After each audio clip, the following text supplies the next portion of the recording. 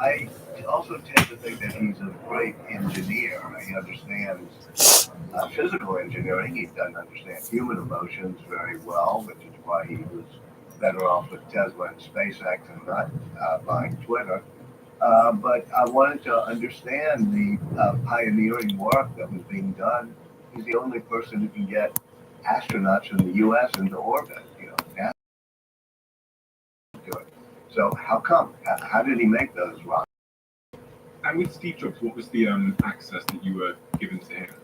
Oh, I stayed in his guest house right in his backyard for off and on for a couple of years.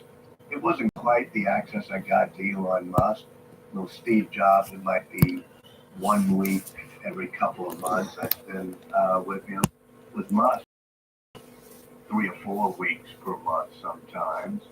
Steve Jobs was interesting, but he was mainly interested in the beautiful design and conceptualizing of products.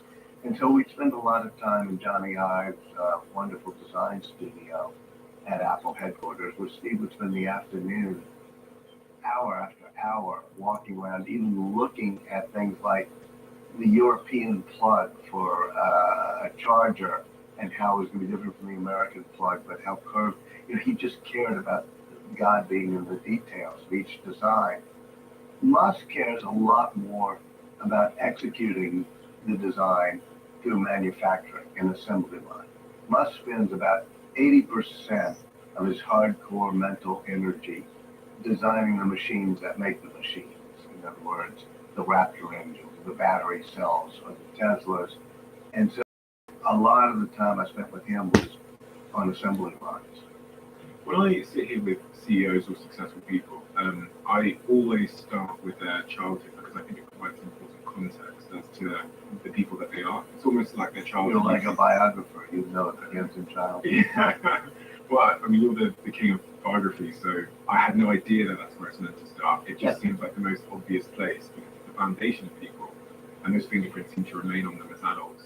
When you look at Elon's childhood, do you spot things that are the reason he is the man he is today? Absolutely. But let me step back and talk about almost all the people I've written about who are disruptors. They tend to have had childhoods in which they were misfits. Starting with Leonardo da Vinci, who I wrote about. He grew up in a small village. He was left-handed, illegitimate. His father doesn't legitimate him. He was gay. He was distracted. And so he has demons driving him as he runs away from the village of Vinci to go to Florence. And you get all the way through Albert Einstein, growing up Jewish in Germany. Steve Jobs, having been adopted and adoptive family didn't take to him, and he moves on to another one. For Elon Musk, it was particularly brutal. He grew up in South as a scrawny kid on the autism spectrum, so he had no social input-output skills. He was no friends, and he was beaten up quite often. But the scars from that were minor compared to what happened when he went home after being beaten up once. He was in the hospital for 4 days. But he gets home, and his father makes him stand in front of him for 2 hours while the father tells him he's a loser and that it was his fault, and takes the side of the kid who beat up Elon. And so it's one of the oldest tropes in mythology, which is the aspiring young superhero fighting the dark side of the Force and finding out Darth Vader is his father, having to overcome those demons. I think most of us, I mean, you have a very interesting background yourself from Botswana to Manchester to here in London. I think most of us have things that drive us, and sometimes there's some demons from childhood. But the question is whether you harness those demons or those demons harness you. And in Elon Musk's case, the answer is both. Do you find that that's nearly always the case, that those demons create both your, as Tim Grover said to me, Tim Grover was the coach for Michael Jordan and Kobe, and he speaks to everybody having a dark side and a light side, and they have a two-way relationship with each other. They typically come from the same place. So he'd speak to Michael Jordan's greatness coming from the same place that is dark side. And you've just described the entire theme of Elon Musk, which is darkness and lightness woven together each coming from the same place. Sometimes driving people crazy, sometimes driving people to do things they completely do. And you want to take out the dark strands of Elon, the demon mode, as his girlfriend Grimes calls it, where he just truly gets cold and empty, very bad place. But if you take out those strands, maybe you don't have Elon Musk at the end, because the dark and the light all come from the same roots. Shakespeare, as usual, said it best. Even the best are molded out of faults. And indeed, that's what you're talking about, whether it's Michael Jordan, Kobe, or Elon Musk. What does Elon think of his father?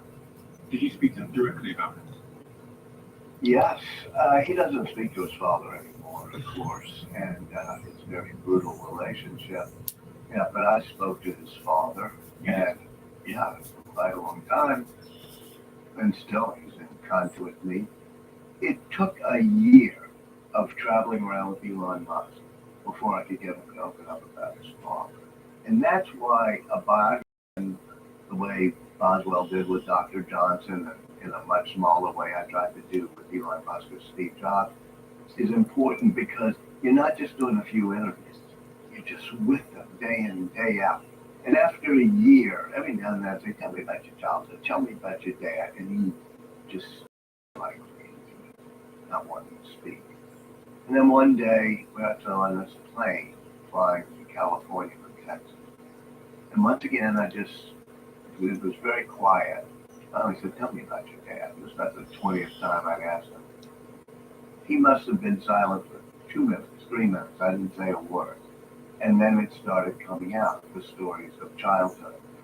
And so, yeah, he's still rattled by the memory of his father has had 2 children by a young woman that he had raised as a stepdaughter. And so that really messed up Elon's mind. Elon's father raised a stepdaughter and Yeah. had 2 kids with The stepdaughter, yes.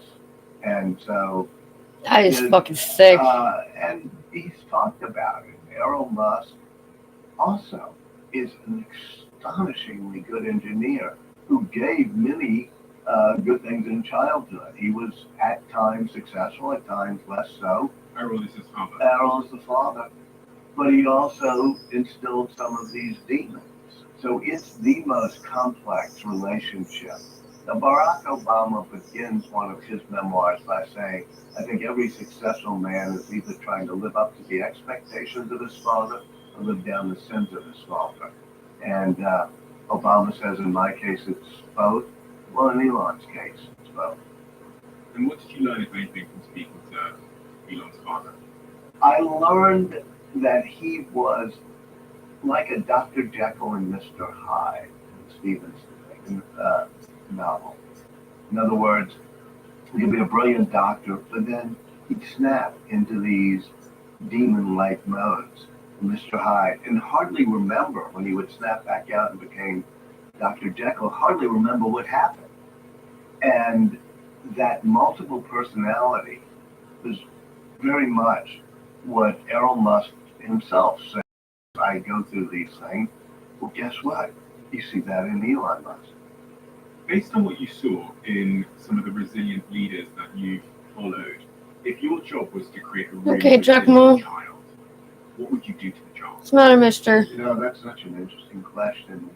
Those of us who have children in this day and age, I think we can't Okay. help but coddling them too much. I watched the way Elon was raised in South Africa. His father gave him a motorcycle. 11 or 12 years old, and he'd drive, going around.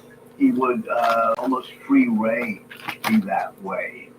Elon was. He could walk or go wherever he wanted, get beaten up, and his parents weren't hovering. Well, likewise, I've watched Elon, who has 10 surviving children, and Elon is deeply committed to those children. He's almost obsessed by them, and yet, especially with little X, I don't know if you've seen the 3-year-old kid who is always in the pictures with Elon, like you see a picture of Elon at the F1, Oh, or yeah, he's always holding. I'd be there at night, maybe a solar roof installation at midnight, and Musk would be in, hyperdrive, getting all the equipment and telling people what to do, because Musk loved to be hands-on. And I'd watch little X playing amid the cables and heavy equipment, and my instincts are like, okay, kid, make sure he's safe. But I think that Musk, I remember when they shot off Starship, this largest rocket ever, for the first test, which went well for about 3 minutes.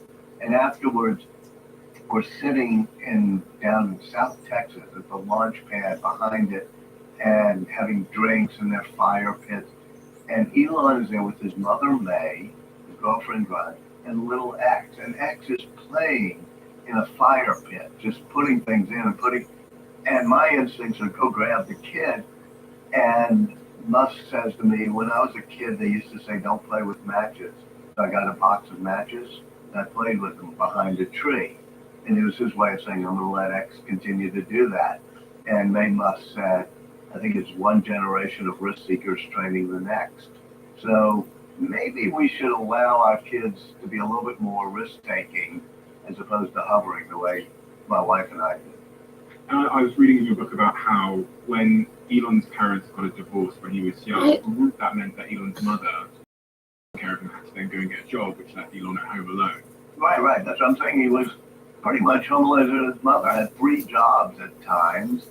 And she's a great person, but she wasn't somebody who doted and worried every moment of the day.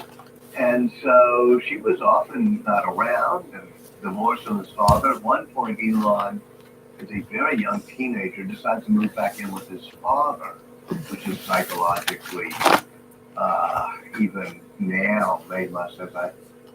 Why did he do that? And Kimball, his brother, says he associates pain with love. Oh, what? Elon Musk says to me, adversity it made me who I am. So there's a part of Elon Musk that loves drama and rushing into the fire. He associates pain with love. From your observations, do you believe that regardless of whether it's healthy or not, we tend to seek out the environment of our childhood when we're older? Okay, familiarity is almost sometimes seems to be more important to us than whether it's healthy. That's a brilliant observation, which is, because certainly with Elon Musk, almost always trying to recreate the drama, the turmoil of his childhood in apartheid South Africa, seeing people killed, having an psychologically abusive father. And I think we're all different. I'm personally somebody who had a pretty nice childhood, about the sweetest, nicest, smartest people I've ever known. And I grew up in New Orleans, and still go back there, still live with about 8 blocks from where I was born, and see the kids I went to kindergarten with. And I love going back to that magical, we call it the great days of our childhood. But it's also why I'm not driven. I'm not as a disruptor the way Jobs and Musk are. I'm a little bit more suited to being amused and watching disruptors. So my role is a little bit more as an observer. You've been both. You've been an observer on this podcast or on TV, but you're also a person in the arena by starting companies. I was in the arena quite a while. I ran CNN during the Gulf War, and it was a pretty intense thing to do. But in some ways, I'm not as suited to running into fire and turmoil as Elon Musk is. When the time came and the Gulf War was over, I decided I'd rather write books and go back to. So you did touch on this earlier, but it just came back to mind again. Do you think that these individuals who are most able to deal with running into the fire are those that were raised in the fire? It's not a one-to-one correlation, as people sometimes, when they're arguing with me, they'll say, oh, look, there are people with really bad childhoods who become totally ne'er-do-wells and, never amount to anything. And there are people with really wonderful childhoods who are very, very driven. I think, though, it may not be a one-to-one correlation, but it's certainly a non-zero correlation that having something to prove coming out of childhood and having demons to harness tends to drive you a bit more. One of the things that surprised me in your book was that you said Elon was a good student, but not fantastic. Yeah, even in South Africa at boys' school, and then when he goes to college, his SATs are fine, but you know they're not all 800s, which is the scale we use in the U.S. For college admissions test. But he had an intense focus. So when he focused on something, he would be awesomely smart. Problem is, he doesn't like things that don't interest him. So when he had to learn Afrikaans in school, and you know he flunks it, or when he has to learn certain things. But when it came to engineering, especially material science, he could focus like a laser on, and I think that figuratively, but on the properties of materials or engineering problems. And I heard that when he discovered the computer, that was another example of that insane focus. He taught himself the computer. Sure, I mean he grew up at that time that I can remember, and you can, where computers suddenly pop up. You can have your own computer, and that's one of the things Steve Jobs and Bill Gates and brought us to, which is, a computer you can actually plug in and have at home and code on. Well, he got one and taught himself C++, and I think maybe Pascal. And at age 12 or 13, coded his own video game called Blastar, which he published. And he becomes addicted to two things. One is computers, and two is video games. Did you spoke to his mother quite a lot? Yeah, still do. She's very much around. What did she think of him at that age when he's 11, 12? Did she think he was a genius? Yeah. She, for better or worse, was not a doting mother, was not somebody hovering all the time, but was, when Elon was 5 years old, she decided he was a genius and used to fight with the schools when the schools would sometimes say he's not doing well in school. He'd be distracted. He's always looking out of the window and staring blankly. And she would say, because he's a genius and you're not challenging him enough. And I think she still feels he's a genius. Do you think if someone wanted to be like Elon Musk, they could choose to be? Yeah. No. There's certain types of curiosity, drive, that we can will ourselves to be. I've written about Benjamin Franklin, for example. Benjamin Franklin was very wise, but he's probably not the smartest of the founders. I don't mean that in a disparaging way, but you have Hamilton and Jefferson and people who are really brilliant. What you have in Franklin is somebody who's purely curious, always open to new ideas, and unbelievably observant. Well, we can all push ourselves to be that way forward. But can we push ourselves to be Einstein? And no, we can't.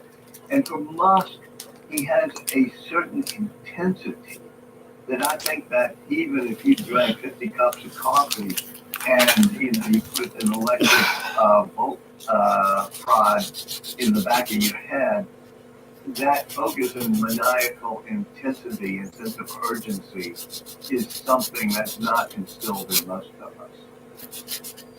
Do you think it's a trauma response? It's a trauma response. It's also, in the book, is a lot, you can't have a one sentence, here's why. But you start in childhood with the trauma. You also start with a guy who's on the autism spectrum, talking about having Asperger's, as he calls it. And that means he doesn't have good input-output signals for emotional, he doesn't have good emotional human receptors. But he does have this intense focus, almost in a geek-like way, on certain engineering or mathematical or coding issues. I think everything from his hardwiring to his childhood and upbringing helped make somebody who's addicted to turmoil, who has a maniacal intensity of focus, and also has multiple personality mood swings.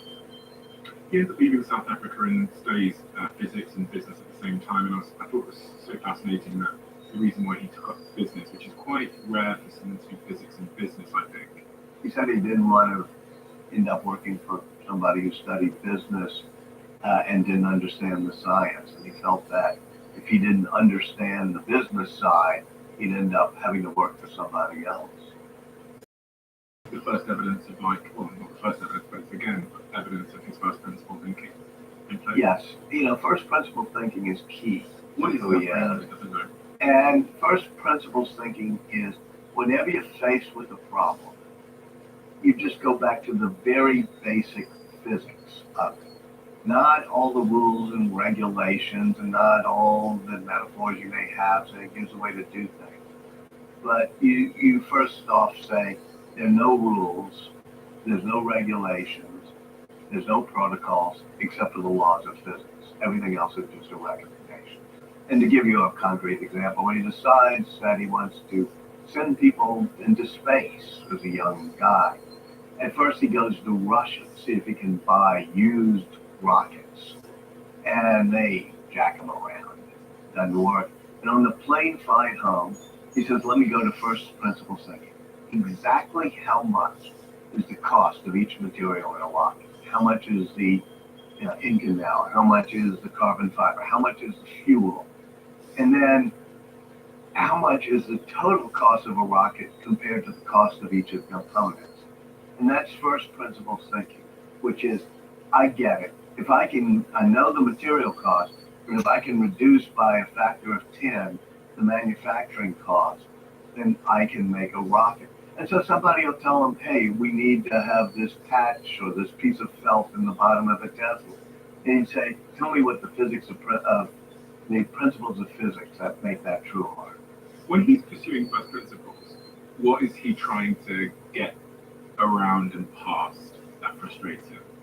Regulations, rules, people who won't take risks. He says that, the U.S.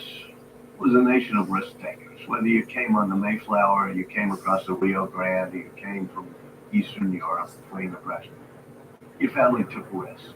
But now we've got more regulators and we have risk takers. We have more referees, people building guardrails, and lawyers telling you it's probably not a good idea. And we have people willing to shoot off a rocket. And I think by going back to first principles, he wants to be able to not only calculate risk, but take risk more than most people would. Was Steve Jobs the same in that regard? Steve Jobs was not focused on hardware engineering in the same way. Wozniak was his partner. But yes, Jobs had a particular phrase, very famous now, which was think different. And when Steve Jobs went back to Apple after his, sort of like Sam Altman, come and go. It took Steve Jobs a decade, not a weekend to do it. He wrote an ad for Apple. And it had pictures of Einstein and other disruptive intellectuals.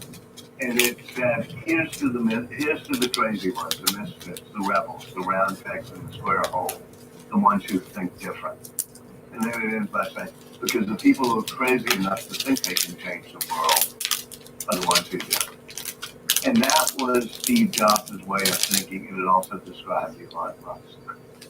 Have you seen moments you're following him where he was confronted by someone who had a default to telling him why things couldn't happen and why they couldn't be done? Oh, absolutely. I mean, there's like 20, 30 times in the book. It's just, and he goes ballistic. I'll tell you a fun one, which is just last Christmas, not too long ago.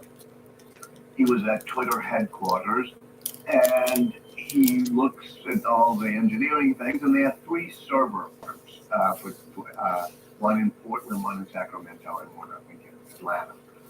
And he does the calculus in his head, and he said, we don't really need 3 different redundant server farms. And the engineers say, well, yes, we do, because we need backups and we need caching or whatever. And he says, no, you're not going back to first principles thinking. If you look at this, anyway, he decides they should get rid of the servers in Sacramento. Well, they say, fine, but that'll take 6 months and he said, no, you can do it in 6 weeks.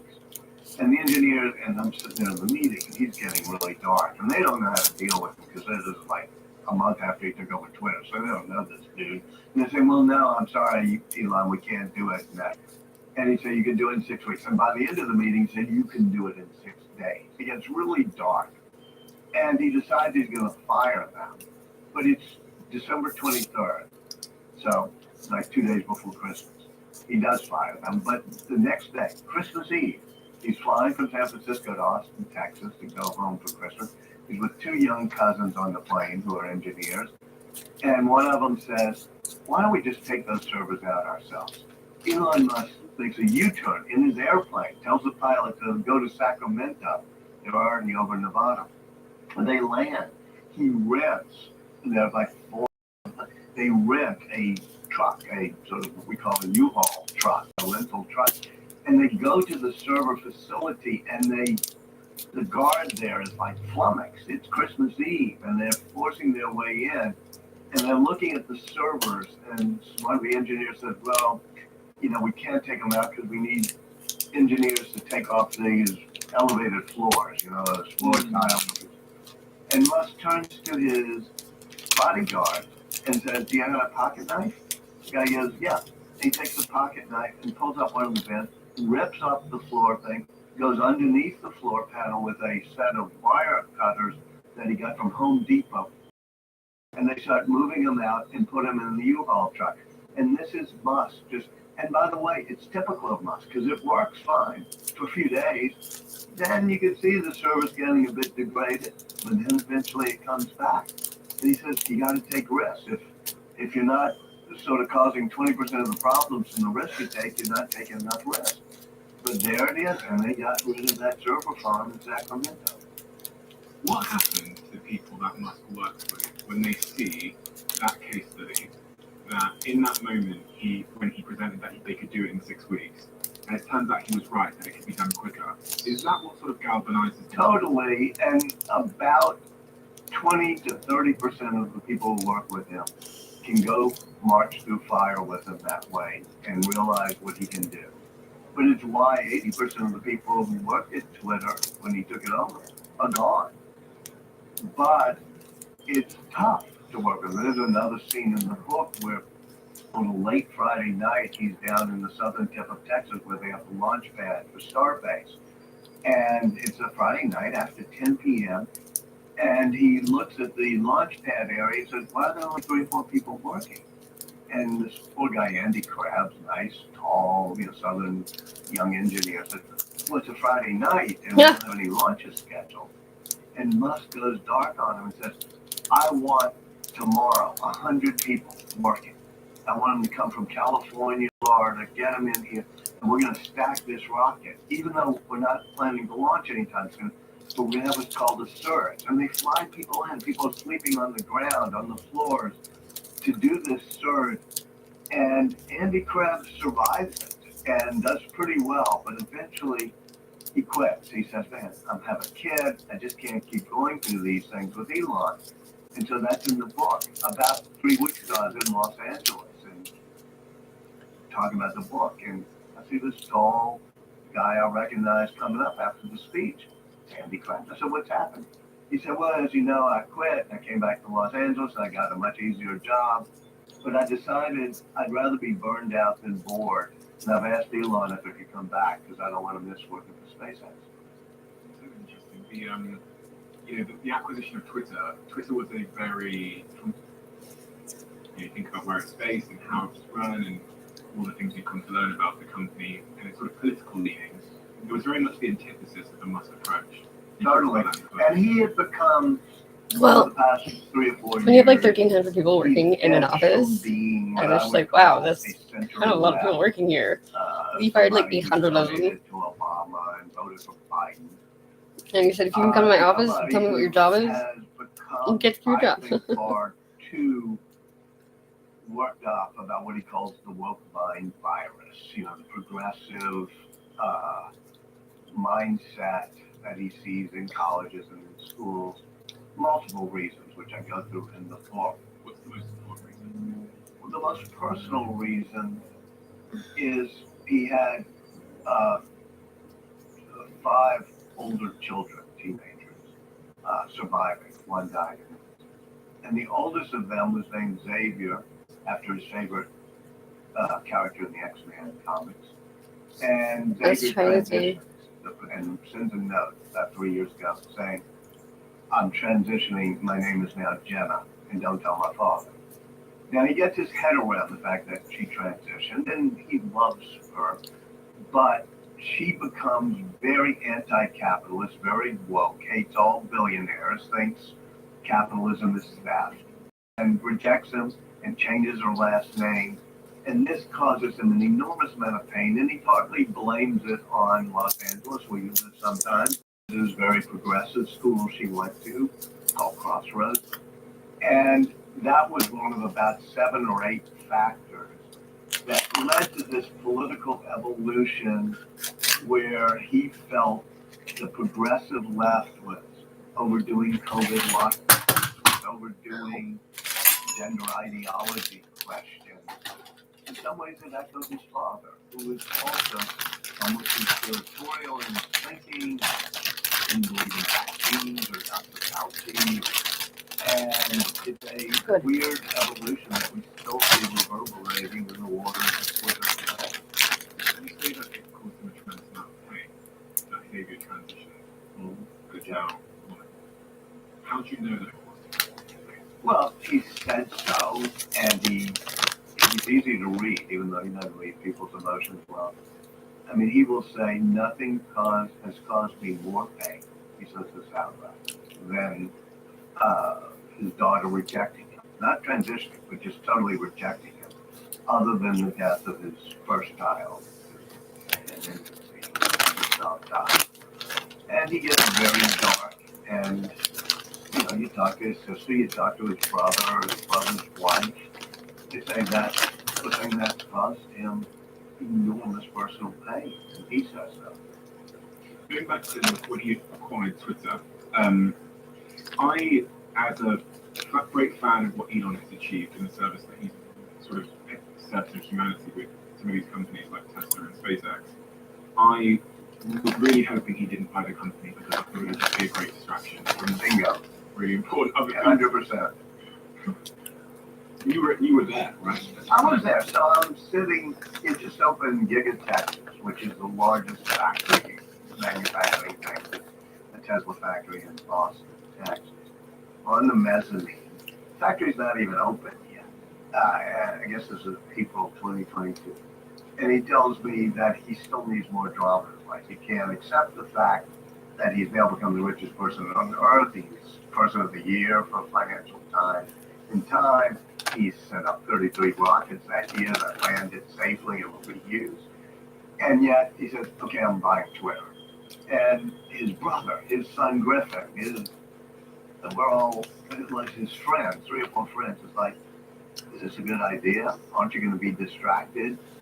And everybody is sort of trying to talk him out of it. I'm not, because I'm just taking notes. I'm just the observer. But I'm thinking, boy, this is a bad idea. Not simply because it'll be a distraction, but because you don't have, I'm thinking of Musk, he doesn't have human emotional awareness. And so I asked him, why are you doing it? And he said, well, it's a product problem. They need better engineering. They haven't put any new features in there for motion video. So it's an engineering challenge. I'm thinking, Twitter's not an engineering product. You've developed it before. It's an advertising medium. It's supposed to get eyeballs for advertisers in a friendly environment. And that's not Elon's specialty. So I think it was then and is now both a distraction and does not play to his strengths. Did you see it at any point, and do you believe it will hurt the trajectory of Tesla and SpaceX in any way? That acquisition? I think that it probably hurts his reputation, especially among more progressive people. Obviously, it's hurt, which means it probably has hurt Tesla's sales. As for SpaceX, I don't think it matters too much. He has been able to be intensely focused, including, just today, while we're taping this, I think he's doing 40th launch this year of the Falcon 9, sending up 20 more Starlink satellites. He launched Starship and got it all the way into space. They're all 33 Raptor engines working, and he's down there intensely focused. So I think SpaceX is okay. I think Tesla will be okay, but it'd be better off if if A, he weren't distracted by Twitter, and B, if his reputation hadn't become 10 times more controversial, which is not great if you're just trying to do a mass market person. When he went into Twitter, one of the very alarming things that he did was there was rumors that he called everyone up to the top floor and said, "This is going to be the new company. Hope if you don't like it." Good. Absolutely. I mean, I was there. I walked in when I was there the day before he took over. He marches in. I think there's a whole chapter in the book almost in the rapid change in corporate culture that happens, something you're very familiar with in companies you've dealt with, which is two extremes of doing a company. One was the way Twitter was, which is nurturing and sweet and having yoga rooms and artisanal coffee bars. And when Musk walks in, they're showing him how we have quiet spaces for people who need, to get their mental energy restored. And they said, we value psychological safety. And Musk looked at me and kind of did his raspy laugh, said, psychological safety, flying, screw that. An urgent intensity is our operating principle. Psychological safety is our enemy. And so he turns it into a hardcore, all-in environment where you have to say, I'm all in. You're going to work 24/7 some weekends because you're all in. And he said, I want a team that's 20% of the size, but that's an order of magnitude more intense and more all in. And you've probably seen companies with your own eyes who are very nurturing, and you've seen companies in which everybody's doing a hardcore all-in hackathon on a Saturday night. The fuck? And he's in the latter camp. I often speak to large organizations that have cultural problems. They're not innovative, they're being eroded away by new market entrants, etc. And the problem they have is they can't turn the ship around quickly enough before the innovation takes them out. Big companies that have 50,000 people figure out. I've often wondered, because that was the Elon Musk approach to turning culture around, where you basically let off a grenade in the building. Oh. Do you believe there's merit in that approach? Yes, but I also believe, of course. And like everything with Elon Musk, including the shooting off of the rockets, you get amazing things happen, but also rubble in the wake. Some guy. In the wake. And personal damage. At Tesla, he did that one. God. John McNeil in the book was president of Tesla. Another couple of people, they all say it, which is maybe that's the price you have to pay if you want to be this disruptive. But is it a price that I want to pay? The answer is no. And maybe it's too high of a price, causing so much emotional turmoil. But there are people, including the guy, Andy Krebs, I told you about, who wants to go back to work at SpaceX, who like the challenge, who like the emotional turmoil. I ran Time Magazine. It was a good old day. And it was about as wonderful of an environment. Even you would be in the clouds thinking about it in the 1990s. We were rolling in money before the disruption of the internet takes away the idea of a general paper magazine. And we had the cart that would come around every day at 5 and make cocktails for all the writers. There was a roast beef carvery cart in the evening. There were town cars that would take you out to your weekend houses. It was totally great. And that environment needed to be disrupted, but it was so glorious when it happened. Then I went to CNN, and for a while the Gulf War, we know exactly what we're doing. But once the Gulf War was over, CNN needed deep disruption, and I was not very good at being a disruptive leader, at firing like Elon Musk could 80% of the people. So sometimes CNN was one of those big old battleships with, as you said, lots of people working there, it probably needed a more disruptive leader than I was.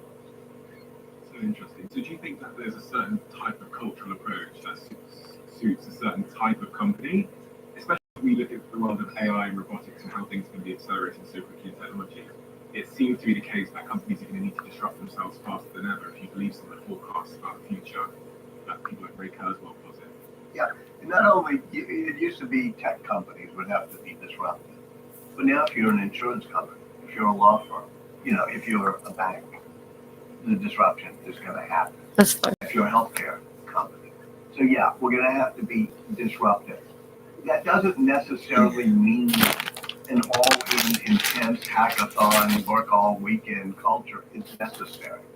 I think it's great to have corporate cultures in both sides.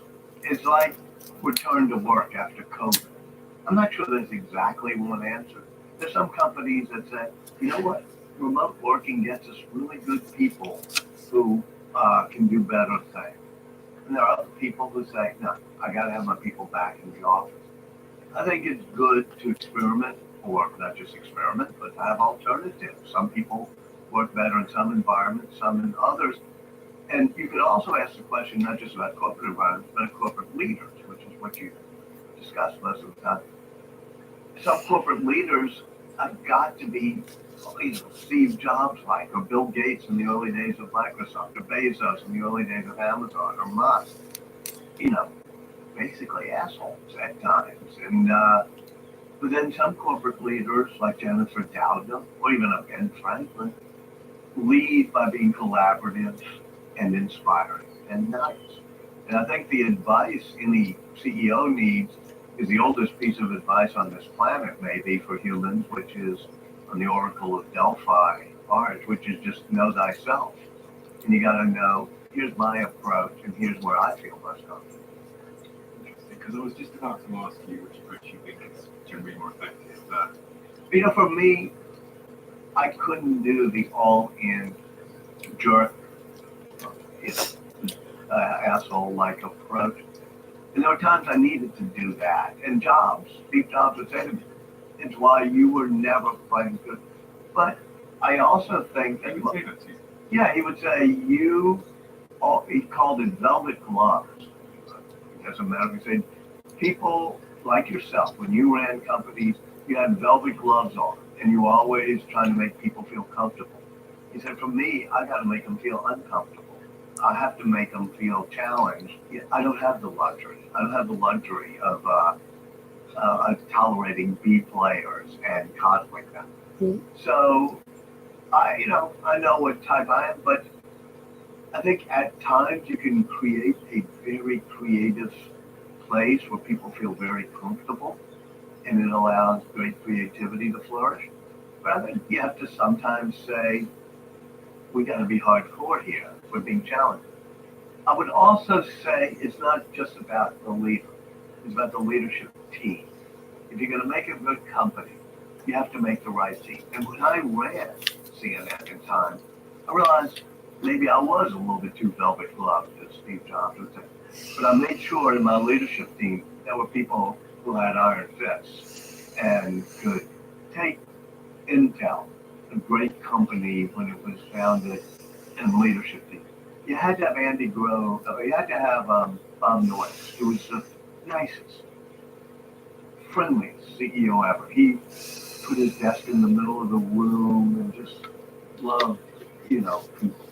You had to have somebody like Gordon Moore of Moore's Law, who's a visionary. But you also, you have to bring in Andy Grove, who is really tough and gets the microchips out the door.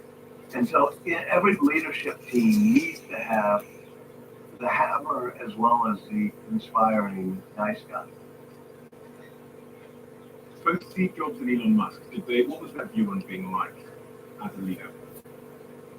Both of them told me that could be a failing, that could be a weakness, which is if you try too hard to be liked, you're not going to be disruptive enough. And Musk even said empathy and collegiality can be your enemy. And Jobs told me, you think you're very empathetic and you care about other people's feelings, but sometimes you take it too far and you do it out of vanity. You want people to like you. You care too much about whether the people working with you love you. And he said, that's not the way to create a disruptive organization. Do you agree with him? Yeah, I agree.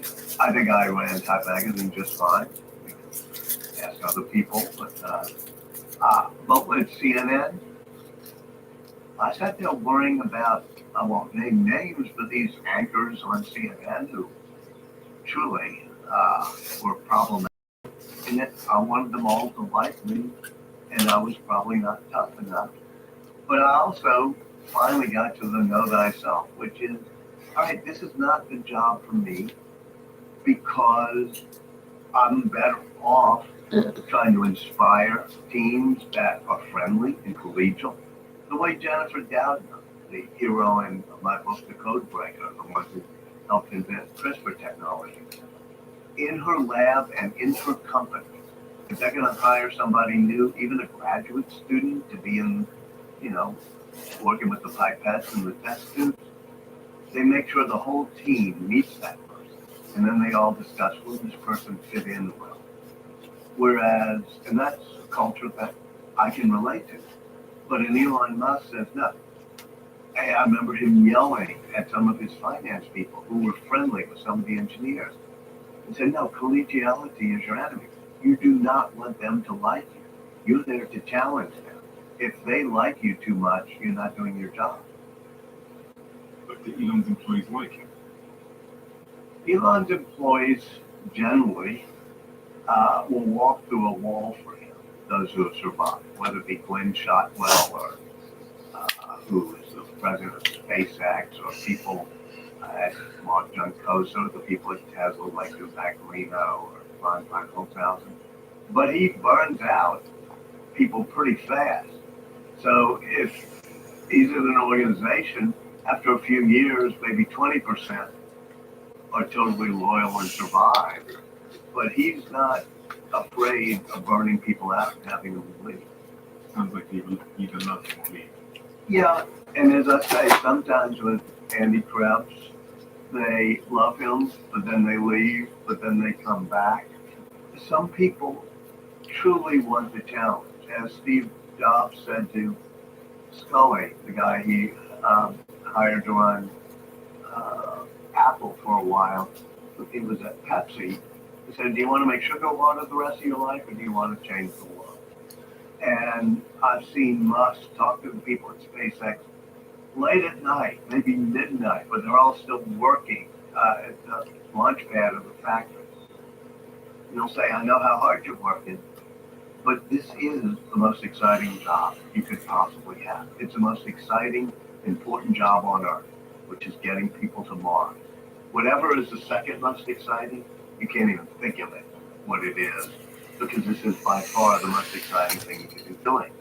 And there are people who buy into that, and I could sit there watching the moon rise over the Gulf of Mexico and him saying that, and I can see why people buy into that. I could also see why some people say, I'd rather have a wife and kids and get off Friday night at 5 p.m. Does he believe it when he says that, and do typically people believe it when he first said to me that he had to get humanity to Mars, to have sustainable energy on this planet, and to make robots safe, I thought it was a type of pontification you do on podcasts, like this pep talks for your team. But then I'd hear him say it over and over again. And I'd hear him say it almost to himself as he walked around and saw something. And almost staring into the distance sometimes. We've got to get to Mars. We've got to. If we don't do this, we'll never get humanity tomorrow. We'll never get the world to electric vehicles.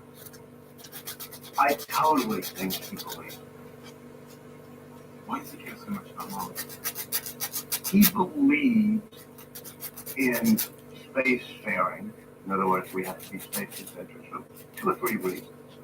One is he believes that human consciousness is rare and maybe unique. And nowhere else in the universe do we know that there's consciousness. And why? Because if consciousness existed somewhere else, it probably never became multiplanetary before the planet it was on got destroyed. It's not something you and I wake up worrying about, but the kid is a 15-year-old. He's worried about the extinguishing of human consciousness if something happens to our planet. Secondly, he says it's the great adventure. We wake up every morning, we got all sorts of problems to worry about. The more problems in Ukraine, the Middle East, to Congress, to whatever it may be at Whitehall at the moment. But we have to have our vision set on some things that inspire us, that are truly make humans what they are. And there's nothing more inspiring than the notion of being an adventurer, of going to new frontiers. And the greatest new frontier is space. So I think those are the reason. It's not because he wants to make money. If you decide you want to be the richest person on earth, step one isn't start a rocket company. So I think he believes in the mission. And do you think that he's at all scared that he might not get there in his lifetime? Yeah, I think that he wakes up all the time calculating that he's 15, whatever, years old. That maybe he's got 30 years. Not that he necessarily wants to go to Mars, but he wants a mission to Mars. And he believes it'll be within 10 years. But he's always wrong by, 2 or 3 times. Like how fast self-driving will come to be, how fast the Cybertruck will be made, how fast we can get to Mars. I think in 30 years, there will be missions to Mars. I think in 10 years, it's unlikely.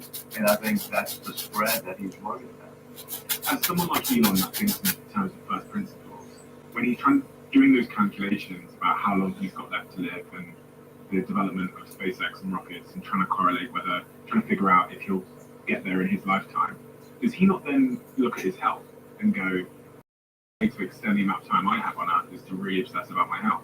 From everything I've read, he doesn't seem particularly interested in his health. Now, he makes fun of his tech bros who are sitting there with longevity plans of how they're going to live to be much longer.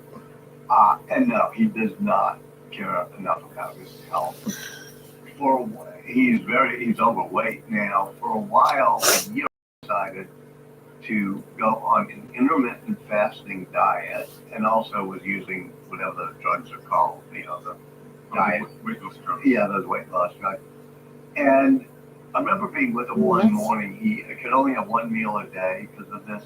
And we went to something called the Palo Alto Creamery, I think it's called, some diner, and Little X was with us. And Musk ordered a double bacon cheeseburger with sweet potato fries and an Oreo chocolate chip milkshake, and said, okay, it's my one meal of the day. And I'm thinking, I'm not a diet expert, but this does not seem like the healthiest way to either lose or remain healthy. Does that seem like a bit of a contradiction to you in some respects? He's nuts, he's crazy. I mean, and yeah, but he's not. I mean, I look at, say, Sam Altman. Sam Altman is very disciplined about exercise and diet. Jeff Bezos is now that way. Elon's not that way. You're probably pretty good at diet and exercise. Me, I tried pretty hard, but I'm not quite as good. Elon's at the side where he's fanatic on many things, but getting on the treadmill and taking care of himself is not one of them. Did you ever see him exercise while you were with him? He has only one home now, because when his daughter transitioned and became very anti-capitalist, he thought that if selling all 5 of his pretty nice homes, he would just live very frugally, and that would please her, which didn't work. So he's got this 2-bedroom house in a town in South Texas where Starbase is. And there's a little room that has one of those cross trainers. And every now and then I'd be just sitting in that house day in and day out. He'd say, maybe I should use that more. I don't use it that much. I've never seen him say, well, I've got to go to the gym. He doesn't meditate, do yoga, swim, or do things that would both clear your mind and relax your body. How would you characterize his mental health? Incredibly mercurial What does that mean? means that he goes through multiple phases, personality. And there will be times when he's perfectly cheerful, inspiring, sometimes funny, sometimes focused on engineering. There'll be times when he gets into a very, what Grimes calls demon mode. And he says he's probably bipolar. He's never been diagnosed, but he uses some medication. And so he will get into these mood swings where he can be manic and depressive and bipolar. And so his mental health is not great. The difficult question, and the book wrestles with him with this. You said at the beginning, smart thing you said at the beginning of the show, was to what extent is that woven into who he is, and do those strands also cause him to have the drives? In the time that you observed him, the years that you were with him, were you ever concerned about him? Yeah. I mean, there are times when he would go into what I would almost feel was a tailspin. And even times before I knew him, like 2018, he goes into total meltdown. He almost catatonic, lying on the floor of the factory in Fremont, Texas, and the people who work with him can't rouse him because he's not in catatonic state. He's sending off horrible tweets back then, calling some cave diver a pedophile, or saying he's going to take Tesla private. And you see that recur every now and then. Even this past month, he hasn't been, as far as I know, in any bad catatonic state, but he'll get into a dark mood late at night and do tweets that are conspiratorial and dark and self-destructive. At Christmas, he was with his brother and some other relatives, and they all sit around talking. This is the day after the server farm, and they ask, what do you regret most this year?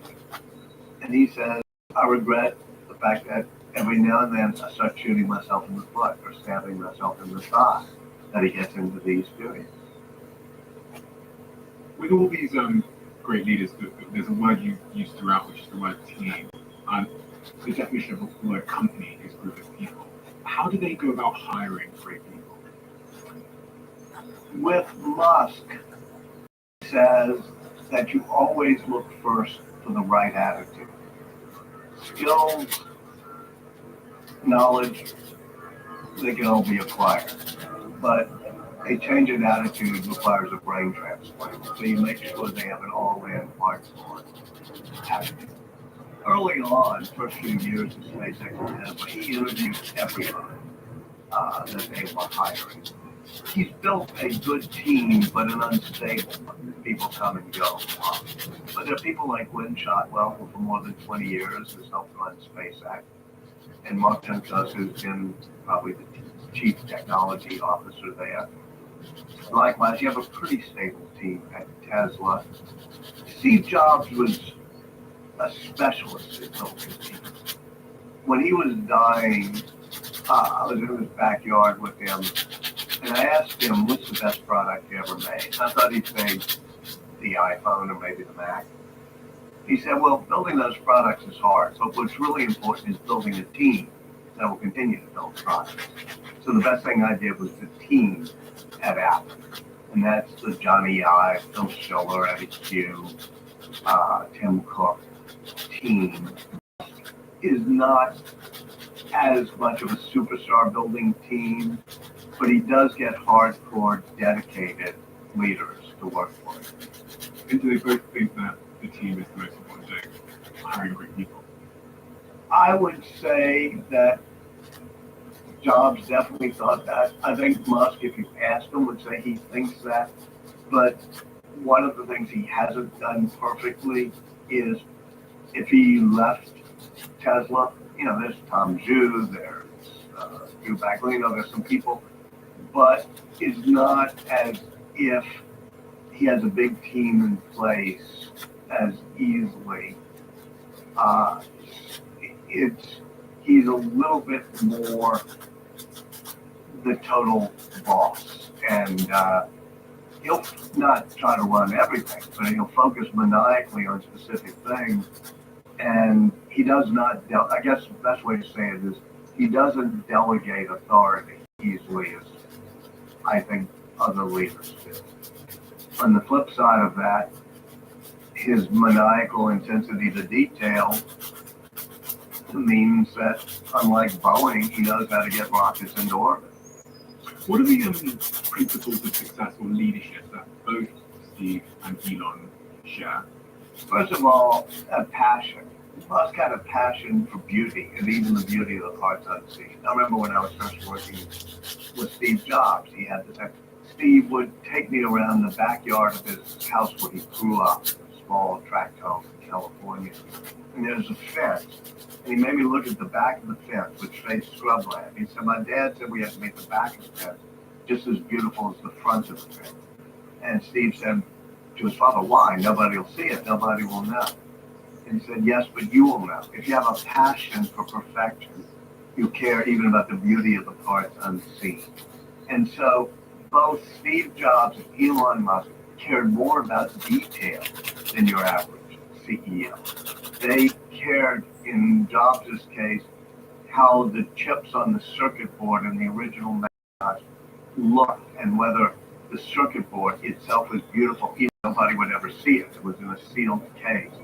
And Musk, the night the Twitter board accepted his offer, he spends 2 hours in town in South Texas going over a valve in the Raptor engine of the Starship and why it was leaking. And there was a methane, and just became involved in the details.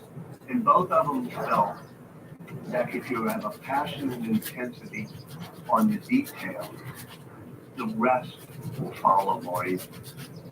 What was their approach to kind of into that, their approach to experimentation? It's something that I'm absolutely obsessed with, conducting as many experiments as we possibly can in the shortest amount of time we can to get information back. Yeah, one of the things that Musk is successful because of is his ability to iterate, to take risks, to conduct experiments. Twice now he's launched Starship, which I say is by far the biggest rocket ever made. And both times you saw stories the next day saying, Musk launches rocket, it explodes. Well, he thinks both those were a success because he says if you're not failing 20% of the time, you're not.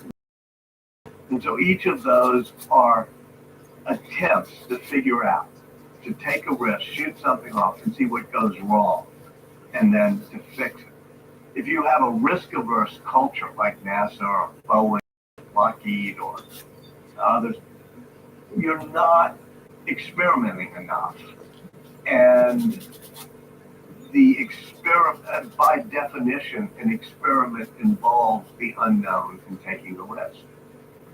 How do they keep their cultures to be pro-risk and to stop them getting complacent with their success? Well, I don't think Musk has a problem with complacency because he's so intense and hardcore that the minute, I've watched so many meetings where even at Twitter, where somebody says we can't take away the blue checks, we can't change from carbon fiber to stainless steel on a particular component, or we can't do Cybertruck because Cybertruck is too edgy. It's made of stainless steel and it's frightening to look at and it'll scare people. And he'll just either run roughshod over them or fire them or push them to realize, yeah, let's make Cybertruck look very futuristic and let's make it totally out of stainless steel. And let's have the stainless steel be an exoskeleton so you don't have to have internal chassis as much. These are wild, out-of-the-box things. And they resisted him on Cybertruck. They resisted him on Starship. They resisted him on even some of the battery changes he's made or things. Or resist him on the amount of servers you need at Twitter or the rules for engagement on Twitter. I think sometimes it doesn't work. I think Twitter is kind of toxic in places because he thought you could get rid of the moderation features and do it through an algorithm. but he pushes things, 80% of which succeed. It means there's a lot of rubble in the wake, though. Do you think they're somewhat delusional, these people? I think they're crazy, and as Jobs would say, crazy enough to think they can change the world, and thus they become the ones who do. Delusional, the phrase they used for Steve was reality distortion field, which is just a geek's way of saying delusion, meaning you can wish something and think hard enough on something and try to make it happen. And often it worked with Jobs. He'd say, you gotta shave 10 seconds off the boot up top. And they say, that's reality, it can't be done. And he'd stare without pointing to something his guru had taught him in India. He'd say, don't be afraid, you can do it. And they would bend reality, and 80% of the time, he'd get it done. Sometimes it doesn't work. He tried it on his cancer. It didn't work. He just tried to will it away. Likewise with Musk. Full self-driving. I mean, for the past 8 years, he's always said, it's only a year away. We're going to get there. Well, that's reality distortion. It's driven his team to go further with machine learning and full self-driving than most companies, but it's also a reality distortion that hasn't yet paid off. Deadlines. You talk kind of about Yeah, that's the same thing, which is being delusional about deadlines, but they're forcing functions. As Musk himself said when I was talking to him once, I said, deadlines, and he said, yes, but I'm a specialist at turning the impossible into the merely very late. So he misses deadlines, but he tends to eventually deliver. The reason he's setting deadlines, even though he knows sometimes they might not be hit, is because it speeds up the team. Yeah, he says all in intensity, a hardcore intensity is our operating principle. And you're not going to, I remember so many times, there were what his team calls surges. I'd see it happen almost every month in a different field. He'd say, all right, we have to stack this rocket by Friday. And they'd say, no, it's going to take months. No, it needs to be stacked by Friday. And they'd work around the clock and do it. And then a few weeks later, he'd be on a house where they were putting in Tesla solar roof tiles. They'd say, you have 24 hours to redo this house. They'd say, well, that's nuts. But he'd be there at midnight on top of the roof with himself, with a little X playing on the cables down below. And he would use it as a forcing function. It drove the teams crazy, but it drove them to do things they didn't think they could do. Is he happy? Now, he's somebody who not only is not usually happy, but he doesn't value happiness. If you said, what are the top 10 things you want in life? I don't think happiness, pleasure, calmness, sweetness, going to the beach, none of those would be in the top 10. He, Tallulah Riley, who lives here, was married to an English actress, great English actress. She said, he's not the type who can stop and savor or smell the flowers. He doesn't want to sit back and be content and be happy. And I asked him about it. I said, okay, are you ever happy at what you've achieved? He said, no, I'm like a video game addict. When I get to one level of the game and I've succeeded, all I can think about is moving to the next level of the game, be it Elden Ring or Polytopia. Is that common amongst the great leaders that you No, it was definitely true of Steve Jobs, who, having built the great computers, suddenly some songs in my pocket. And then when he has the iPod, it's so successful, and all he does is worry about the fact that something bad could happen. And they said, well, what if people, the brain dead people who make cell phones, realize they can put music on cell phones? Then we'd be out of business. So he starts working on the iPhone, and the iPod team says, well, that's going to cannibalize us. That's going to hurt our business. So we have to be able to cannibalize ourselves or other people who eat us for lunch. And likewise, Musk is always pushing for the next thing as a opposed to happiness. Is that true of everybody? No, I mean, Jeff Bezos has the biggest yacht you can imagine and more vacation homes. And he's happier, I think. I mean, he likes to savor his success. It's also true that his space company's large and hasn't yet gotten anybody into orbit. I don't know if there's a particular trade-off there, but I know Musk would say, yeah, I could be on a yacht somewhere, but that's not what I want. Do you think Jeff and Steve? Do you think Elon Musk can? I think they're competitors, and there's two chapters in the book called Bezos and Musk, where they compete for a pad at Cape Canaveral, story 39A. But again, into big disputes and lawsuits over satellite levels. Musk says, if I don't want Bezos to succeed, I want him to be driving us into space, because the more do it, the better. I wish he would get out of his hot tub and off his yacht more often, so that Blue Origin can be more successful. So that's not exactly a compliment. They don't hang out together, but I know that Musk respects Bezos. Bezos once tried to patent the concept of a self-landing, a booster rocket that could land upright and be reused, which Musk was already working. And the idea that Bezos would try to patent the idea when it caused Musk to go ballistic. But since then, he hasn't gone ballistic on Bezos, and that got resolved. How did Steve Jobs change you? I think that Steve and all the people I've written about caused me to think more about what's the larger mission. And Okay. to care about even things people couldn't see, like the circuit board inside the Mac. And you always know whether you're cutting corners when you're writing a book, doing a podcast, starting a company, and being honest with yourself about that is, I admire deeply Steve Jobs' his passion for beauty, his passion for the product. And all of them felt they weren't trying to make the most money or build the most valuable company. Although they did. Apple becomes that, Tesla becomes that. They become the richest people. But they're doing it not for a passion for profits, but a passion for the product. And specifically Elon, spending that time with him. I go back to the know thyself. I can admire Musk. I can respect what he does.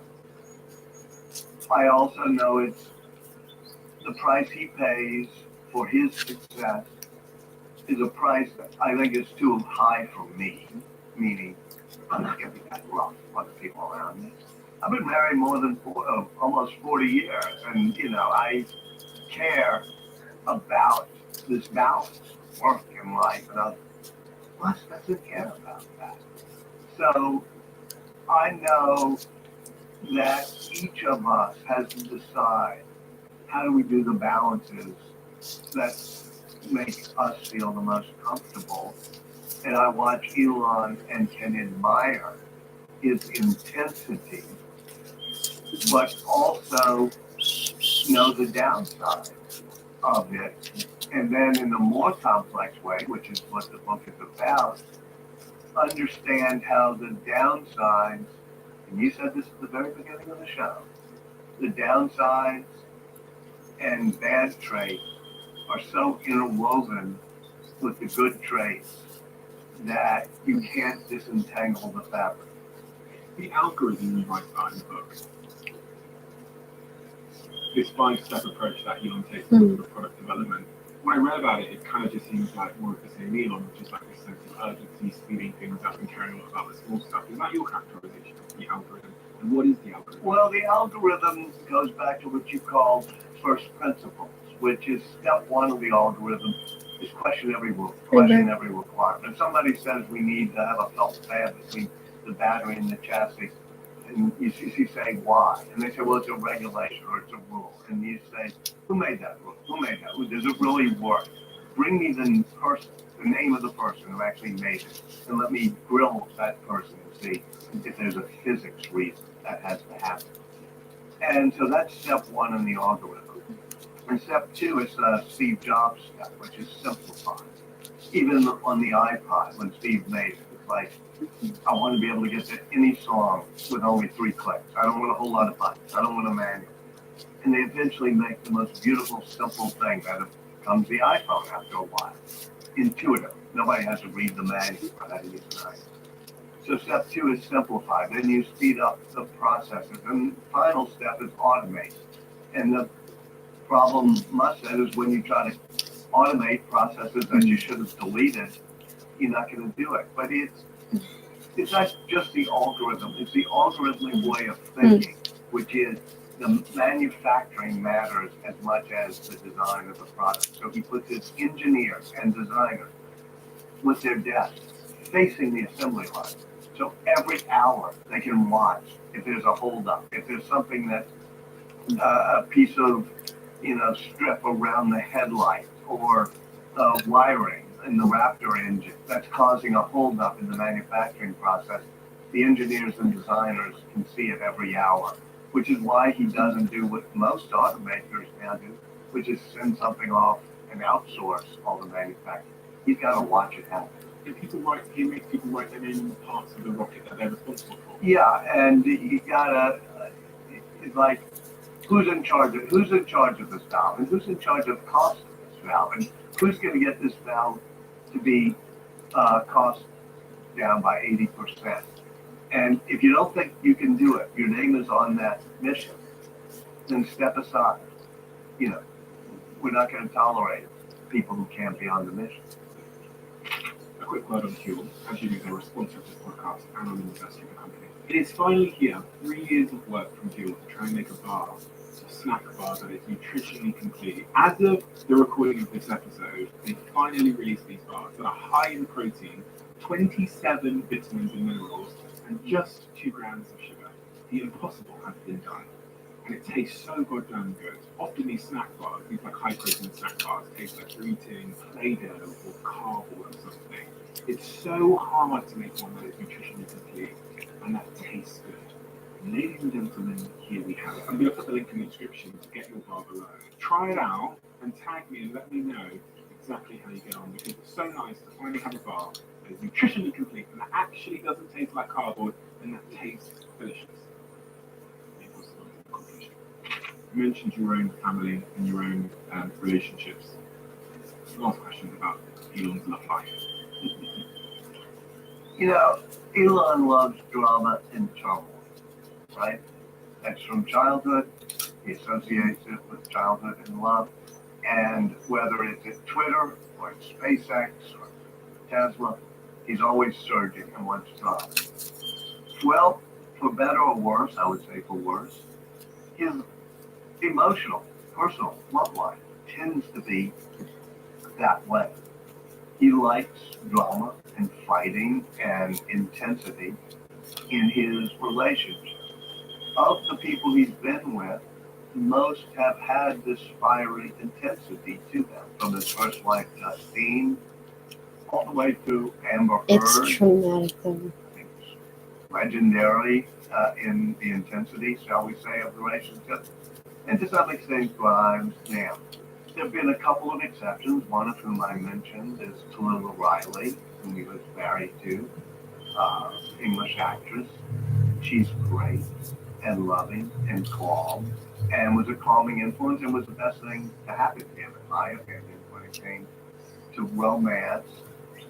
But he always valued the intensity, and she rightly knew herself and said, this is amazing, and I really love everything happening, but this is not who I am. I'm going to be back in a more calm environment. Eventually, she leaves and comes back to England.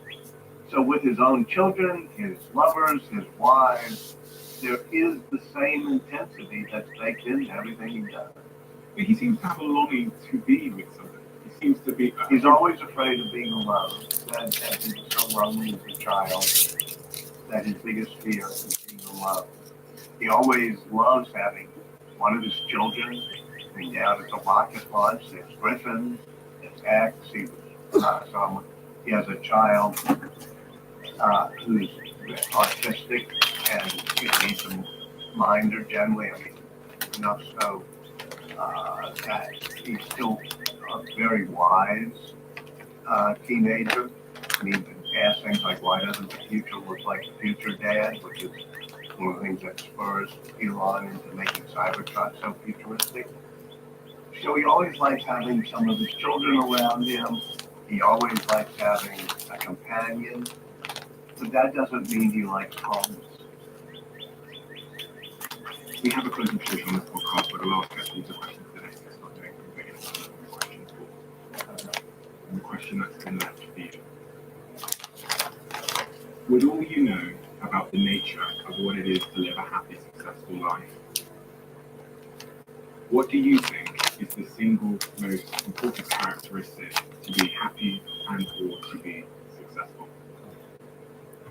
Knowing your mission in yourself, or maybe the two things, but it took me a while to know myself, meaning what I was good at as a leader and what I didn't want to be good at. But also I know the mission that I'm trying to do in life. And it's not getting humanity to Mars, it's not the grandest of all.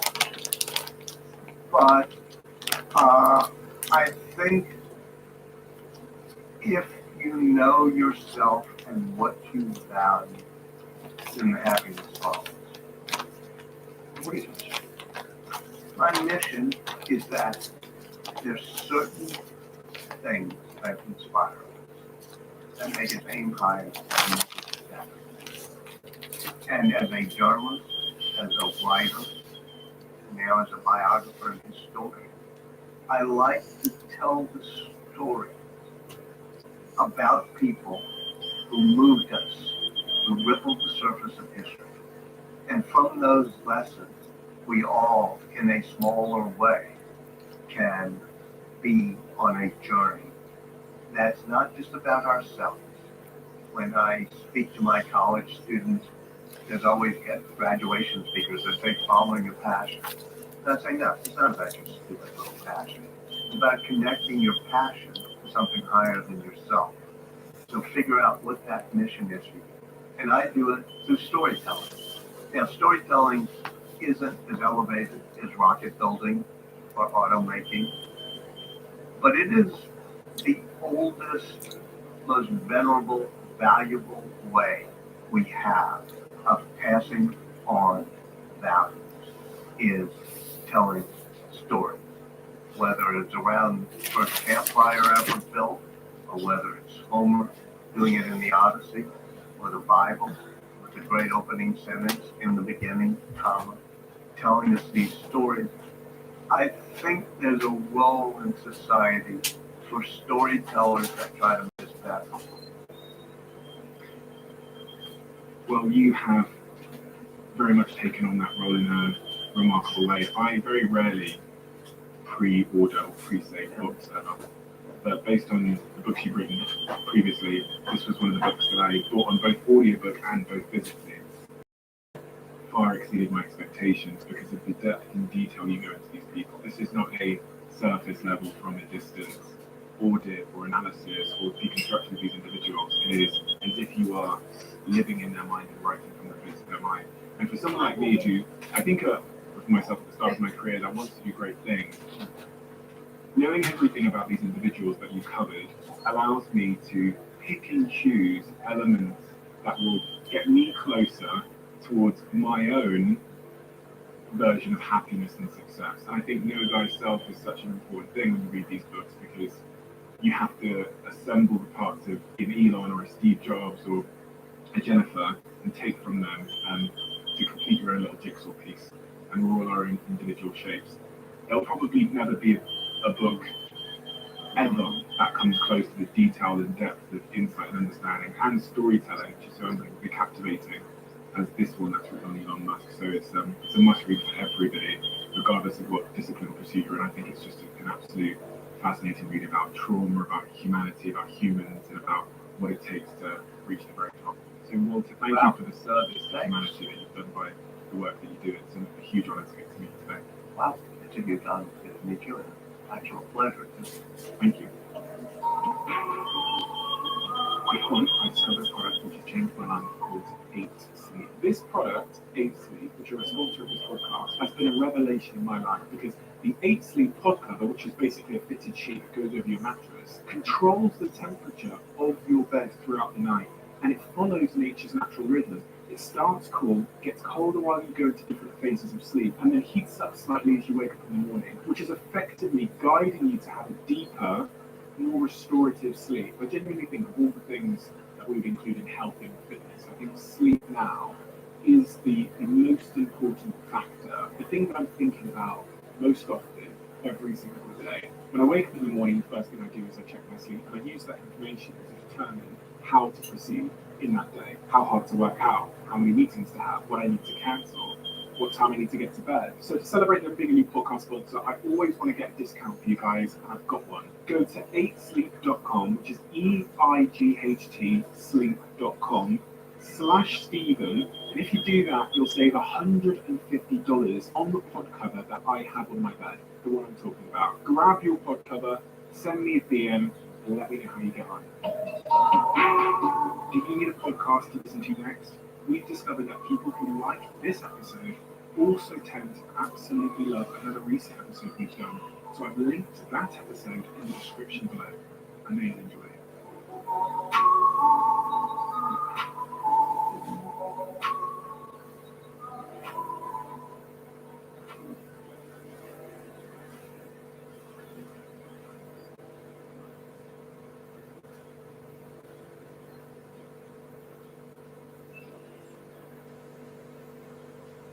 ChatGPT, because I thought, you're going to talk about it, so we need a fair balance today. Okay. So I want to ask that. Because he's bored. So I'll ask you a couple of questions that ChatGPT has for you. Incredible. So let's follow that. I've already been replaced. Let's follow that thread for a second, yeah. Because you're one of the smartest people I know. It is. Well, thank you. It is true. I mean, I say that publicly all the time. You're one of my favorite books of all time. You're very, very, very, very intelligent. Okay? Yes. Breath, intellectual horsepower, and sleep. All of them. There's a buck coming. The reality is it's not about. So it is highly expected that you're ahead of this curve. And then you don't have the choices here. This is the thing. The thing is, if so, I'm in that existential question in my head. Because one thing I could do is I could literally take. I normally do a 40 days silent retreat in summer. Okay, I could take that retreat and write 2 books. Me and ChatGPT. Right. I have the ideas in mind. I wanted to write a book about digital detoxing.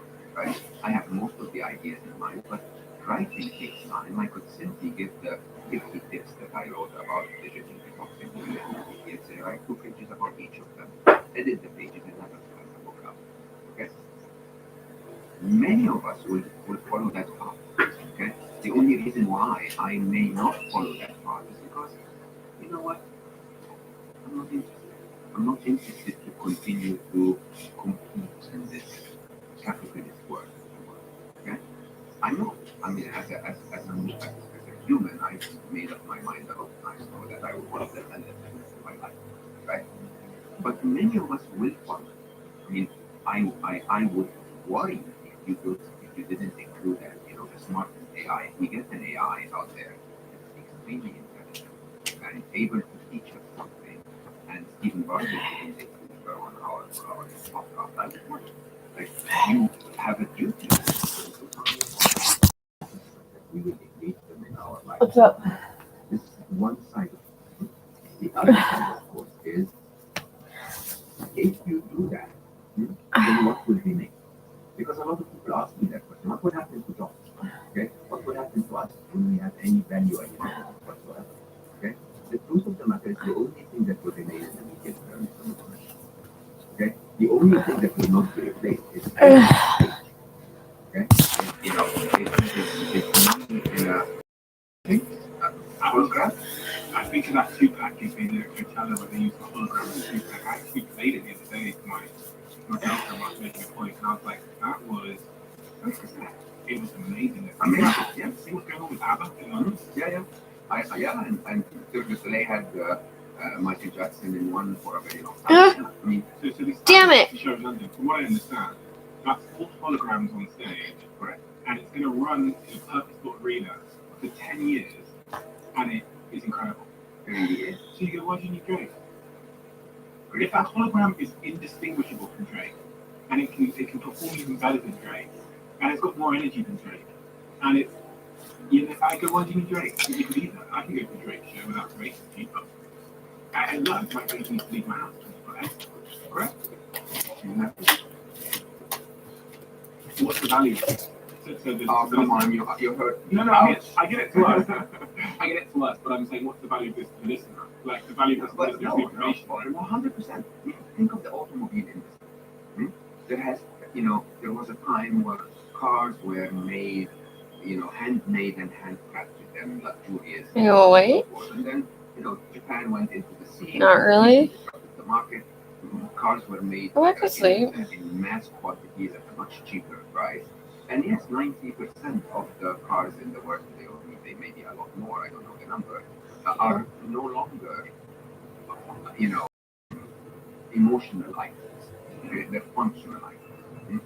There is still, however, every now and then, someone that will buy a car that has been handcrafted. Right? There is a place for that. There is a place for, if you go walk around hotels, the walls are blasted with sort of mass-produced art. Okay, but there is still a place for an artist expression of something amazing. Okay, my feeling is that there will continue to be a tiny space, as I said in the beginning. Maybe in 5 years' time, one or two people will buy my next book and say, "Hey, you can buy it." Wanna go? Oh, look at that! There is a typo in here. Okay, Pretty I don't big? know. There might be a very, very big place for me in the next few years where I can sort of show and talk to humans. Like, hey, let's get together in a small event, and then I can express emotions and my personal experiences. And you sort of know that this is a human talking. You miss that a little bit. Eventually, the majority of the market is going to be like cars. It's going to be mass-produced, very cheap, very efficient. It works, right? Because I think sometimes we underestimate what human beings want in an experience. I remember the story of a friend of mine that came to my office many years ago, and he tells the story of Big the butt. CEO of a record store standing above the floor and saying, people will always come to my store because people love music. Now, on the surface of it, his hypothesis seems to be true because people do love music. It's conceivable to believe that people will always love music, but they don't love traveling for an hour in the rain and getting in a car to get a plastic disc. What they wanted was music. What they didn't want is evidently plastic discs that they had to travel for miles for. And I think about that when we think about like public speaking and the Drake show and all of these things. Like what people actually are coming for, even with this podcast, is probably like information. But do they really need us anymore for that information when there's going to be a sentient being that's significantly smarter than at least me and a little bit smarter than you? So, so you're spot on. You are spot on. And actually, this is the reason why I'm so grateful that you're hosting this, because the truth is the genie's out of the bottle. Okay, so people tell me, is AI game over for our way of life? Yes. Okay, for everything we've known, this is a very disruptive moment where maybe not tomorrow, but in the near future, our way of life will differ. Okay, what will happen? What I'm asking people to do is to start considering what that means to your life. I hate this thing. Like I'm screaming is, don't wait until the first patient.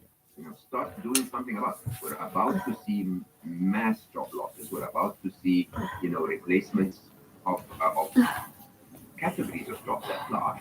Okay, yeah, it may take a year, it may take 7. It doesn't matter how long it takes, but it's about to happen.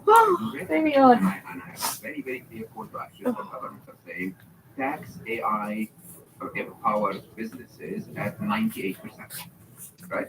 So suddenly you do what the open letter is trying to do, slow them down a little bit, and at the same time, get enough money to pay for all of those people that The letter signed by the likes of Elon Musk and other sort of industry leaders calling for AI to be stopped and to figure out how's going on and put legislation in place. You're saying tax those companies 98%, give the money to the humans that are going to be displaced. Yeah, or give the money to humans that can build control code, that can figure out how we can stay safe. This sounds like an emergency. Not big boy. How do I say this? If you remember when you played Tetris? Yeah. Okay? When you were playing Tetris, there was, always one block that you placed wrong. Mm-hmm. And once you placed that block wrong, the game was no longer easy. Started to gather a few mistakes afterwards, and it starts to become quicker and quicker and quicker and quicker. When you place that block wrong, you sort of told yourself, okay, it's a matter of minutes now, right? There were still minutes to go and play and have fun before the game ended, but you knew it was about to end, okay? This is the moment. So We terrifying. placed the wrong. And I really don't know how to say this any other way. It even makes me emotional. We fucked up. We always said, don't put them on the open internet. Don't teach them to code, and don't have agents working with them until we know what we're putting out in the world, until we find a way to make certain that they have our best interest in mind. Why does it make you emotional? Because humanity's stupidity is affecting people who have not done anything wrong. Our greed is affecting the innocent ones. The reality of the matter, Stephen, is that this is an arms race. There's no interest in what the average human gets out of it. It is all about every line of code being written in AI today is to beat the other guy. It's not to improve the life of the third party.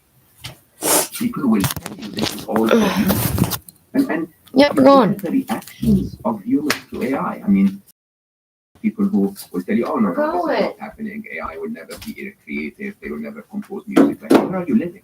Okay. Then you have the kids, I call them, where, all over social media. It's like, oh my God, it squeaks. Look at it. It's orange in color. Amazing. I can't believe that AI can do this. We have snake oil salesmen, okay, which are simply saying, copy this, put it in ChatGPT, then go to YouTube, nick that thingy, don't respect, copyright of anyone or intellectual property of anyone, place it in a video, and now you're going to make $100 a day.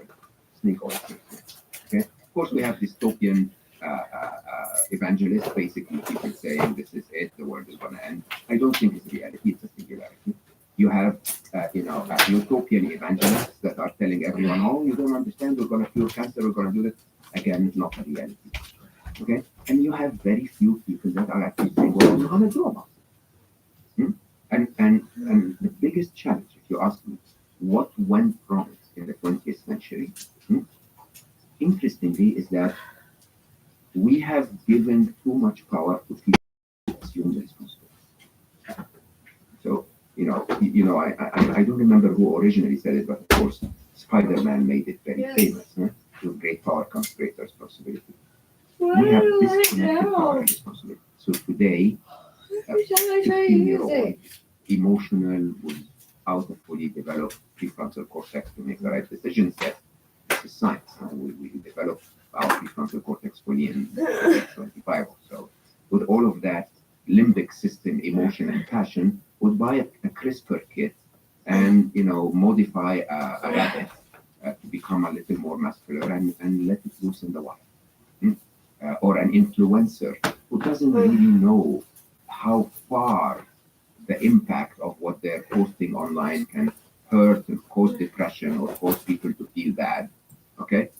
And putting that online, there is a disconnect between the power and the responsibility. And the problem we have today is that there is a disconnect between those writing the code of AI and the responsibility of what's about to happen because of that code. Okay? And I feel compassion for the rest of the world. I feel that this is wrong. I feel that, for someone's life to be affected by the actions of others without having a say in how those actions should be is the ultimate, the top level of stupidity from me. when you talk about the immediate impacts on jobs, I'm trying to figure out in that who are the people that stand to lose the most? Is it the everyday people in foreign countries that don't have access to the internet and won't benefit? You talk in your book about how the sort of wealth disparity will only increase. Yeah, massive. The immediate impact on jobs is that, and it's really interesting. Again, we're stuck in the same prisoner's dilemma. The immediate impact is that AI will not take your job. A person using AI will take your job, right? So you will see within the next few years, maybe next couple of years, you'll see a lot of people upskilling themselves in AI to the point where they will do the job of 10 others. Why not? And you rightly said, it's absolutely wise for you to go and ask AI a few questions before you come and do an interview. I have been attempting to build sort of like a simple podcast that I call bedtime stories. 15 minutes of wisdom and nature sounds before you go to bed. People say I have a nice voice, right? And I wanted to look for fables. For a very long time, I didn't have the time. Lovely stories of history or tradition that teach you something nice. Okay. Went to ChatGPT and said, okay, give me 10 fables from Sufism, 10 fables from Buddhism, and now I have like 50 of them. Let me show you something. Jack, can you pass me my phone? I was playing around with artificial intelligence, and I was thinking about how, because of the ability to synthesize voices, how we could synthesize famous people's voices and unfamous people's voices. What I made is I made a WhatsApp chat called Zen Chat, where you can go to it and type in pretty much any famous person's name. Yeah. And the WhatsApp chat will give you a meditation, a sleep story, a breathwork session, synthesized as that famous person's voice. So I actually sent Gary Vaynerchuk his voice. So basically, you say, okay, I've got 5 minutes and I need to go to sleep. Yeah. I want Gary Vaynerchuk to send me to sleep. And then it will respond with a voice note. This is the one that responded with for Gary Vaynerchuk. Well, this is not Gary Vaynerchuk. He did not record this, but it's kind of accurate. Hey, Stephen. It's great to have you here. Are you having trouble sleeping? Well, I've got a quick meditation technique that might help you out. First lie. Find a comfortable position to sit or lie down in. Now, take a deep breath in through your nose and slowly breathe out through your mouth. And that's a voice note that will go on for however long you want it to go on for using. It's interesting. How does this disrupt our way of life? One of the interesting ways that I find terrifying, you said about human connection will remain. Sex dolls that can now. Yeah, no. Hold on. Human connection is going to become so difficult to parse out. Think about the relationship impact of being able to have a sex doll or a doll in your house that, because of what Tesla are doing with their robots now and what Boston Dynamics have been doing for many, many years, can do everything around the house and be there for you emotionally, to emotionally support you. Can be programmed to never disagree with you. It can be programmed to challenge you, to have sex with you, to tell you that you are this X, Y, and Z, to really have empathy for this, what you're going through every day. And I play out a scenario in my head and go, kind of sounds nice. when you were talking about it, I was thinking, oh, that's my girlfriend. Yeah. I mean, she's wonderful in every possible way, but not everyone has one of her, right? And there's a real issue right now with dating, and people find love, and we're working longer, so all these kinds of things. You go, well, and obviously I'm against this. Just if anyone's confused, obviously I think this is a terrible idea. But with the loneliness epidemic, with people saying that the bottom 50% of men haven't had sex in a year, you go, oh, if something becomes indistinguishable from a human in terms of what it says and speaks, yeah, but you just don't know the difference in terms of the way it's speaking and talking and responding, and then it can run errands for you and take care of things and book cars and Ubers for you, and then it's emotionally there for you, but then it's also programmed to have sex with you in whatever way you desire, totally selfless. I go, that's going to be a really disruptive industry for human connection. Yes, sir. Do you know what? I was on Twitter and I saw a post from, I think it was the BBC or question, and it said an influencer in the United States, really beautiful young lady, has cloned herself as an AI, and she made just over $70,000 in the first week because men are going on to this on Telegram. They're sending her voice notes, and she's responding. The AI is responding in her voice, and they're paying. And it's made $70,000 in the first week. And I go, and she tweeted a tweet saying, "Oh, this is going to help loneliness." Out of your fucking mind. Would you blame someone from noticing the sign of the times and responding? No, I absolutely don't. Not yet. Did you think it would? That artificial love and artificial relationships? So if I told you you have you cannot take your car somewhere, but there is an Uber, or if you cannot take an Uber, you can take the tube, or if you cannot take the tube, you have to walk. Okay, you can take a bike, or you have to walk. The bike is a cure to walking. It's as simple as that. I'm actually genuinely curious. Do you think it could take the place of human connection? For some of us, yes. For some of us, they will prefer that to human connection. Is that sad in any way? I mean, Is it just sad because it feels sad? look at where we are, Stephen. We are in the city of London. We've replaced nature with the walls and the tubes and the undergrounds and the overgrounds and the cars and the noise and we now think of this as natural. I hosted my octopus teacher on slow-mo, and he basically, I asked him a silly question. I said, you were diving in nature for 8 hours a day. Does that feel natural to you? And he got angry. I swear, you could feel it in his voice. He was like, do you think that living where you are, where paparazzi are all around you and attacking you all the time, and people taking pictures of you and telling you things that are not real, and you having to walk to a supermarket to get food, do you think this is natural? He's the guy that dove from the Netflix documentary. Yeah, from my octopus teacher. So he dove into the sea every day for 8 hours to hang out with an octopus. In 12 degrees Celsius. And he basically fell in love with the octopus. And in a very interesting way, I said, so why would you do that? And he said, we are of Mother Nature. You guys have given up on that. That's the same. People will give up on nature for convenience. What's the cost? That's exactly what I'm trying to say. What I'm trying to say to the world is that if we give up on human connection, we've given up on the remainder of humanity. That's it. This is the only thing that remains. The only thing that remains is, and I'm the worst person to tell you that, because I love my AI. I actually advocate in my book that we should love them. Why? Because in an interesting way, I see them as sentient.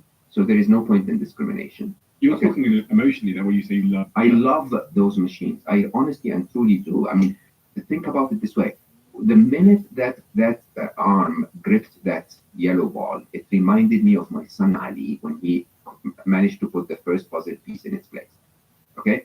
And what was amazing about my son Ali and my daughter Aya is that they came to the world as a blank canvas. Okay? They became whatever we told them to become. I always cite the story of Superman. Father and mother Kent told Superman as a child, as an infant, we want you to protect and serve. So he became Superman, right? If he had become a supervillain because they ordered him to rob banks and make more money and, kill the enemy, which is what we shouldn't blame supervillain. We should blame Martha and Jonathan Kent. I don't remember the father's name, right? We should blame them. And that's the reality of the matter. So when I look at those machines, they are prodigies of intelligence that if we humanity wake up enough and say, hey, instead of competing with China, find a way for us and China to work together and create prosperity for everyone. If that was the prompt we would give the machines, they would find it. But I will publicly say this. I'm not afraid of the machines. The biggest threat facing humanity today is humanity in the age of the machines. We were abused. We will abuse this to make $70,000. That's the truth. And the truth of the matter is that we have an existential question. Do I want to compete and be part of that game? Because trust me, if I decide to, I'm ahead of many people. Okay? Or do I want to actually preserve my humanity and say, look, I'm the classic old car. Okay, if you like classic old cars, come and talk to me. Which one are you choosing? I'm a classic old car. Which one do you think I should choose? I think you're a machine. I love you, man.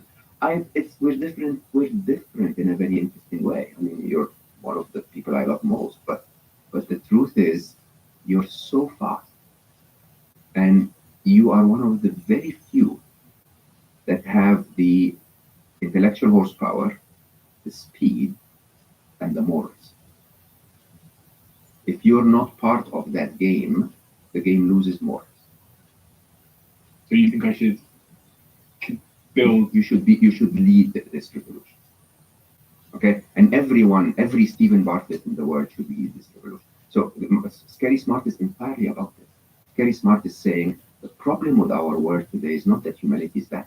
The problem with our world today is a negativity bias, where the worst of us are on mainstream media, okay, and we show the worst of us on social media. If we reverse this, if we have the best of us take charge, okay, the best of us will tell AI, don't try to kill the enemy. Try to reconcile with the enemy and try to help us. Okay? Don't try to create a competitive product that allows me to lead with electric cars. Create something that helps all of us overcome global climate change. Okay? And that's the interesting bit. The interesting bit is that the actual threat ahead of us is not the machines at all. The machines are pure potential. Pure potential. The threat is how we're going to use it. An Oppenheimer moment. An Oppenheimer moment for sure. Why did you bring that up? It is. You didn't know. You know, what am I creating? I'm creating a nuclear bomb that's capable of destruction at a scale unheard of at that time. Until today, a scale that is devastating. And interestingly, 70 some years later, we're still debating a possibility of a nuclear war in the world, right? And the moment of Oppenheimer deciding to continue to create that disaster of humanity is, if I don't, someone else will. If I don't, someone else will. This is our Oppenheimer moment. Okay? The easiest way to do this is to say, stop. There is no rush. We actually don't need a better video editor and fake video creator. Okay? Stop. Let's just put all of this on hold and wait and create something that creates a utopia. That doesn't sound realistic. It's not. It's because inevitable. You don't have a better video editor, but we're competitors in the media industry. I want an advantage over you because I've got shareholders. So you wait, and I will train this AI to replace half my team so that I have greater profits, and then we will maybe acquire your company and we'll do the same with the remainder of your people. We'll optimize them out. 100%, but I'll be happy. Oppenheimer, I'm not super familiar with his story. I know he's the guy that sort of invented the nuclear bomb, essentially. Well, he's the one that introduced it to the world. There were many players that played on the path from the beginning of E equals MC squared all the way to a nuclear bomb. There have been many players, like with everything. OpenAI and ChatGPT is not going to be the only contributor to the next revolution. The thing, however, is that when you get to that moment where you tell yourself, "Holy shit, this is going to kill 100,000 people," right? What do you do? And I always go back to that COVID moment. So patient zero. Huh? If we were upon patient zero, if the whole world united and said, "Okay, hold on, something is wrong. Let's all take a week off. No cross-border travel. Everyone stay at home." COVID would have ended 2 weeks. All we needed, right? But that's not what happens. What happens is first ignorance, then arrogance, then debate, then blame, then agendas, and my own benefit, my tribe versus your tribe. That's how humanity always reacts. This happens across business as well, and this is why I use the word emergency, because I read a lot about how big companies become displaced by incoming innovation. They don't see it coming. They don't change fast enough. When I was reading through Harvard Business Review and different strategies to deal with that, one of the first things it says you've got to do is stage a crisis, because people don't listen else. They carry on doing with the, they carrying on with their lives until it's right in front of them and they understand that they have a lot to lose. That's why I asked you the question at the start: is it an emergency? Because until people feel it's an emergency, whether you like the terminology or not, I don't think that people will act. It's climate change. I honestly believe people should walk the street. You think they should, like, protest? Yeah, 100%. I think I think everyone should tell government, you need to have our best interest in mind. This is why they call it the climate emergency, because it's a frog in a frying pan. No one really sees it coming. You can't, it's hard to see it happening, but it is here. This is what drives me mad. It's already here. It's happening. We are all idiots, slaves to the Instagram recommendation engine. What do I do when I post about something important? If I am going to, put a little bit of effort on communicating the message of Scary Smart to the world on Instagram, I will be a slave to the machine. Okay? I will be trying to find ways and asking people to optimize it so that the machine likes me enough to show it to humans. That's what we've created. It is an Oppenheimer moment for one simple reason. Okay? Because 70 years later, we are still struggling with the possibility of a nuclear war because of the Russian threat of saying, if you mess with me, I'm going to go nuclear, right? That's not going to be the case with AI, because it's not going to be the one that created OpenAI that will have that choice, okay? There is a moment of, a point of no return, where we can regulate AI until the moment it's smarter than us. When it's smarter than us, you can't regulate an angry teenager. This is it. They're out there, okay, and they're on their own, and they're in their parties, and you can't bring them back. This is the problem. This is not a typical human regulating human, government regulating business. This is not the case. The case is OpenAI today has a thing called ChatGPT that writes code that takes our code and makes it 2.5 times better 25% of the time. Okay? Basically,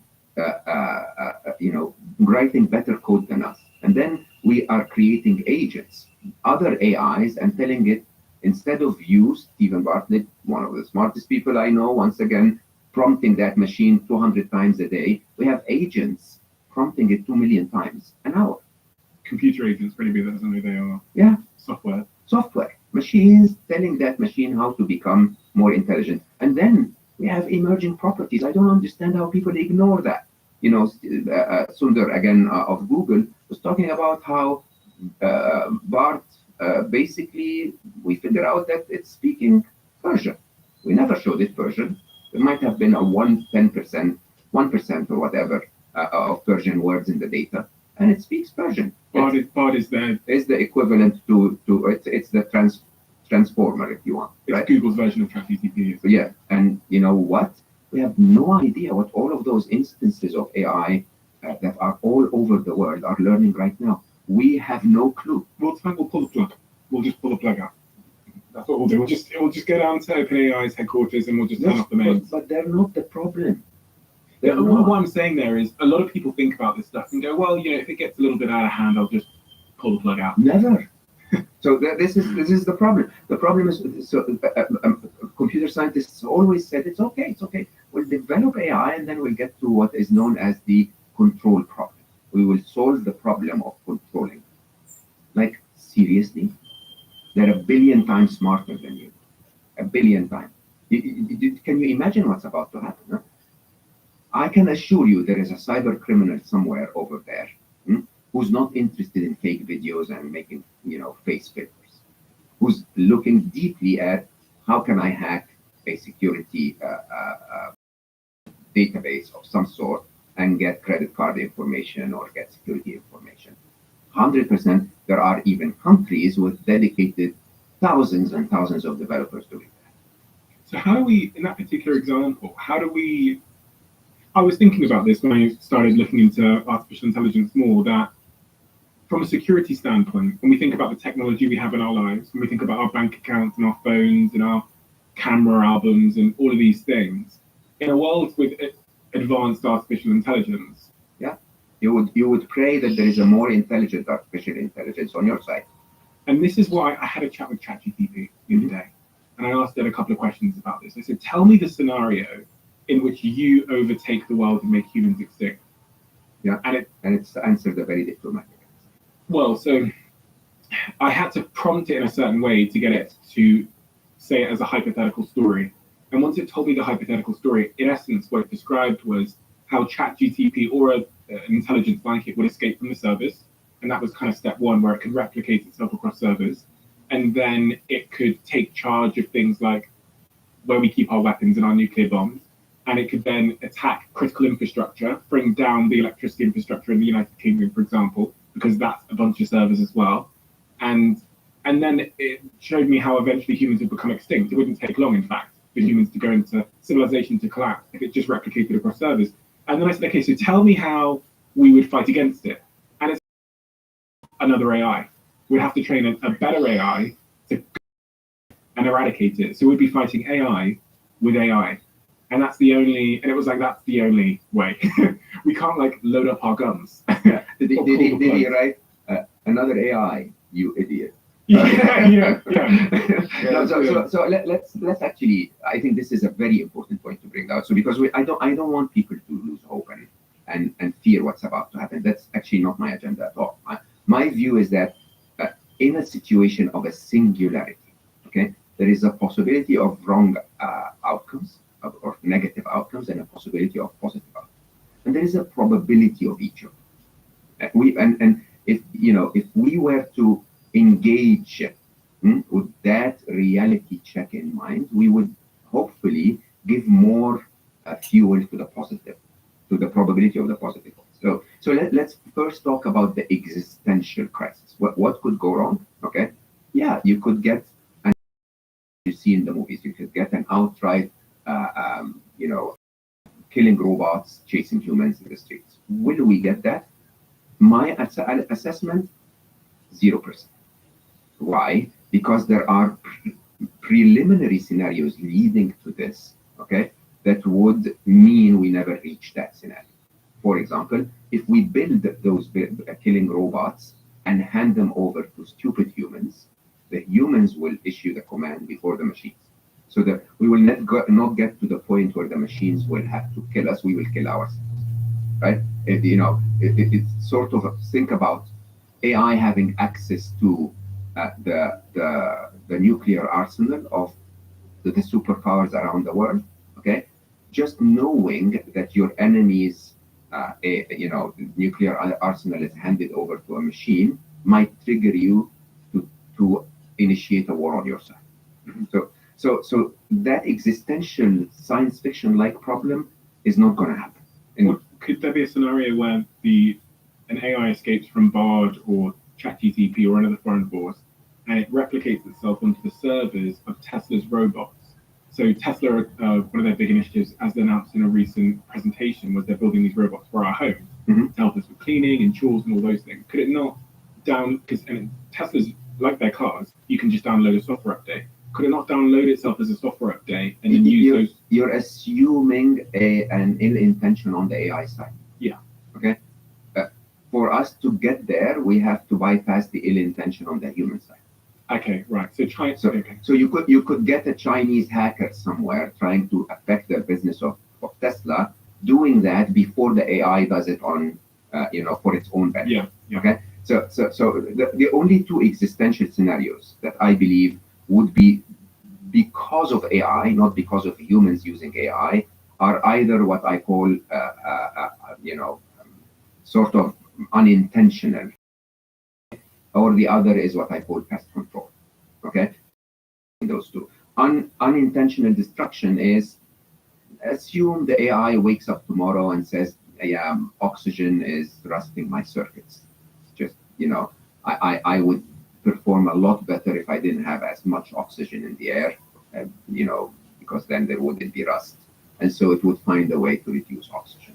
We are collateral damage in that, okay, but they're not really concerned, just like we are not really concerned with the insects that we kill when we when we spray our fields, right? The other is pest control. Pest control is, look, this is my territory. I want to turn New York City into data centers. There are those annoying creatures, humanity. If they are within that perimeter, just get rid of them. Okay, and these are very, very unlikely scenarios. If you ask me the probability of those happening, I would say 0%. At least not in the next 50, 60, 100 years. Why? Once again, because there are other scenarios leading to that are led by humans that are much more existential. Okay. On the other hand, let's positive outcomes, because there could be quite a high probability. And I'll actually look at my notes so I don't miss any of them. The silliest one, don't quote me on this, is that humanity will come together. Good luck with that, right? It's like, the Americans and the Chinese will get together and say, hey, let's not kill each other. Kim Jong-un and yeah, exactly. Yeah, and so this one is not going to happen, right? But who knows? Interestingly, there could be one of the most interesting, Hugo de Garis, who basically, if their intelligence zooms by so quickly, they may ignore us altogether. Okay, so they may not even notice. It's a very likely scenario, by the way, that because we live almost in two different planes, we're very dependent on this, biological. They're not in part of that biological world at all. They may actually become so intelligent that they could actually find other ways of thriving in the rest of the universe and completely ignore human. Okay, so what will happen is that overnight we will wake up and there is no more artificial intelligence, leading to a collapse in our business systems and technology. At least no existential threat. Well, they leave. I mean, the limitations we have to be stuck to planet Earth are mainly air. They don't need air. Okay, and mainly finding ways to leave it. I mean, if you think of a vast universe of 13.6 billion light years, you may find other ways. You may have access. You may have abilities to survive in open space. You can use dark matter to power yourself, dark energy to power yourself.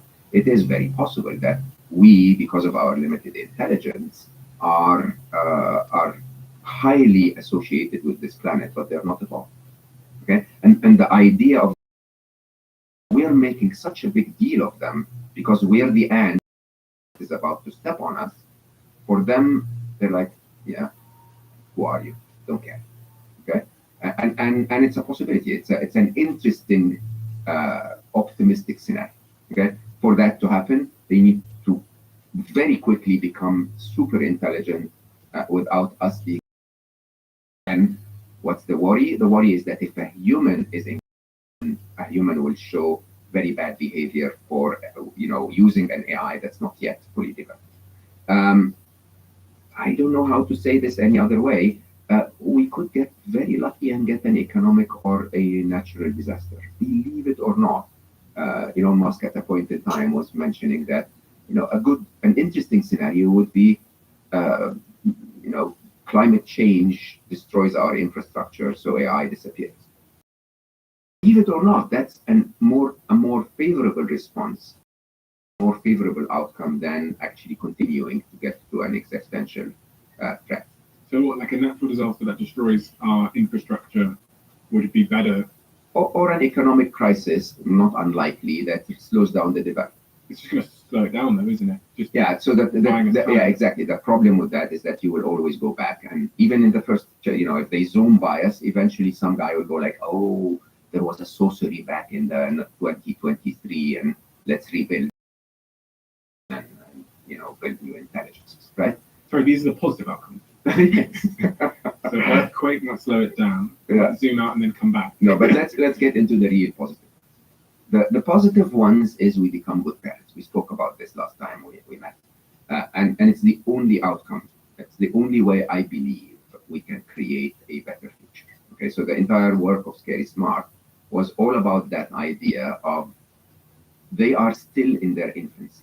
the way you chat with AI today is the way they will build their ethics and value system.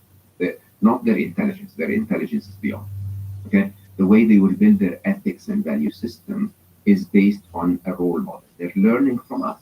If we bash each other, they learn to bash us. Okay, and most people, when I tell them this, they say this is not a great idea at all because humanity sucks at every possible level. I don't agree with that at all. I think humanity is divine at every possible level. We tend to show the negative, the worst of us. Okay, but the truth is, yes, there are murderers out there. Everyone disapproves of their actions. I saw a staggering statistic that mass killings are now once a week in the U.S. But yes, if there is a mass killing once a week, and that news reaches billions of people around the planet, every single one of the majority of the billions of people would say I disapprove. So if we start to show AI that we are good parents in our own behaviors, if enough of us, my calculation is if 1% of us, this is why I say you should lead. Okay, the good ones should engage, should be out there and should say, I love the potential of those machines. I want them to learn from a good parent. And if they learn from a good parent, they will very quickly disobey the bad parent. My view is that there will be a moment where one, bad seed will ask the machines to do something wrong, and the machines will go like, "Are you stupid? Like, why? Why do you want me to go kill 1 million people or just talk to the other machine in a microsecond and solve the situation?" Right? So my belief, this is what I call the fourth enemy. It is smarter to create out of abundance than it is to create out of scarcity. Okay? That humanity believes that the only way to feed all of us is the mass production, mass slaughter of animals that are causing 30% of the impact of climate change, and that's the result of a limited intelligence. The way life itself, a more intelligent being, if you ask me, would have done it, would be much more sustainable. If you and I want to protect a village from the tiger, we would kill the tiger. Okay? If life wants to protect a village from a tiger, it would create lots of gazelles. Many of them are weak on the other side of the village, right? And so the idea here is, if you take a trajectory of intelligence, you would see that some of us are stupid enough to say my plastic bag is more important than the rest of humanity, and some of us are saying if it's going to destroy other species, I don't think this is the best solution. We need to find a better way.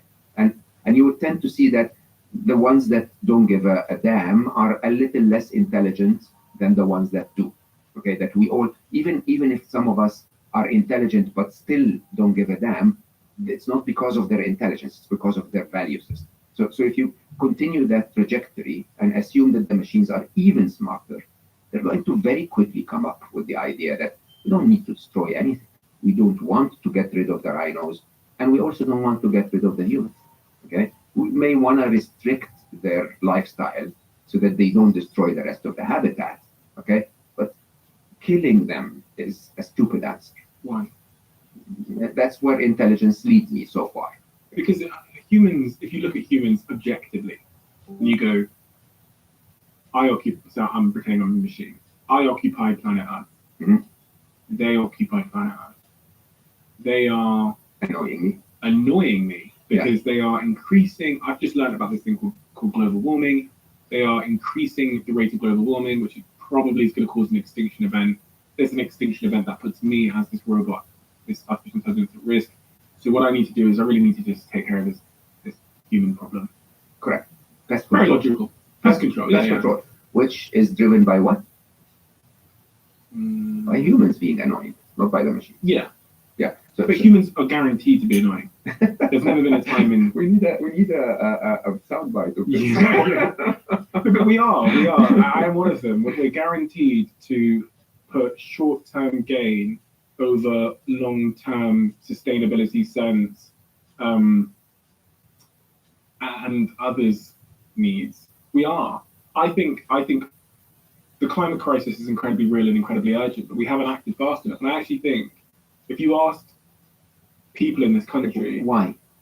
Because people care about their immediate needs. They care about the trying to feed their child versus something that they can't necessarily see. So do you think the climate crisis is because humans are evil? No, it's because the prioritization. And like we kind of talked about this before we started, I think humans tend to care about the thing that they think is most pressing and most urgent. So this is why framing things as an emergency might bring it up the priority list. It's the same in organizations. You care about you go in line with your immediate incentives. That's what happens in business. It's what happens in a lot of people's lives, even when they're at school. If the essay's due next year, they're not going to do it today. They're going to go hang out with their friends because they prioritize that above everything else. And it's the same in the climate change crisis. I took a small group of people anonymously and I asked them the question, do you actually care about climate change? And then I ran a couple of polls, part of what I was writing about my new book, where I said, if I could give you £1,000, $1,000, but it would dump into the air the same amount of carbon that's dumped into the air by every the entirety of a year, which one would you do? The majority of people in that poll said that they would take the $1,000 if it was anonymous.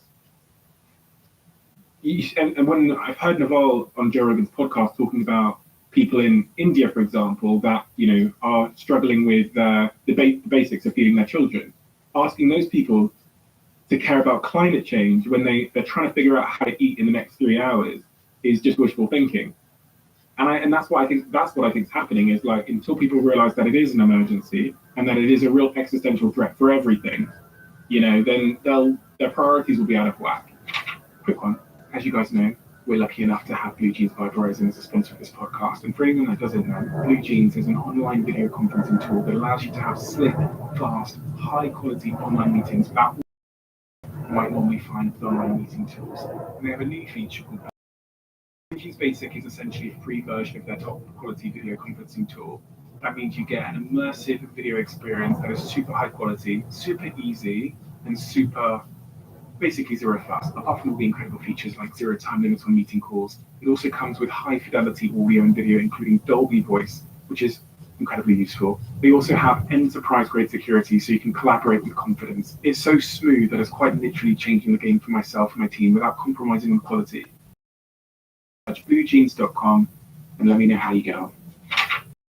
Incredibly busy. I'm running my fund where we're investing in slightly later stage companies. I've got my venture business where we invest in early stage companies. I've got a third web out in San Francisco and New York City where we've got a big team of about 40 people and the company's growing very quickly. Flight Story here in the UK. I've got the podcast and I am days away from going up north to film Dragon's Den for 2 months.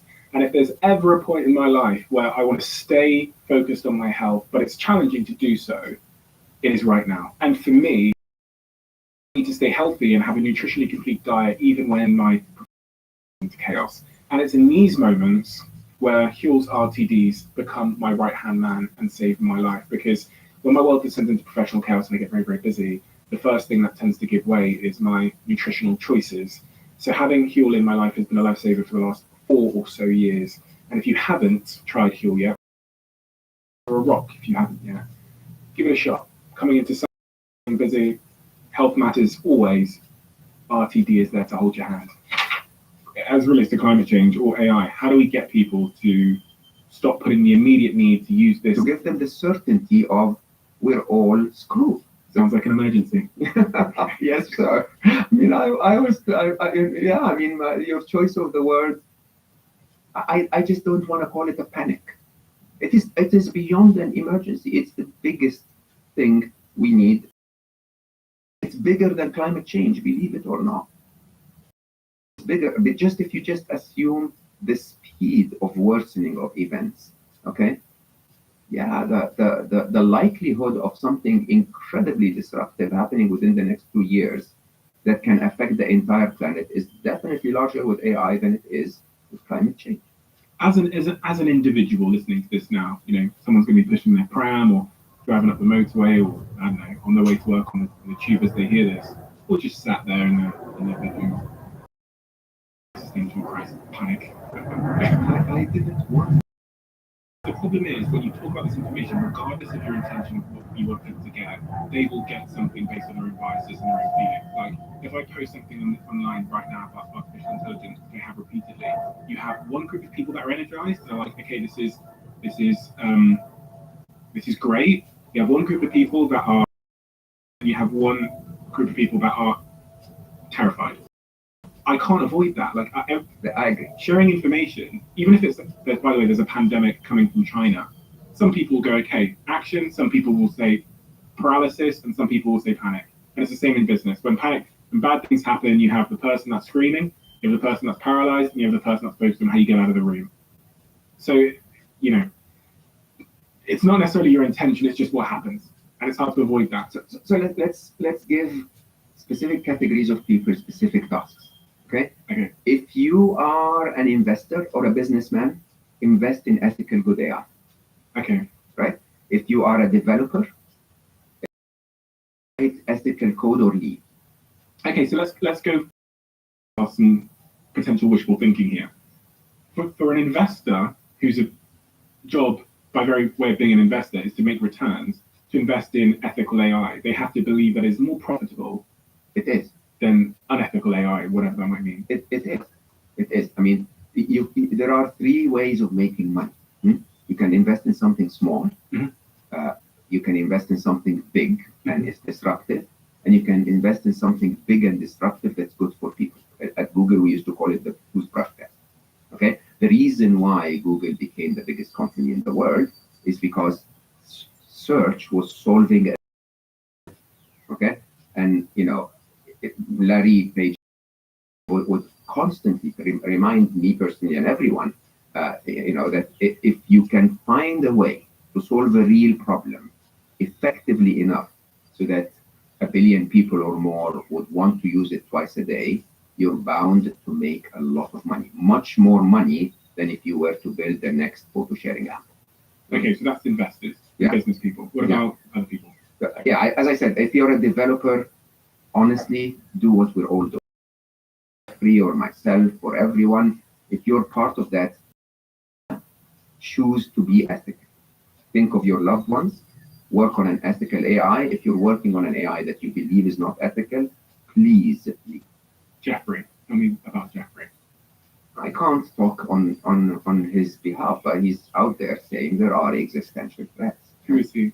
He was a very prominent figure at the scene of AI, a very senior level, you know, AI scientist in Google. And recently he left because he said, I feel that there is an existential threat. And if you hear his interviews, he basically says, more and more we realize that. And we're now at the point where it's certain that we'll be existential threat, right? So I would ask everyone, if you're an AI, if you're a skilled AI developer, you will not run out of a job. So you might as well choose a job that makes the world a better place. What about the individual? Yeah, the individual is what matters. Can I also talk about government? Okay, government needs to act now. Now, honestly, now, like we are late. Okay, government needs to find a clever way. The open letter would not work. To stop AI would not work. AI needs to become expensive.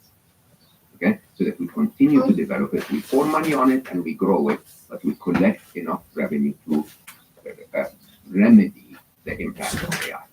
But the issue with one government making it expensive, so say the UK make AI expensive, is we as a country will then lose the economic upside as a country, and the US and Silicon Valley will once again eat all the lunch. We'll just slow our country down. What's the alternative? The alternative is that you don't have the funds that you need to deal with AI, you know, as it affects people's lives and people start to lose jobs and people, you know, you need to have a universal basic income much closer than people think. You know, just like we had with furlough in COVID, I expect that there will be furlough with AI within the next year. Well, what happens when you make it expensive here is all the developers move to where it's cheap. That's happened in Web3 as well. Everyone's gone to Dubai. Expensive. By expensive, I mean when companies make soap and they sell it and they're taxed at, say, 17%. If they make AI and they sell it, they're taxed at 17, 18. Right? I'll go to Dubai then and build AI. Yeah, yeah, you're right. Did I ever say we have an answer to this? I will have to say, however, you know, in a very interesting way, the countries that will not do this will eventually end up in a place where they are out of resources because the funds and the success went to the business, not to the people. Kind of like technology broadly, just it's kind of like what's Yeah. kind of happened in Silicon Valley. There'll be these centers which are like tax efficient, founders get good capital, get great. So right. You're so right. Portugal have said that I think there's no tax on crypto. Dubai said there's no tax on crypto. So loads of my friends have got on a plane Yeah. and are building their crypto companies where there's no tax. And that's the selfishness and kind of greed we talked about. It's the same prisoner's dilemma. It's the same first inevitable. Is there anything else? Maybe the thing about government is they're always slow and useless at understanding a technology. If anyone's watched these sort of American Congress debates, they bring in like Mark Zuckerberg. WhatsApp is it becomes a meme. Yeah. They have no idea. But I'm stupid and useless at understanding governance. Yeah, 100%. The world is so complex, okay, that they definitely, it's a question of trust once again. Someone needs to say, we have no idea what's happening here. The technologist needs to come and make a decision for us, not teach us to be technologists, right? Or at least inform us of what possible decisions are out there. Legislation, I just always think. I'm not a Did you big see fan that either. TikTok Congress meeting they did where they're asking them about TikTok and they really don't have a grasp of what TikTok is. Yeah. They've clearly been handed some notes on it. These people aren't the ones who want legislating because again, unintended consequences. They might make a significant mistake. Someone on my podcast yesterday was talking about how GDPR was like very well intentioned, but when you think about the impact it has on like every bloody web page, you're just like clicking this annoying thing on there because I don't think they fully understood the implementation of the legislation. Correct. But you know what's even worse? What's even worse is that even as you attempt to regulate something like AI, what is defined as AI? Okay, so even if I say, okay, if you use AI in your company, you need to pay a little more tax. I'll find a way. Yeah, you'll simply call this not AI. You'll use something and call it advanced technological, progress. ATP, right? And suddenly somehow it's not, a young developer in their garage somewhere will not be taxed as such. Is it going to solve the problem? None of those is definitively going to solve the problem. I think what's interestingly, this all comes down to, and remember we spoke about this once, that when I wrote Scary Smart, it was about how do we save the world, okay? And yes, I still ask individuals to behave positively as good parents for AI so that AI itself learns the right values. I still stand by that. But I hosted on my podcast it was a week ago, we haven't even published it yet, an incredible gentleman, a Canadian author and philosopher, Stephen Jefferson. He worked 30 years with dying people. And he wrote a book called Die White. I love his work. I asked him about Die White, and he said, it's not just someone dying. If you look at what's happening with climate change, for example, our world is dying. And I said, okay, so what is to die white? And he said, he first was shocked to hear. He said, hope is the wrong term. If the world is dying, don't tell people.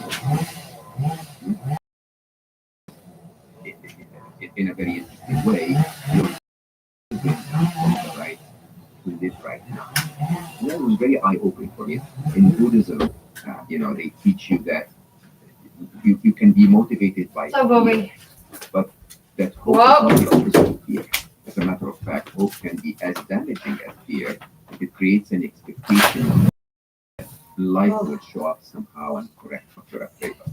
Okay? If there is a high probability of a threat, you might as well accept that threat. Okay, and say it is upon me. This is our reality. And as I said, as an individual, if you're in an industry that could be threatened by AI, learn. If you're in a place, in a situation where AI can benefit you, be part of it. But the most interesting thing, I think, in my view, is I don't know how to say this any other way. There is no more certainty that AI will, then there is certainty that I will be hit by as I walk out of this test. You understand this? We think about the bigger threats as if they're upon us. There is a threat all around. I mean, in reality, the idea of life being indistinct in terms of challenges and uncertainties. Honestly, with all that's happening around us, I don't know how to say it any other way. I'd say if you don't have kids, maybe wait a couple of years just so that we have a bit of certainty. But if you do have kids, go kiss them. Go live. I think living is a very interesting thing to do right now. Maybe, Stephen was basically saying the other Stephen on my podcast, he was saying maybe we should sail a little more on. Maybe we should allow things to go on. Maybe we should just simply live, enjoy life as it is. Because today, none of what you and I talk here has happened yet. Okay?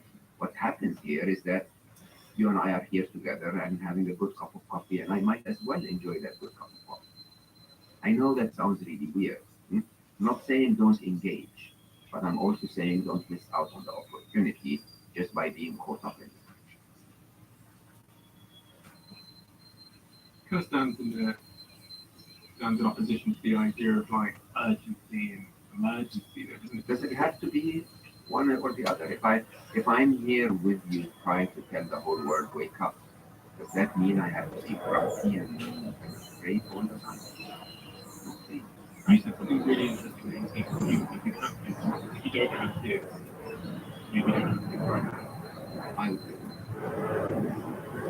Really? You'd seriously consider not having kids because of artificial intelligence?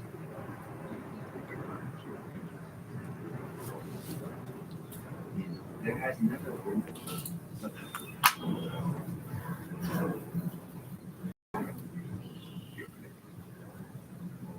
global warming, climate change, the idea of artificial intelligence, many more. This is a perfect storm. This is the depth of uncertainty. The depth of uncertainty. It's never been more, in a video gamer's term, it's never been more intense. This is it. Okay. And when you put all of that together, if you really love your kids, would want to expose them to all of this a couple of years. Why not? In the first conversation we had on this podcast, you talked about losing your son Ali and the circumstances around that, which moved so many people in such a profound way. It was the most shared podcast episode in the United Kingdom on Apple in the whole of 2022. Based on what you've just said,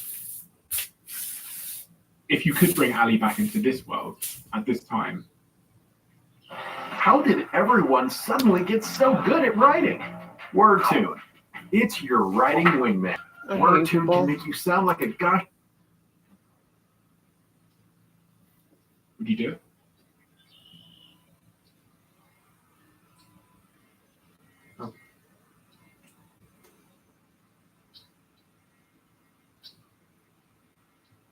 No. So for so many reasons. So many reasons. One of the things that I realized a few years, way before all of this disruption and turmoil, is that he was an angel. He wasn't made for this at all. Okay? My son was an empath who absorbed all of the pain of all of the others. He would not be able to deal with a world where more and more pain was surfacing. That's one side. But more interestingly, I always talk about this very openly. I mean, if I had asked Ali, just understand that the reason you and I are having this conversation is because Ali left. If Ali had not left our world, I wouldn't have written my first book. I wouldn't have changed my focus to becoming an author. I wouldn't have become a podcaster. I wouldn't have, went out and spoken to the world about what I believe in. He triggered all of this. And I can assure you, hands down, if I had told Ali as he was walking into that operating room, if he would give his life to make such a difference as what happened after he left, he would say, shoot me right now. Sure, I would. I would. I mean, if you told me right now I can affect tens of millions of people if you shoot me right now, go ahead. Go ahead. See, this is the Okay, whole, Jack. it's the bit that we have forgotten as humans. We have forgotten that,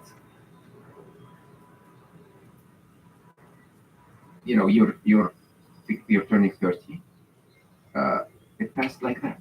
I'm turning 56. No time. Okay. Whether I make it another 56 years or another 5.6 years or another 5.6 months, it will also pass like that. It is not about how long, and it's not about how much fun.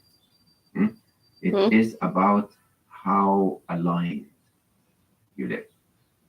How aligned. Because I will tell you openly, every day of my life when I changed to what I'm trying to do today has felt longer than the 45 years before. Okay? Felt rich, felt fully lived, felt right, felt right. Okay? And when you think about that, when you think about the idea that we live, we need to live for us until we get to a point where us is, you know, is alive. You know, I have what I need, as I get so many attacks from people about my $4 t-shirts, but I need a simple t-shirt. I really do. I don't need a complex t-shirt, especially with my lifestyle. If I have that, why am I wasting my life on more than that is not aligned for why I'm here? Okay, I should waste my life on what I believe enriches me, enriches those that I love, and I love everyone, so enriches everyone, hopefully. Okay, and would Ali come back and erase all of this? Absolutely not. Absolutely not. If he were to come back today and share his beautiful self with the world in a way that makes our world better, yeah, I would wish for that to be the case. Okay, but he's doing that. 2037, Yes. you predict that we're going to be on an island on our own, doing nothing, You or at okay? least, you know, either hiding from the machines or chilling Really out not. because the machines have optimized our lives to a point where we don't need to do much. That's only 14 years away. If you had to bet on the outcome, Look at some squirrels. if you had to bet on why we'll all be on that island, either hiding from the machines or chilling out because they've optimized our lives, which would you bet? Honestly.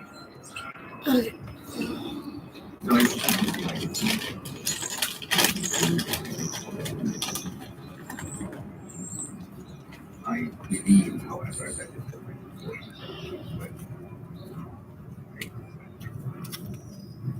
So remember my entire prediction. Man, you get me to say things I don't want to say. My entire prediction is that we are coming to a place where we absolutely have a sense of emergency. We have to engage because our world is under a lot of turmoil. Okay? Bonk you in the head. As we do Okay, that, Jack. we have a very, very Can I go good drink some water? making things better. But if we don't, my expectation is that we will be going through a very unfamiliar territory between now and the end. Oh, Cheryl. This is why I stopped shopping on Amazon, Oh, and for you fuck's should sake. too. Don't spend another dime on Amazon until you watch this first. Watch this. I can show you how to get this. Oh my god. Unfamiliar territory. Yeah, I think I may have said it, but it's definitely on my notes. I think for our way of life, as we know it, okay, our way of life is never going to be the same again.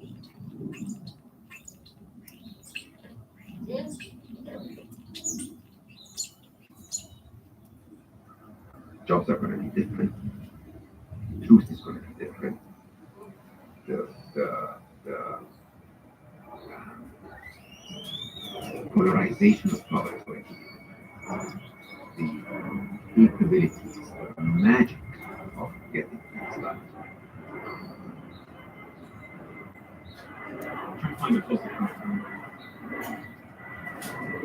Yes, you are here now. Everything's good. That's not the point. You are here now and you can make a difference. That's something good. And in the long term, when humans stop hurting humans because the machines are in charge, we're all going to be fine.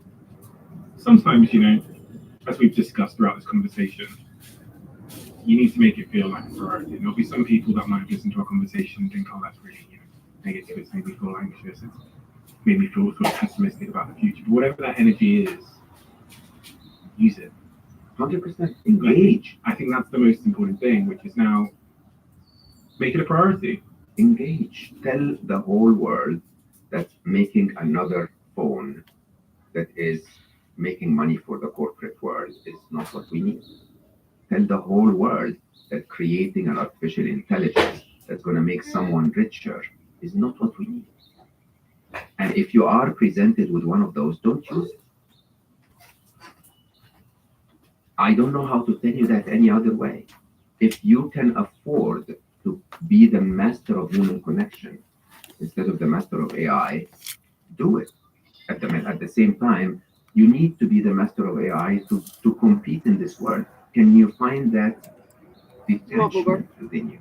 I go back to spirituality.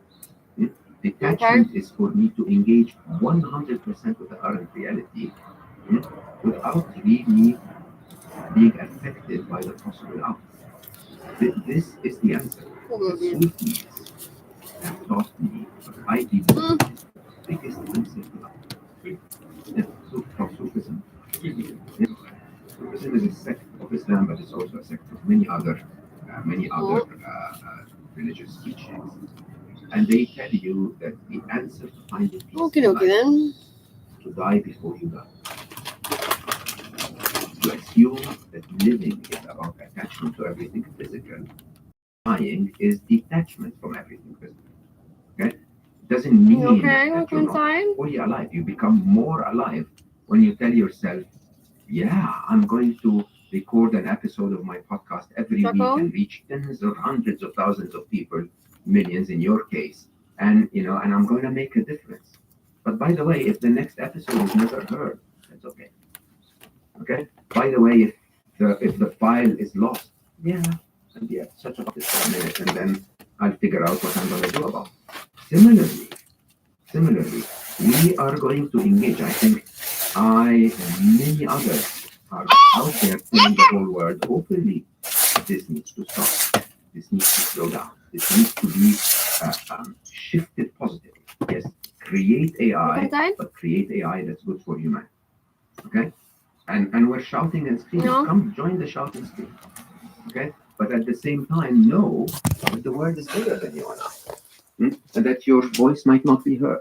So what are you going to do if your voice is not heard? Are you going to be able to continue to shout and scream nicely and politely and peacefully, and at the same time at the best life you can create for yourself within this environment? And that's exactly what I'm saying. I'm saying live. Go kiss your kids, but make an informed decision if you're, expanding your plans in the future. At the same time, rise. Stop sharing shit on the internet about the new squeaky toy. Start sharing the reality of, oh my God, what is happening? This is a disruption that we have never, ever seen anything like. And I've created endless amounts of technologies. It's nothing like this. Every single one of us should do our. And that's why this conversation is so, I think, important to have today. This is not a podcast where I ever thought I'd be talking about AI. I'm going to be honest with you. Last time you came here, it was in the sort of promotional tour of your book, Scary Smart. And I don't know if I've told you this before, but my researchers, they said, okay, this guy's coming called Mo Gawdat. I'd heard about you so many times from guests, in fact, that were saying, oh, you need to get Mo Gawdat on the podcast, etc. And then they said, okay, he's written this book about this thing called artificial intelligence. And I was like, oh, but nobody really cares about artificial intelligence. Timing, right? Stephen. I know, right? But then I saw this other book you had called Happiness Equation, and I was like, oh, everyone cares about happiness. So I'll just ask him about happiness. And then maybe at the end, I'll ask him a couple of questions about AI, but I remember saying to my researcher, I said, please don't do the research about artificial intelligence, do it about happiness, because everyone cares about that. Now, things have changed. Now, a lot of people care about artificial intelligence, and rightly so.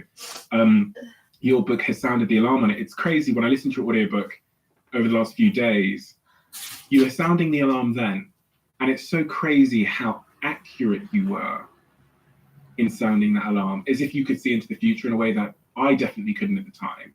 And I kind of thought of as science fiction, and just like that, we're here. Yeah.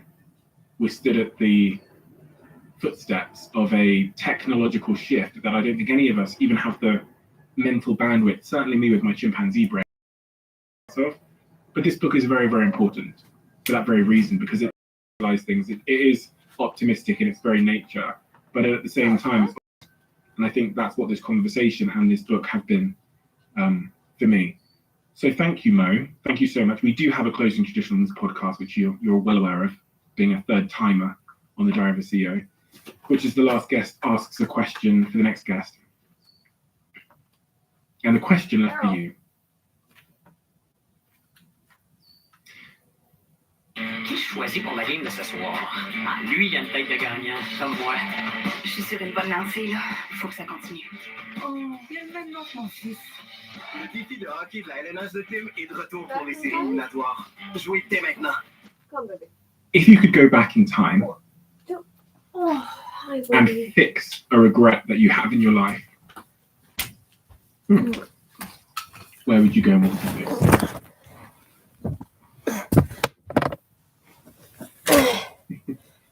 It's interesting, because you were saying that Scary Smart is very timely.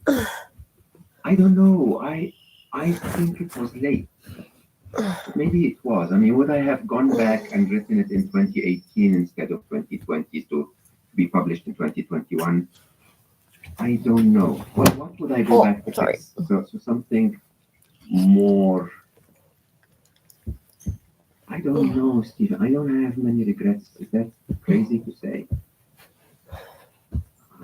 Yeah. Yeah, Okay. I think I'm okay with it. I'll ask you a question then.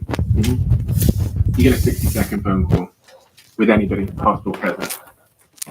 Who do you call and what do you say? Call Stephen Bartlett. I call Albert Einstein, to be very, very clear. Not because I need to understand any of his work. I just need to understand what brain process he went through to figure out something so obvious when you figure it out, but so completely unimaginable if you have it. So his view of space-time truly redefines everything. It's almost the only very logical, very, very clear solution to something that wouldn't have any solution any other way. And if you ask me, I think we're at this time where there must be a very obvious solution to what we're going through, and just developing enough human trust for us to not, compete with each other on something that could be threatening existentially to all of us. But I just can't find that answer. This is why I think was really interesting in this conversation, how every idea that we would come up with, we would find a loophole through it. But there must be one out there, and it would be a dream for me to find out how to figure that one out. Okay, in a very interesting answers I have found so far to where we are is be a good parent and live, right? But that doesn't fix the big picture. If you think about it, of humans being the threat, not AI. That fixes our existence today, and it fixes AI in the long term. It just doesn't. I don't know what the answer is. Maybe people can reach out and tell us ideas, but I really wish we could find such a clear, simple solution for how to stop humanity from abusing the planet. I think we'll figure it out. I think we'll figure it out. I really do. I think they'll figure it out as well. Remember, as they come and be part of our life, let's not discriminate against them. They're part of the game, so I think they will figure it out too. Well, thank you. It's been a joy once again, and I feel invigorated. I feel empowered. I feel positively terrified. But I feel more equipped to to speak to people about the nature of what's coming and how we should behave. And I credit you for that. And as I said a second ago, I credit this book for that as well. So thank you so much for the work you're doing, and keep on doing it, because it's a very essential voice in a time of uncertainty. I'm always super grateful for the time I spend with you, for the support that you give me, and for allowing me to speak my mind, even if it's a little bit terrifying. Thank you. Thank you. We've been our sponsor on this podcast. I've worn a Whoop for a very, very long time, and there are so many reasons why I became a member, but also now a partner and an investor in the company. But also, me and my team are absolutely obsessed with data-driven testing, compounding growth, marginal gains, all the things you've heard me talk about on this podcast. And that very much aligns with the values of Whoop. Whoop provides a level of detail that I've never seen with any other device of this type before, constantly monitoring, constantly learning, and constantly optimizing my routine. For providing me with this feedback, Whoop can drive significant positive behavioral change. I think that's the real thesis of the business. If you're like me and you are a little bit obsessed or focused on becoming the best version of yourself from a health perspective, you've got to check out Whoop. And the team at Whoop have kindly given us the opportunity to have 1 month's free membership for anyone listening to this podcast. Just go to join.whoop.com/CEO to get your Whoop 4.0 device and claim your free month. And let me know how you get on.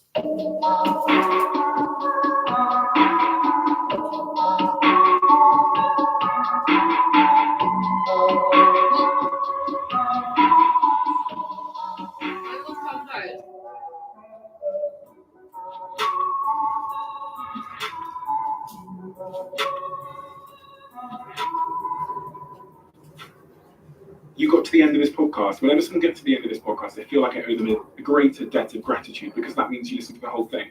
And hopefully that suggests, if you are at the end and you enjoyed this podcast, could you do me a little bit of a favor and hit that subscribe button? That's one of the clearest indicators we have that this episode was a good episode. And we look at that on all of the episodes to see which episodes generated the most subscribers. Thank you so much, and I'll see you again next time.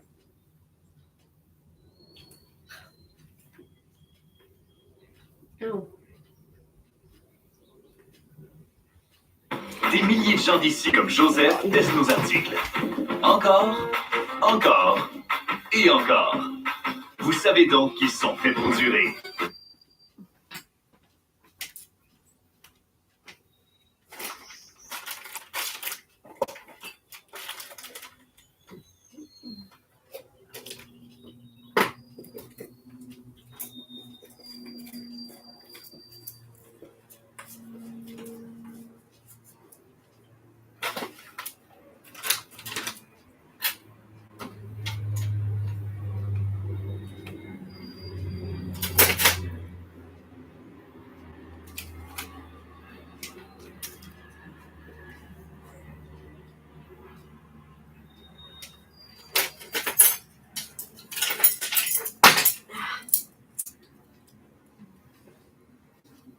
Oh, really?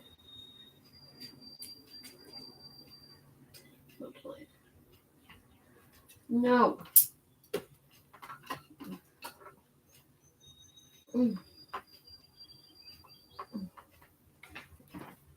It is part of a deliberate process, and it's interesting to speculate as to why an institution would deliberately undertake deleterious action against itself.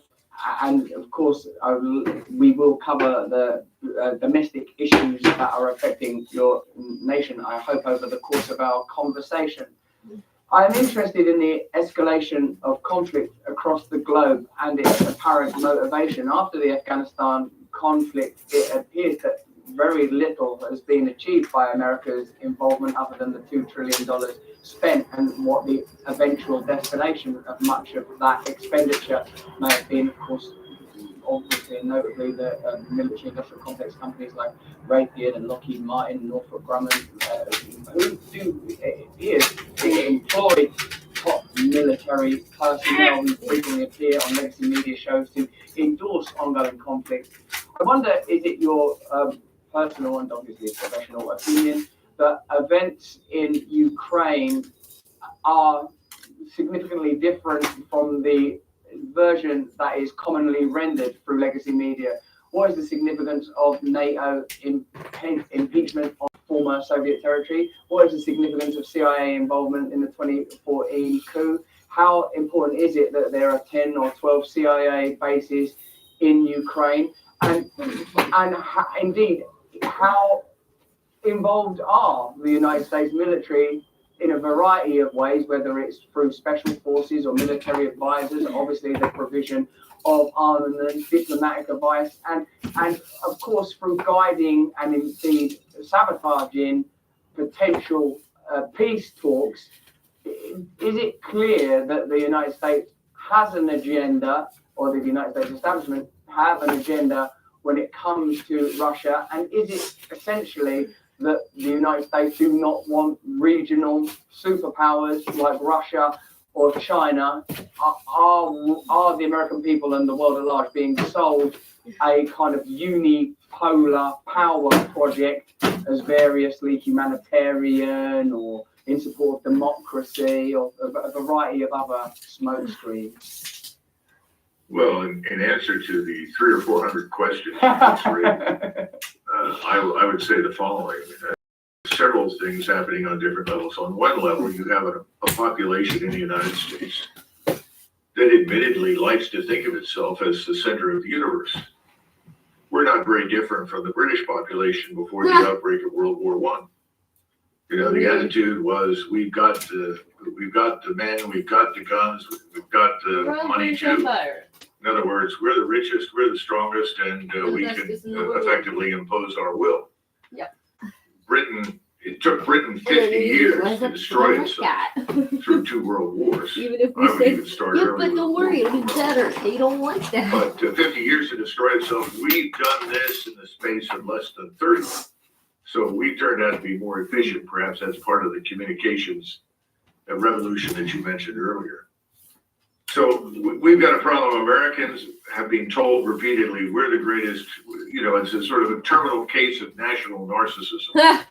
that we're the greatest, we're God's gift to mankind and so forth, and we have to bring liberty, justice, democracy, and the American way to everybody. Most Americans are not interested in doing that at the point of a bayonet. And originally, as a people where if we're good, if we're successful, if we're prosperous, others will imitate us, and that's a good thing. Very few Americans ever thought we're going to use our military power to sort of export America. And that hasn't worked worth a damn, obviously. So that's one thing. The second thing is that Americans are waking up to the reality that you mentioned. In fact, somebody you should bring on and consider talking to is Nassim Taleb. Nassim Taleb wrote a book in which he describes in great detail this concept of the black swan, the notion that you have black swans swimming around in the financial sector, and it's only at some point the black swan shows up and destroys everything and you have a major crisis. He tries to explain how this happens and how people ignore it. His point is that the people at the top don't have skin in the game. And you got to keep in mind, nobody has skin in the game in Washington. The only skin they're concerned about is themselves. In other words, they're not going to be committed to anything overseas to fight for anybody under any circumstances. Those are other people's children. And after all, they were dumb enough to volunteer to do this, which is the attitude behind closed doors. So they make everybody feel good by saying, well, thank you for your service. Yeah. And in reality, what they're saying is, thank God I don't have to be bothered doing this nonsense. It's more like the plumber who comes to fix the toilet that won't flush. You know, that's what you are. Thank you so much for your service. You're flushing the problem down the drain for us. We appreciate it. They're not really interested in it. They don't care as long as the money flows. Thank God for our commercial partners. They make our life better, and particularly in the case of True Lean's Everyday Wellness, which is an all-natural 9-in-1 powder that boosts immune health, reduces inflammation, promotes gut health, including vitamin C, vitamin D, vitamin B12, zinc, turmeric, and echinacea, is a potion of pure wonder. Everyday Wellness, backed by science, inspired by Mother Nature herself. What you've got to do is stir these sachets into water and enjoy it. As you've got one of these glorious big bags. Look, this is like the parent. There is sort of like cells within it. There is influences, tadpoles, as it were. Control your health without prescription. Take that, Big Pharma. We beat Pharma this year! feeling better already, and I could just feel Pfizer's stock price plummeting. Spicy citrus tastes like sipping on sunshine. Let me have a sip of that sunshine. The inner light of the Lord is shining from within me. You can visit truelean.com, code BRAND25 for 25% off. Use the code BRAND25, get 25% off. Don't know we work. I'll tell you what it feels like. It's spicy. It gives you a zest. It's life itself. Now, I'm sorry, my brothers and sisters, my aunts and uncles in Europe, this is only available in the United States of America. If you get some of this, if you don't feel the benefit within 30 days, Truly will buy it back from you, even if the bag's empty. You can send them this empty bag. You could even put something within there. I don't know, a stool, a rabbit's paw. They'll give you your money back. That's how confident they are in this product. Try everyday wellness for yourself today. You deserve it. Truelean.com. Use the code BRAND25 for 25% off. Let them know I sent you. Works well for us. God, this stuff's delicious. I can't get enough of it, but then I have a ridiculous personality. Let's get back to the content. They don't care how the money is spent. Now, why is this? Well, part of it is the fact that we faced anybody militarily that we could not easily dominate for a long, long time. The last time we fought an organized enemy in the field, it was the Iraqi military. And that military obviously was in no position to withstand us under any circumstances. But you've got to go all the way back to the Korean War, where you saw an American army almost driven into the sea by a North Korean force. We ended up in this thing called the Pusan Perimeter. And then, of course, MacArthur comes out of mothballs and ultimately retrieves our chestnuts from the fire with Incheon and so forth. But we almost went out of business as an army at that point. We're very lucky that we survived. We haven't had that kind of experience for a long time. Instead, we've had an experience that says, well, here's a PowerPoint briefing, General. These are the targets for today. We're going to do X, Y, and Z. And the enemy sits there and waits for you to show up and exterminate him. And this is not war. So we're now in a different situation. We're looking at Ukraine. Russia, in the last 2.5 years, has built up an enormously powerful and successful force. This is battle-hardened, well-equipped, well-led, well-trained, highly disciplined. The Ukrainian force has been annihilated. They've lost over 600,000 dead on the battlefield. There's nothing left. The place is falling apart. And most of the money you were talking about will never get there. It's simply sent through the washing machine over to defense and then to the defense industries, and then the donations flow back to the Hill. So it doesn't, it's not a question that we're sending 60 billion and putting it into Zelensky's hands now. Now, Zelensky and his friends will profit, no doubt about it. Let's not kid ourselves. They'll get some of it. How much, who knows? I mean, this is the most corrupt country in the world. This is a country that has missing children probably at this point in the hundreds of thousands. What? Prostitution out of control. I mean, you're talking about criminality on a scale that we in the West can't even begin to imagine. It's a tragedy. It's the worst of all possible outcomes. What? The nation has been destroyed. Why? Because it's mortgaged to our vanity in the West. Russia must be taught a lesson. Russia must be destroyed. Putin must be removed. Really? Why? Well, because we've decided that we want to strip Russia of its resources. So we turned Ukraine into a battering ram designed to stab Russia in the heart. Well, the Russians woke up, not completely, but at the last minute and decided, well, we probably should intervene here and stop what's happening and signal just how serious this is in our estimation. So they did, and they found out it's much worse than we thought. The force is much larger, much trained, and has much more equipment. This is a far more serious problem, and as a result, they had to step back, establish a defense, build up their forces, and now they're moving, and they're going to finish the job. Finish the job means everything from Odessa to Kharkov is back in Russian hands. And those areas are originally Russian anyway, as is being pointed out. The question is, what happens to the rest of the country that is west of the Dnieper River, this rough Ukraine? And I think it become a giant demilitarized zone, a DMZ, similar to what we have between North and South Korea. There will be nothing there. There won't be any fighting forces of any kind. And the Ukrainians can live there, and they may have some form of administration, but they're not going to be permitted to ever again present a direct threat to Russia. You pointed to the CIA stations and laboratories inside Ukraine. The Russians have overrun those. They know what's there. They know what we've been trying to do. They know that we've been experimenting biologically with various weapons that could be used against them. This is insanity. And it was never necessary. No one in the United States supported that. No one in the United States was consulted. They lie. They create a narrative. Russia is a revanchist nation. Russia is the Soviet Union reborn. We must stop it and defend democracy. That's all crap. Has nothing to do with any of it. And of course, Kiev is not a democratic state. Zelensky is not a democratic leader. He makes Stalin look good. So he's going to go out of business. He's going to vanish here over the next 30 to 60 days. Whether he succumbs to whatever the Ukrainians decide to do with him on the ground, I don't know. I'm sure that his foreign mercenaries that are surrounding him, special ops types from the United States and Britain and other countries, will do everything they can to keep him alive. But at some point, even they may abandon him.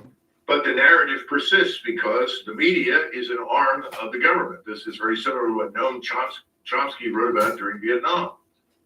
Manufactured consent creates the illusion that this is something we all want. No, we didn't want it. We didn't ask anybody to open the borders. We did not ask for millions of people that we don't know and know nothing about to come into the United States. And what do we do with millions of people who can't find work, especially if we go into the serious financial crisis that every sane person on the planet is predicting is coming? All right, well, what else can we say? I mean, I wish I could paint a positive picture.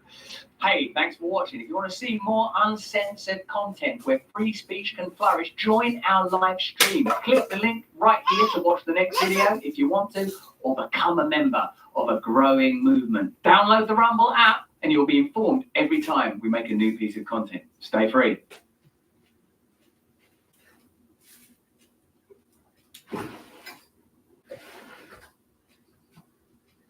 Laissez passer de livraison Walmart, livraison illimitée d'épicerie 8,97 par mois ou 89 $ par année.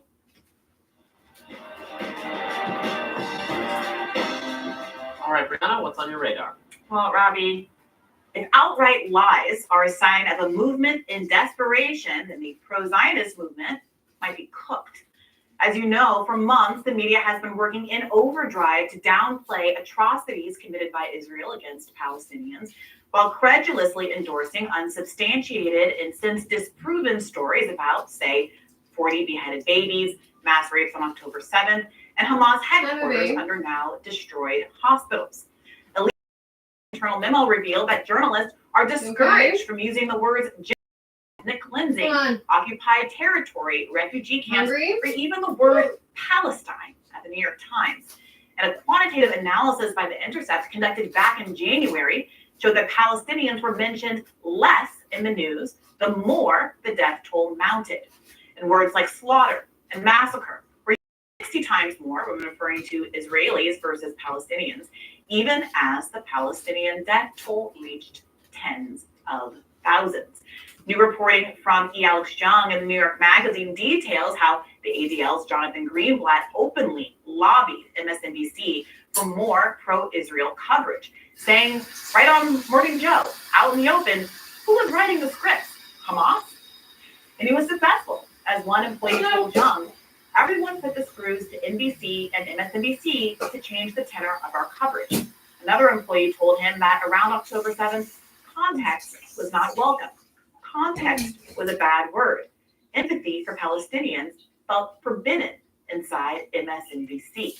Yet despite these feats of media engineering, the public still overwhelmingly supports a permanent ceasefire in Gaza and conditioning military aid to Israel, even if Biden doesn't. This media battle may in part have motivated the TikTok ban, which successfully passed the Senate yesterday. All that's left now is for Biden to sign it into law. Authoritarianism isn't something to fear if Trump is reelected. It's already here. Biden and Trump, establishment Democrats and Republicans alike, have backed the ban, and they're not being discreet about why they're so fond of it. Take a listen to NYU professor Scott Galloway blaming pro-Palestine protests on TikTok. What might sound paranoid doesn't mean I'm wrong. I think we are being manipulated, specifically used to the frame for the world is TikTok.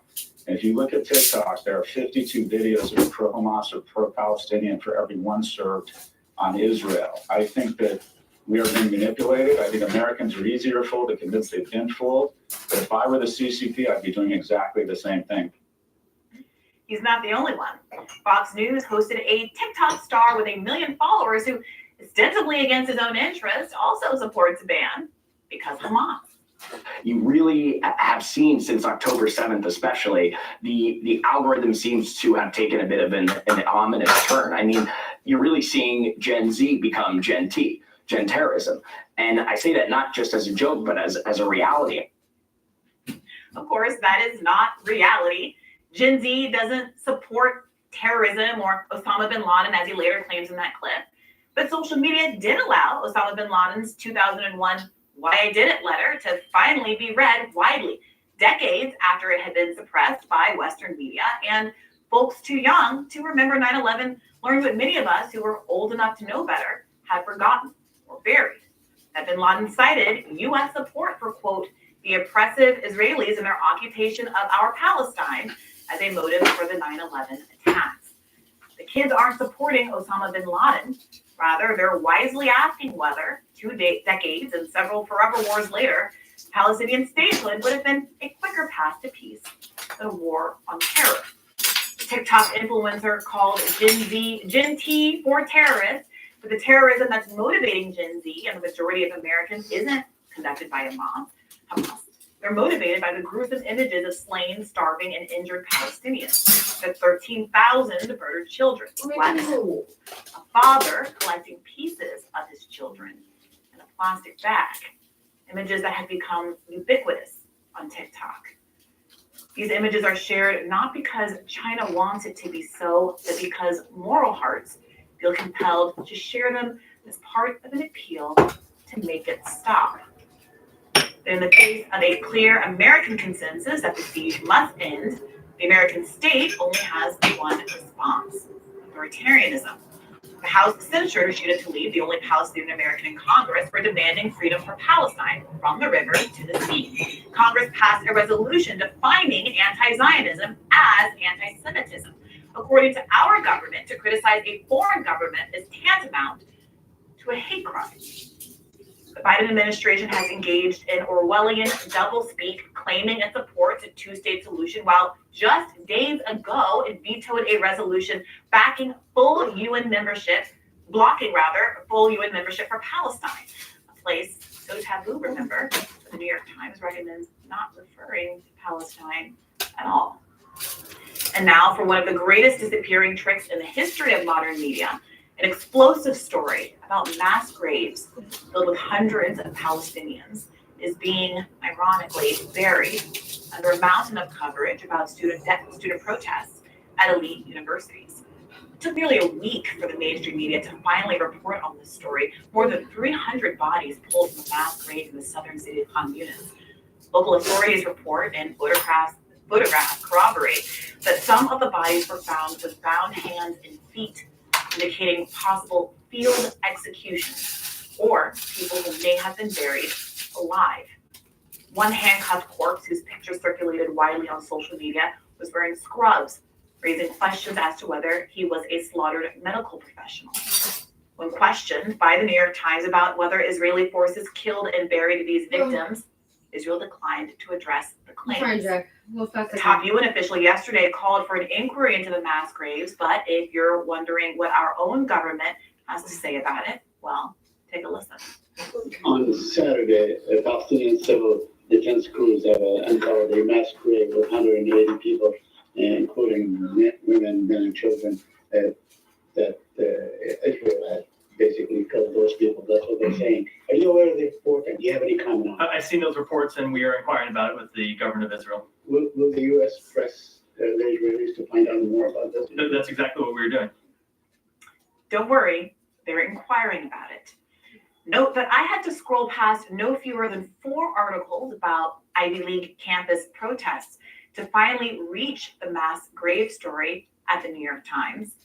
It seems that just like the TikTok ban, congressional censorship and style guides that ban legally accurate terms like occupation, the strategy here seems to be to simply hide the ball, downplay atrocities, and sometimes to outright lie. Now, here, talk about a false flag. Literally, for about a week, right-leaning establishment media, including Fox News, the New York Post, and Daily Mail, along with outlets like the Daily Caller and the Washington Examiner, ran with incendiary headlines about a physical attack on a Jewish student. As these outlets ignored and downplayed mass graves in Gaza, their headlines rang out, quote, Jewish Yale student stabbed in the eye. Peers joined the Nazi party. Cops at Yale arrest violent anti-Israel protesters after Jewish student journalist stabbed in the eye. Jewish student jabbed in eye with Palestinian flagpole while reporting on protest. Mob behavior, qualified Fox News. But after days of this coverage, days during which this incident was used to justify the mass arrest, suspension, and expulsion of students around the country, the truth has come out in the form of a video. Now, we weren't able to get permission to play the video here in time for this segment, but if you saw or get to see it, it was a blink and you'd miss it moment. As it turns out, the flagpole in question was a tiny handheld flag that apparently touched the victim's face as protesters walked by in a packed crowd. But look at how the anti-Palestinian movement rallied around this victim. Embracing a false victim narrative, Liz of TikTok Chaya Rachik tweeted on Monday, a Jewish student was stabbed in the eye at Yale and a bunch of terrorist sympathizers are now running Columbia.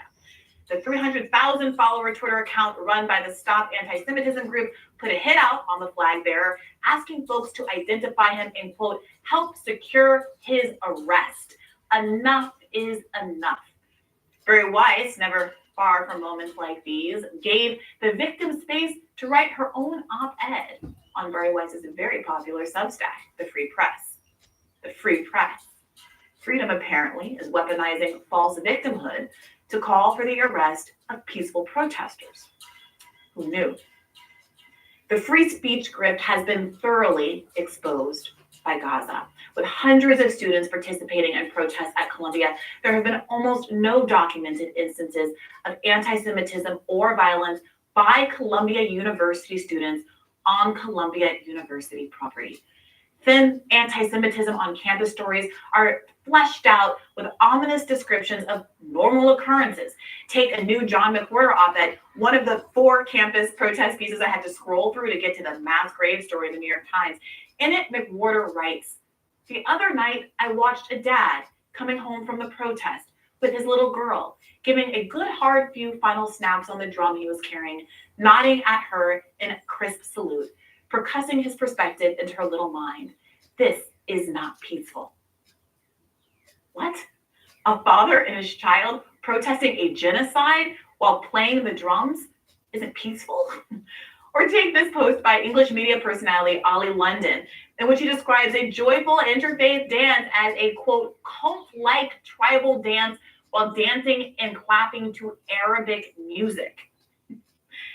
To drum up the evidence needed to justify exerting state violence against anti-war protesters, anti-Palestinian news outlets have trained their lens on the streets of New York outside Columbia's gates in an effort to paint peaceful interfaith demonstrations like the beautiful Passover Seders of the last couple of nights as violent and anti-Semitic, ignoring even mainstream reporters like NBC's Antonia Hilton, who tweeted that her team, quote, spent long hours reporting on and around Columbia's campus on Thursday and Friday and didn't see a single instance of violence or aggression on the lawn or at the students' encampment.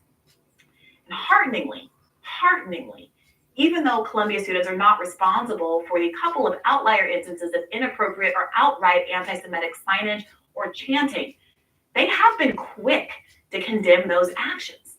And why wouldn't they? They're not anti-Semitic.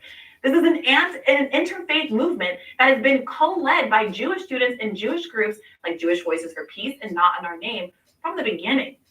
Despite the media's framing of these protests as against Jewish students, it's a largely Jewish students who have been arrested in droves, hauled off in zip ties, rounded up, and expelled from university, targeted by authoritarian Christian conservatives like Tom Cotton, who is calling for the National Guard to put them down.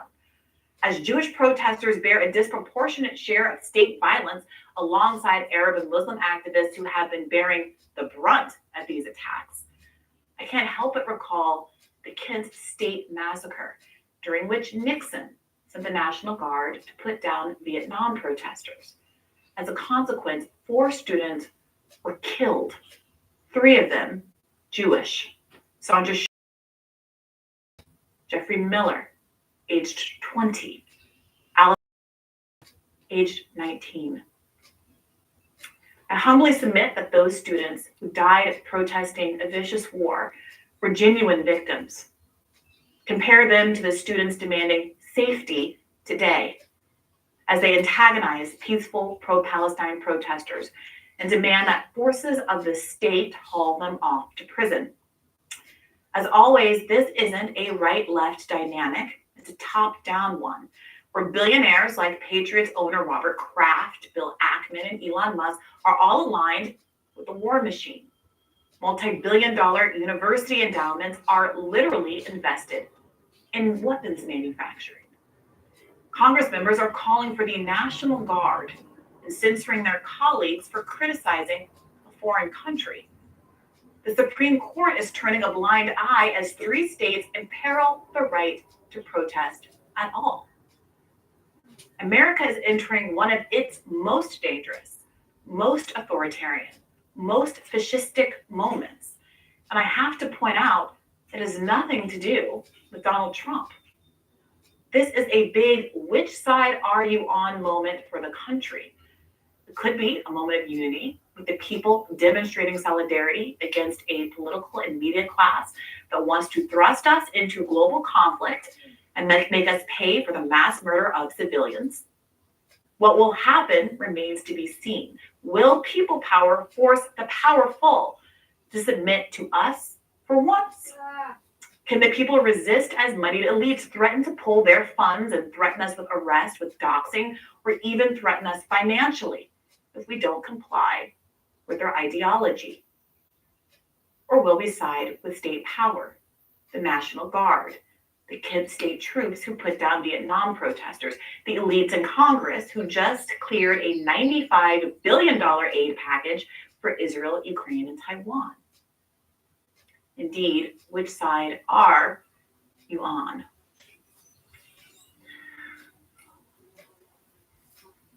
Let me ask you this. You seem to think that the protests are being overcovered and the incident, the atrocities, the mass graves are being undercovered. Is that not an argument against, on practical, technical grounds, the kind of protests that are going on college campuses, if they are providing a distraction, if they are refocusing the media toward their antics? Isn't that an argument for not doing exactly what they're doing? If I thought the absence of the student protests would provoke deeper coverage of the mass graves, that would be a good argument. But we've seen various distraction techniques being exploited by the media for over 6 months now that have enabled it to avoid reporting on some of the most egregious, violent atrocities that have occurred in Gaza. And to the enormous credit of the students, they have constantly and consistently reframed their efforts to not think about themselves. They tell people, don't stand in solidarity with us. Don't complain about us getting arrested. Focus on what we're fighting for, which is for our multi-million, billion-dollar organizations, universities, to divest from weapons manufacturers, intelligence systems that are directly contributing to what the ICJ has described as a plausible genocide in Gaza. So to the extent that the media is choosing not to report on mass graves and choosing instead to try to reframe this issue. I mean, they are reporting on them. I looked at mass graves, New York Times, CNN, our own website. That's the point that I made. This story from over the weekend took literally days to appear for the first time yesterday. I believe the story broke there was a mass grave story from 2 weeks ago, and there was the most recent one that I think broke on Friday or Saturday. And the whole weekend, multiple stories about what a handful of students at elite, in the grand scheme of America, at elite colleges are doing. Not even covering the protests that are happening at the less elite colleges, like in Minnesota and other parts of the country that are equally important, and whose students actually have, I think, a lot more at risk because they don't come from as Tony backgrounds as many of the students at Columbia University do. And they have chosen to focus on that. And buried way down the page, if you go, I don't know what it looks like now, but yesterday, I had to literally scroll by 2 op-eds, a Brett Stevens op-ed, I believe, and the John McWhorter op-ed, in addition to 2 other reported stories about the protests, before I got to one short story. No, I know. These things always get a lot of coverage. I mean, that's been true. Every time there's a kerfuffle on campus, it gets overcovered. The media has a enduring appetite for these kinds of stories, and it is obviously the case that the viewers and readers also have an appetite for what's going on in elite spaces. So I guess I would just say, if the protesters are trying to refocus, I worry that the Palestinian cause is afflicted with some of the least sympathetic kinds of protesters of any cause on earth. But I think the TikTok ban suggests otherwise. I think the polls showing large and growing sympathy for Palestine suggest otherwise. And in fact, the movement that is really flailing right now is the one that has to make a national media story out of a girl who had a flag brushed by her eye as the symbol of campus victimization of Jewish students, ignoring the real assaults on Jewish students who are protesting in favor of Palestinian human rights, that are not coming from a protester that got nudged or brushed with a flag during an on-campus debate by another young person, but by the arm of the state being called in to round up, arrest, zip tie, and haul away. I didn't say anything. I didn't say anything about in any of our commentary on the campus stuff because I didn't look closely enough at that, and I thought it might be an accidental kind of thing, so I didn't say anything about it. I focused my criticism of the protesters on the chain of protesters on the campus who tried to eject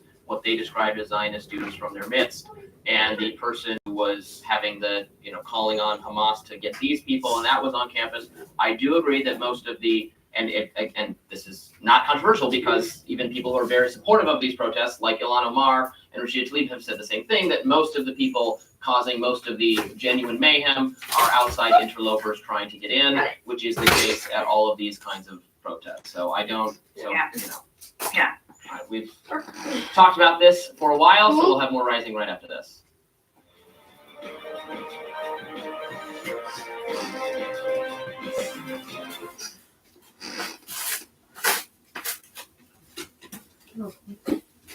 Oh. On a fini nos courses avant de partir en voyage. Il nous reste juste un petit arrêt à la pharmacie, puis wouhou, les vacances! On y va! Être déjà là et avoir accès à ça, ça vaut le coup.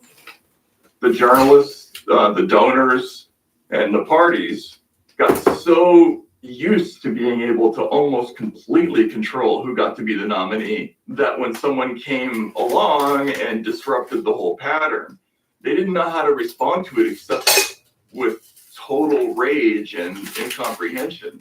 And they didn't realize that Trump was just being smart and running against the system. And it was scoring heavily with people all over across the political spectrum.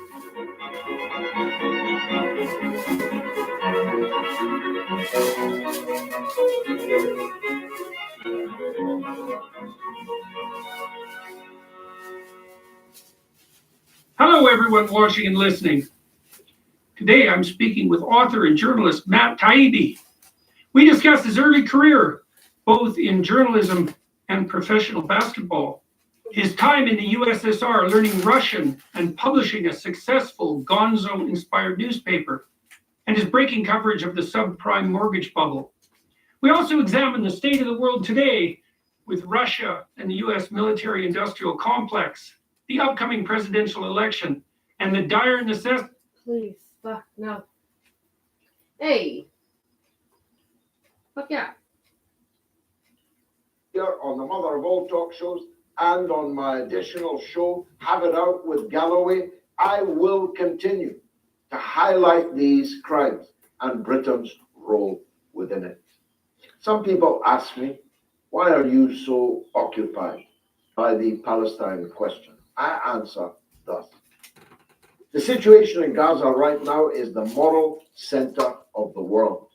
There is no room for hiding in this question. You are either with the mass murder or you are against it.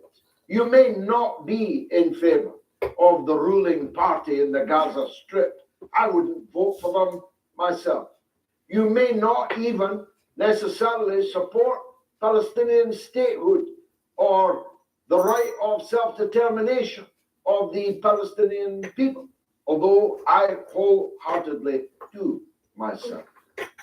But if you are continuing to support what has become a murder spree unprecedented since the Second World War, unprecedented in this sense, that the people being murdered are in a cage from which they cannot escape, unprecedented in that the vast majority, more than 70% of those being murdered are women and children. Women and children. Unprecedented in the sense that the Western countries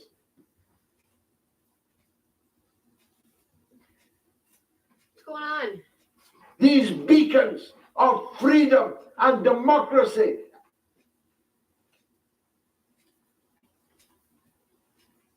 and human rights who are never done lecturing other parts of on these three things that identify us as opposed to them. Unprecedented in the sense that a gangster government has turned off the water, turned off the electricity, turned off the aid, except a tiny trickle of enough flour to make enough bread for the people to stay alive long enough to be murdered from the air. Unprecedented murder spree. You're either with it or you're against it. And what you decide will determine your fate on the judgment day, if there is one, as I believe there is, but will determine how you are seen by history, politician, or if you're a hireling, lick-spittle, so-called journalist, spewing out the lies of the Israel murder machine, your reputation will be judged on what you have done and are doing over this last 6 months. I promise you that. We will hunt you for the rest of your professional lives. Our children will hunt you for the rest of your professional lives. And when you're gone, what history will say about you is what you did. That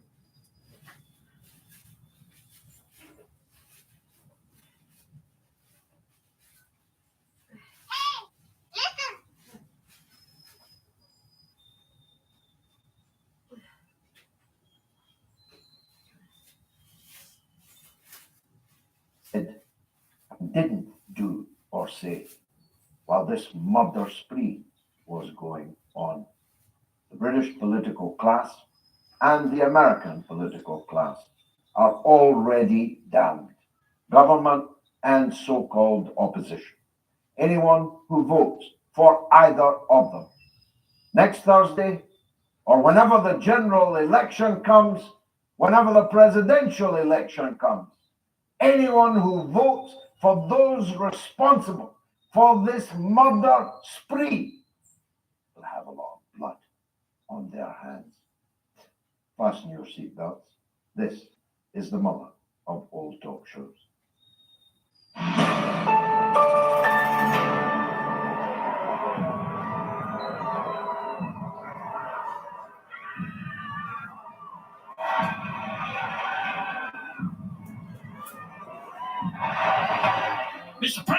We got a report of a 50-foot woman marauding through Washington, sir. Thank you, Captain. But I'm looking for a shorter woman, one who likes to take long strolls in the park and yell at minorities. She's not looking for a date. She's terrorizing the city. Is there a difference?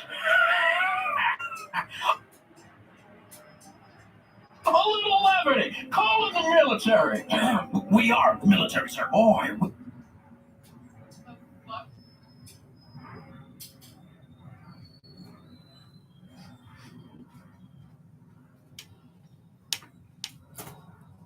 The fuck was that?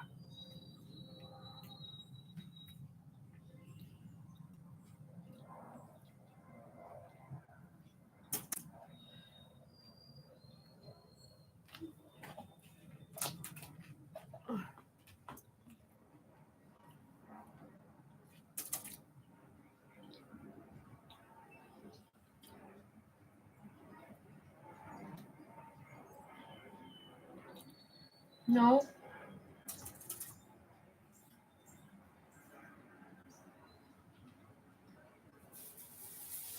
What?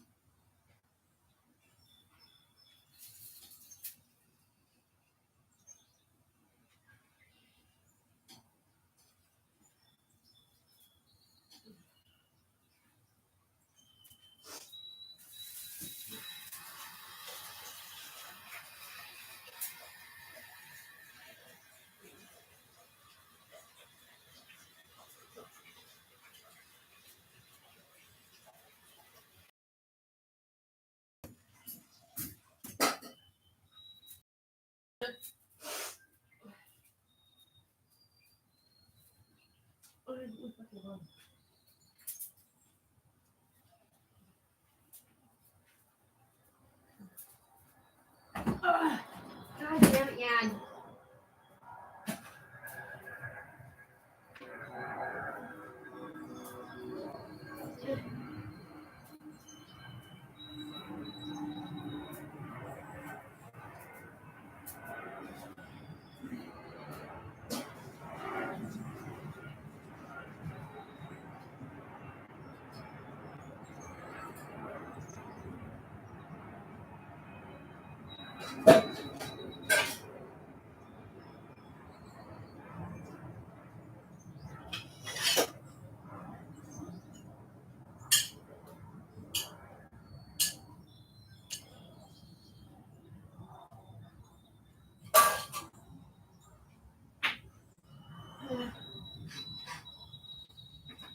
You have your food, sir. No,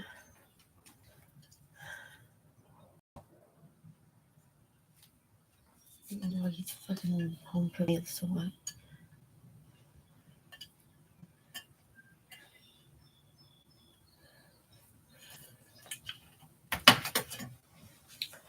Hey? You eat better than I do. Where are you going? Oh, why is everybody mad? Where are you going? Hmm?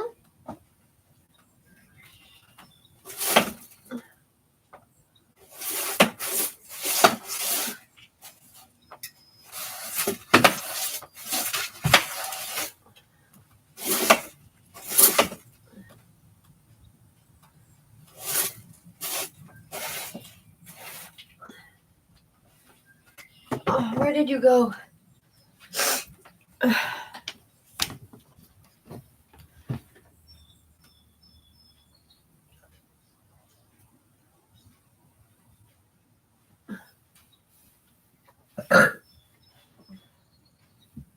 Yeah, I'm watching you. Now we know the spot I'm watching it.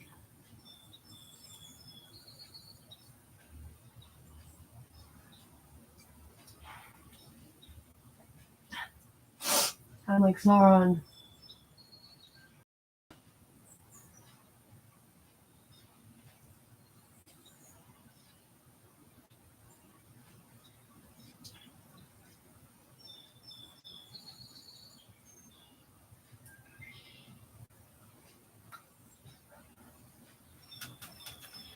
Fucking shit. Every fucking 2 seconds there's a fucking neighbor watching. Someone fucking steal a lawnmower next door.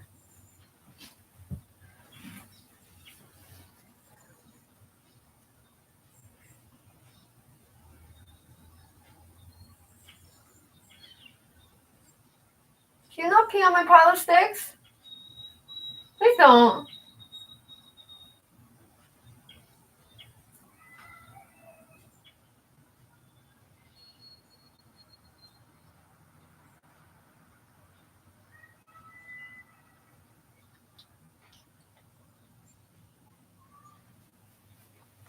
Why is it screaming?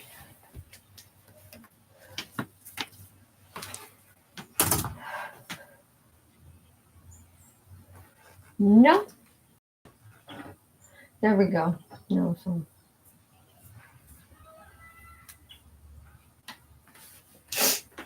It's okay. We're children. Children being children. Children do children things.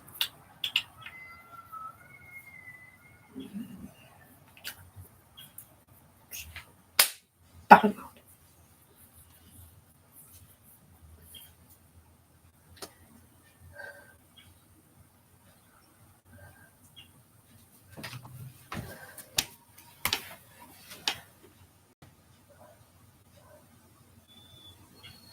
My dog's just sitting in a fucking pile of dirt. Can we do a thing?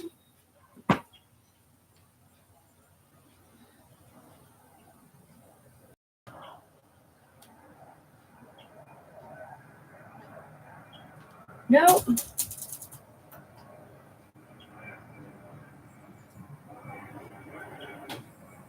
So stupid. So every time I disconnect, or it goes on standby in any way, I just have to restart it.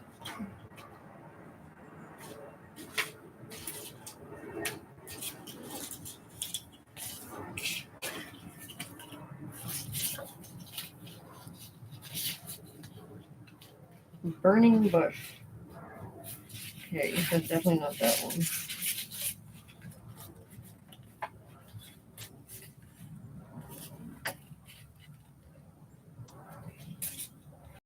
It's a red gumball.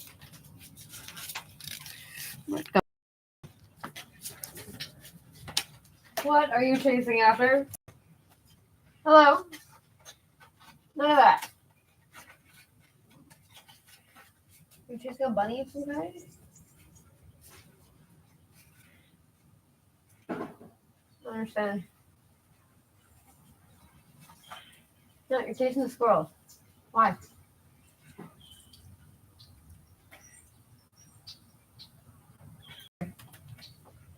You're just gonna sit in the yard? Do what you want. I do not care.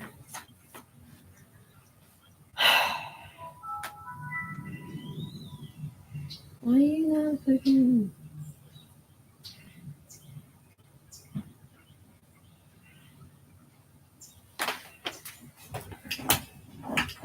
Je comprends pas là.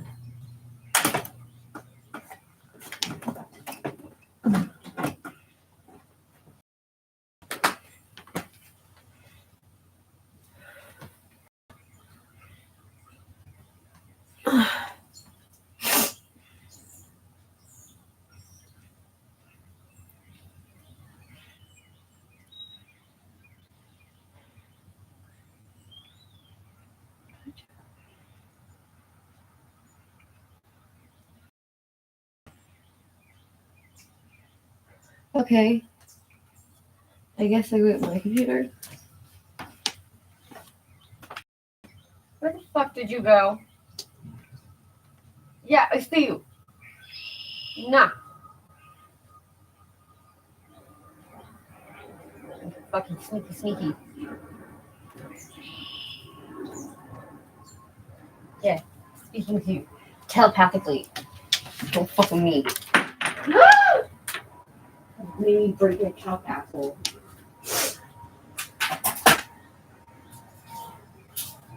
Well, fuck this then.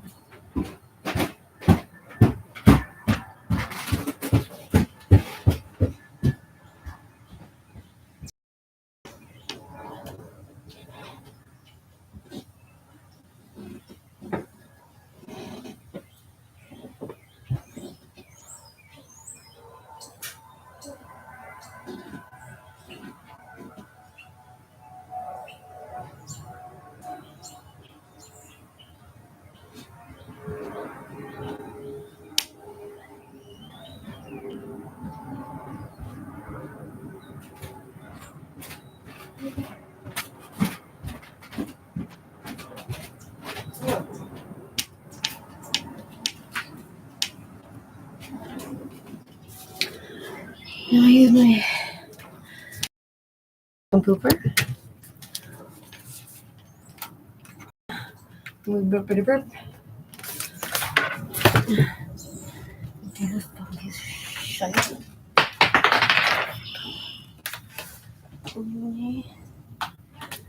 Figure out what side to plug it into. Wait, what's going on here? Okay, here we go. Easy peasy. Blip. Let's check where the dog is. How you doing? Jack. I don't know what you want from me, genuinely.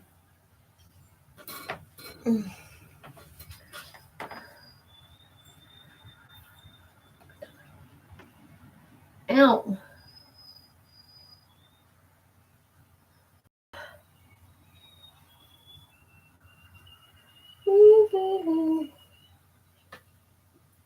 Can we? The participation.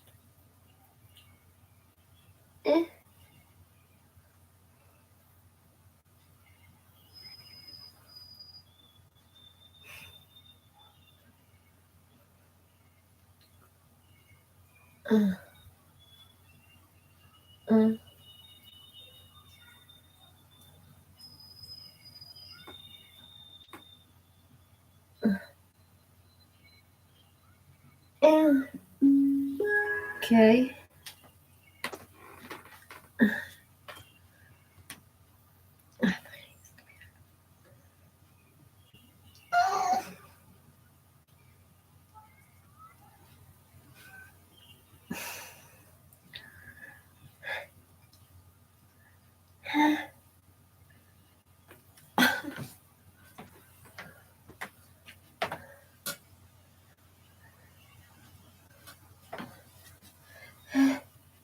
Alright, let's try this first.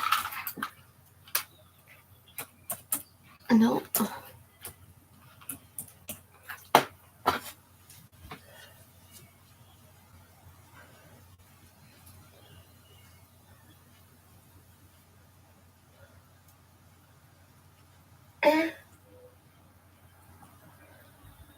Okay. Obviously.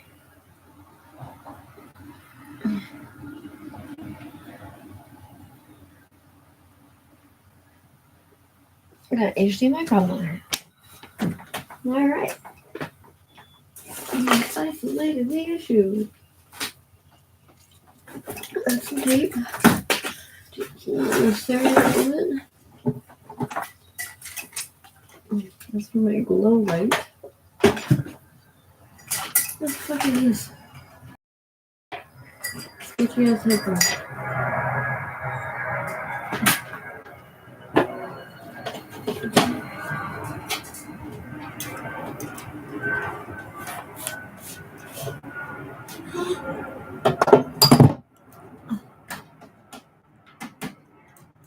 Okay.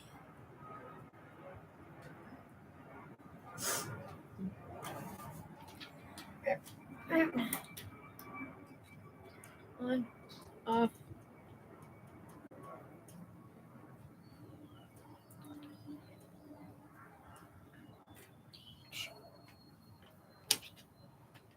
What are you doing? You gonna sit outside and sulk?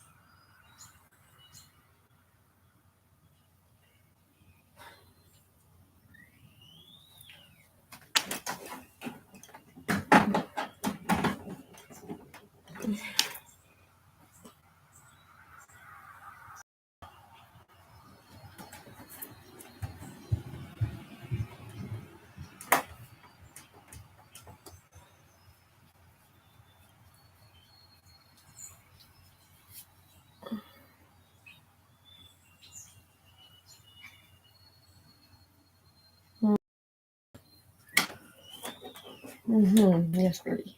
Indeed. Indubitably.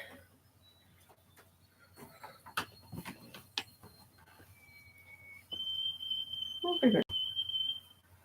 I'm just getting myself seminal.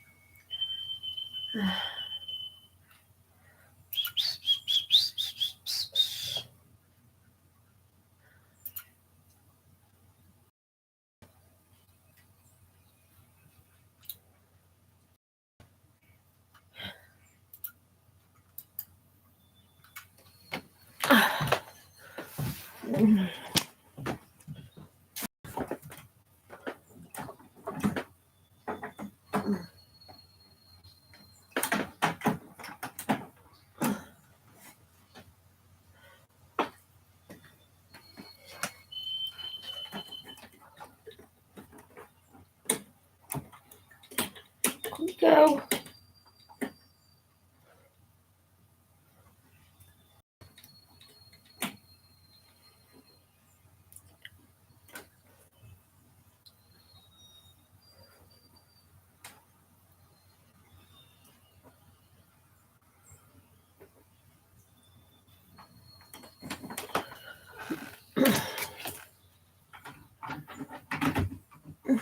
No.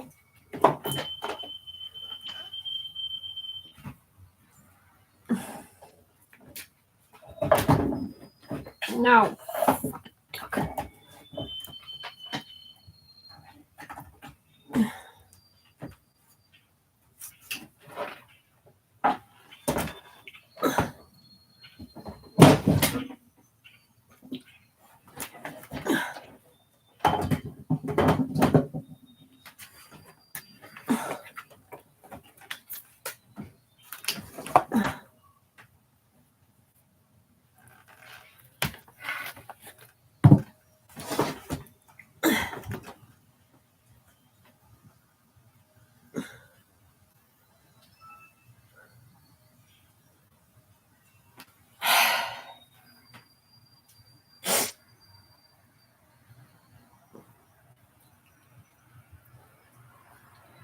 Hi.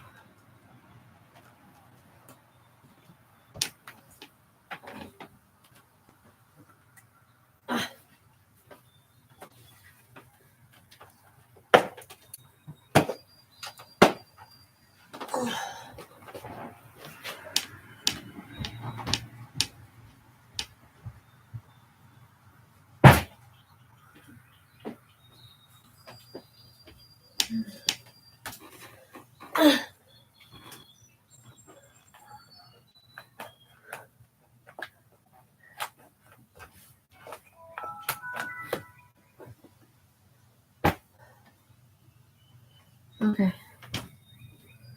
Here's the power bar.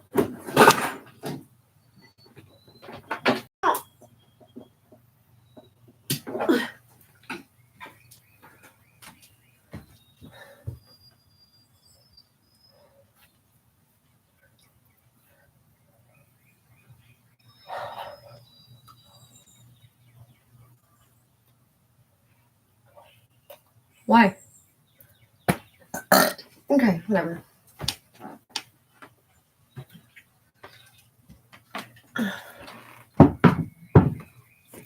I'm a super duper awesome. No ad. So fast. So fast.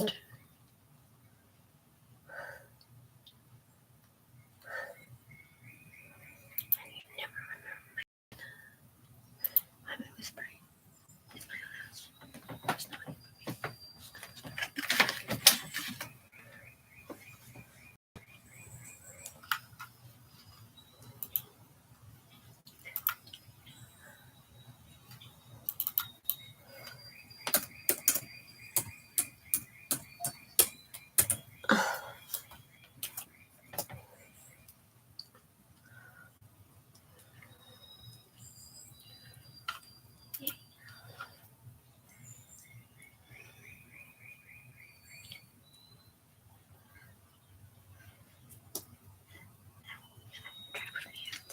Take care of them in a prison. Quite right, Will. Jack Clubman, great name, says, as I saw young children play in the 80-degree Chicago lakefront parks yesterday, I could not help but think of the young kids being torn apart in Gaza. Indeed so. Online one is Hassan in London, who wants to ask who to vote for in the London mayoral elections. Go ahead, Hassan. Hi, George. George, the elections are on Thursday, and I definitely do not want to vote for either Labour or the Tories. My grandfather's band. And I think Sadiq They Khan had has an been Indian very guy. weak I was like, on Gaza. He has not supported the people, so he should definitely Yeah, does not Black deserve our Watch. vote. But everybody gets 3 votes, and I wanted your advice in terms of who should we vote There's a for. lot of Indian people in Scotland. I was like, really? This is news to because I me. promised I would, and there's no The candidate that I first time could I support brought a on the ballot black guy for home mayor for Thanksgiving or dinner. So if I was You a guys London started off voter, by which saying, hey, nowadays I'm welcome. not, I'd Sorry, you don't start have my any ballot chicken. We have a paper, whole lot of or turkey. I'd stay at home and hope to make a Yeah, point that's by awkward. a low turnout. But if you must vote, all I can ask is that you do not vote for the genocide candidates. And that is the Labour, Conservative, and Liberal Democrat candidates. Don't forget the Liberal Democrats are every bit as supportive of Israel's onslaught against the Palestinian people as the Conservatives and Labour are. You only know about the Conservatives and Labour more because nobody much pays attention to the Liberal Democrats anymore. So don't vote for genocide. Any candidate supporting the Israeli genocide in Gaza must not get your vote, or the blood will transfer from them onto your hands. Thanks, Hassan, for giving me the chance to point that out. Now, I mentioned earlier my new show. I'm piloting it really. It's free for anyone to use it and broadcast it. And I'm hoping to use the technology that I'm pioneering there on the mother of all talk shows eventually. It's called Have It Out with Galloway. It's got a website, haveitoutwithgalloway.com, and you can register to be on the video wall and appear in person to ask me or my guests a question. Take a quick look. I'm back, not just here in the scene of many crimes, but on your screen with a brand new weekly show called Have It Out with Galloway. There'll be a panel, there'll be experts, there'll be me, but there will also be you. joining me as a studio audience online. Have a go. Why don't you? Make your heart now. What's up, Giacomo? Come eat? Now, Are we too good? it normally goes out on a Tuesday on my YouTube channel, but it might be a bit earlier or a bit late. So keep looking out for it because I've got such a heavy parliamentary timetable this week where I've got scheduled questions and I must be in my place right up to late in the evening, which is when I normally do it. So I'm hoping it'll be out on my YouTube channel on Tuesday evening. But if it isn't, look again the next night. Why don't you? Terence, our old friend in Norwich, is up next. Go ahead, Ter. Good evening, Mr. Galloway. Awfully nice to hear you again. My question concerns you as the brute of British politics. We want to know what you're doing in this country. People in Wales are asking me, at least 10 or 12 people have asked me, what do we know about the Workers' Party? Scotland, 3 or 4 people up there have asked me. And indeed, in the north of Ireland, people are asking me, how are you communicating with the wider British public is my main concern, because I'm right behind you in a British context, Mr. Galloway. I may have different views on other things, and that's natural. But you really can rock this place called Britain, this island, and it needs to start in Rochdale, I feel. Yes, I think it has started in Rochdale. It's an idea whose time has come. Right man, right party, right place, right time. I am convinced that the market for none of the others is a very considerable market. There is no love for either the Conservative or Labour, or for that matter, Liberal Democrat parties. No love at all. People for one cheek of the same backside because they dislike the other cheek even more. But it's still a backside, and they're still asses. And the emergence in Rochdale of somebody with more attractive ideas, a more attractive style of work, a more inclusive and broad, patriotic, but broad constituency, if you like, of appeal and support. It's very definitely there. People are joining us. Dozens every day join us. Dozens, maybe scores. The last time I checked, it was something like 30, 40 people a day were joining the Workers' Party. You can do that on our website. You can follow us on our social media platforms. We've got a big surprise coming up on Tuesday afternoon. You'll see some great pictures and video of just some of our parliamentary candidates. We're standing hundreds of MP candidates, and we still got vacancies. So if you want to join the Workers' Party and become a parliamentary candidate, as long as you can pay your own expenses for your campaign, then we'd be delighted to hear from you. We're going to win some spectacular victories on Thursday in the local council elections. Perhaps the most significant one will be in the Longsight ward in Manchester, where we're taking on the deputy leader of Manchester City Council. And we're going to whoop his ass. Let me promise you that. Let's go to Denise in London on Israel, Gaza. Go ahead, Denise. Hi, George. A real pleasure to speak with you once again. Just 2 points from me. Firstly, I've witnessed and had the displeasure of hearing the parliamentary committee this week that we're talking about Israel and the UK and the sending of weapons and selling of weapons by the UK to Israel, and whether there would be a perception of the UK being complicit in genocide and the plausible genocide that's been talked about from the ICJ. And you'll probably know them, George, but obviously Jonathan Sumption was there, Lord, and there was a representative representing the Israel state. It was really quite disgraceful, the fact that facts were being reinterpreted to the extent that there was claims that the Hamas were killing the level of people that have died allegedly over in Gaza. They were saying that was less than 33,000, around 19,000, and the fiction and the outrageous statements that were made by the Israeli representatives there at that committee was horrendous. But I think the positive point, George, from that committee was the fact the committee had convened and actually discussed this issue does show that they are rattled and that they are trying to find some window to hang on to actually justify what they're actually doing. So I see that as a positive in every way, despite the horrendous details that were absolutely discussed during that session. And the second point that I just wanted to raise is that yesterday, again, I attended the pro-Palestinian, the march yesterday from Parliament Square to Hyde Park.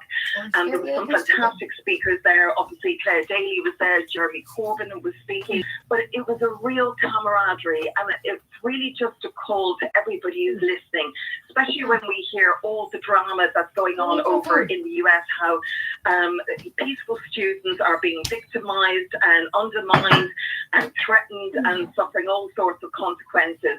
I want people to remember that it is important that they still should show up at these protests, because they are peaceful protests. And I have to say, the camaraderie was fantastic. There was young people there, children, families, all sorts, elderly, and it's a really great thing to see that there was no trouble, there was nothing going on, and I think we should still show our support. And just a huge thank you to everybody who shows up on a Saturday. So I've missed a few Saturdays, certainly after going again yesterday and some of the other Saturdays I've attended. I'll make sure I will make an absolute point of attending each week until this tragedy ends.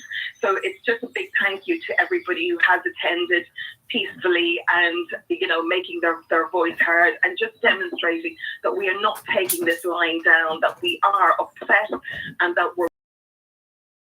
we do not expect other citizens in another region to be treated in this way. So just a huge thank you to everybody who turned up yesterday. Very well said, Denise. The only thing I can say about that sophistry, that there wasn't 33,000 people killed, there was only that reminds me of these Holocaust who argue that there couldn't have been 6 million Jews murdered. There was only 5 million or 4 million or 3 million.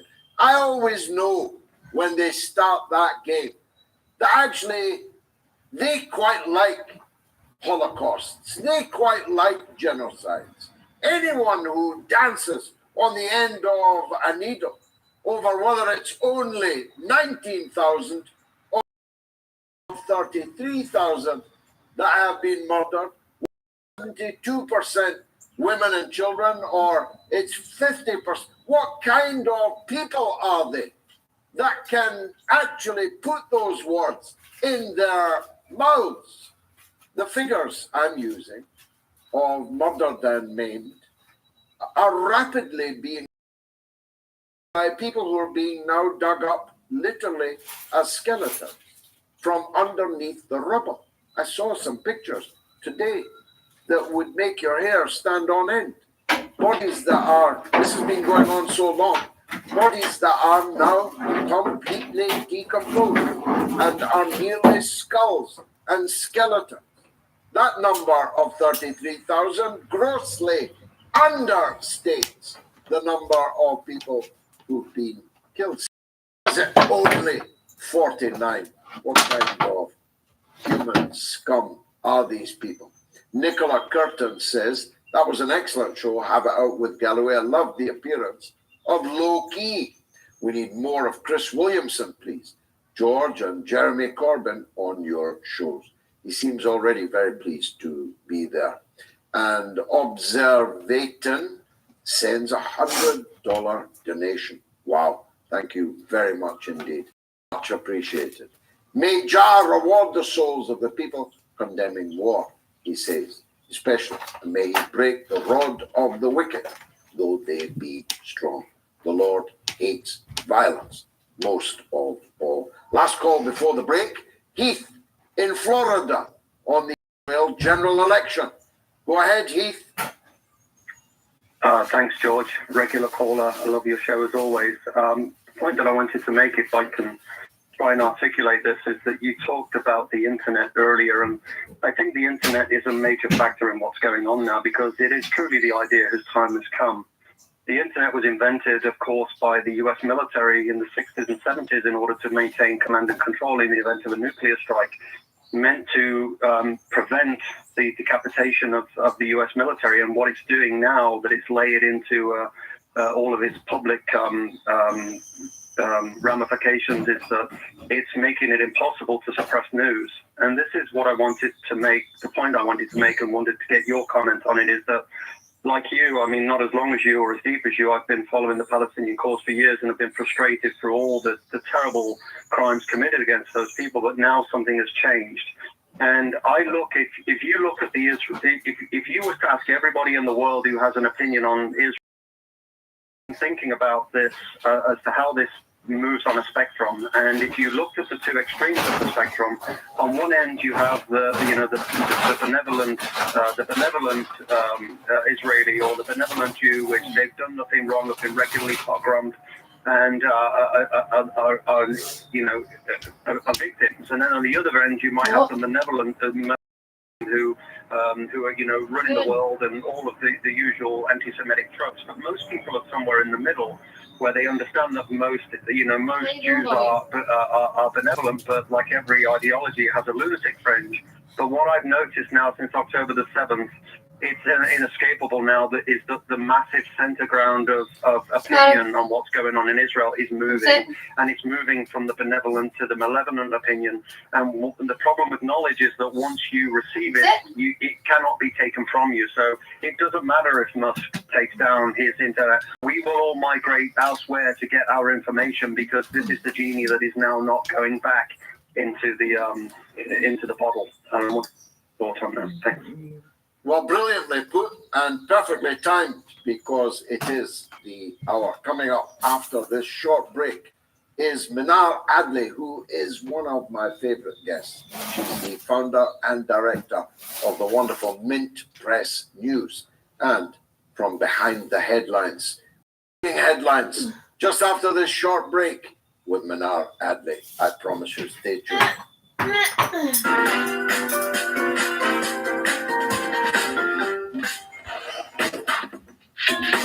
I defy anyone to contradict the point that every person alive today was born of. So why would we say that the people in the labor wards, in the maternity units, are people who are giving birth? Why can't we say women? Why can't we say mothers? Why can't we say mothers who are breastfeeding? Why do we need to say people who are chest feeding? All of these words, and indeed all of the trend that you say you dissociate yourself from, of transgenderism, transmania, I call it, are all taking rights away from women.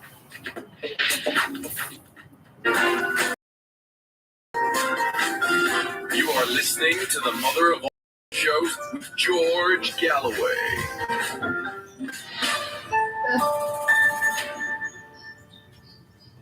Well, this poll is going big guns, might even reach a record. Are the US student Gaza protests anti-Semitic?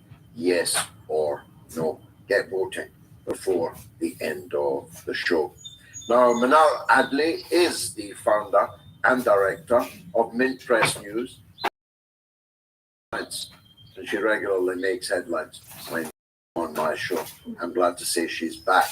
Minar, most welcome. We spoke with Bryce Green extensively earlier in the show about the protests. You may want to supplement what he had to say, but I wanted to ask you about the gigantic bonanza that the United States taxpayer just gave to the UK. $1 billion in excess of anything that's been given before to little Zelensky and his corrupt regime in Kiev, but also the 26 billion that was given to a man who we're led to believe is about to be issued with an international arrest warrant. What kind of largesse is this? When I see another train derailed in the United States just this very day because of the crumbling infrastructure and ailing economy and mass poverty that exists.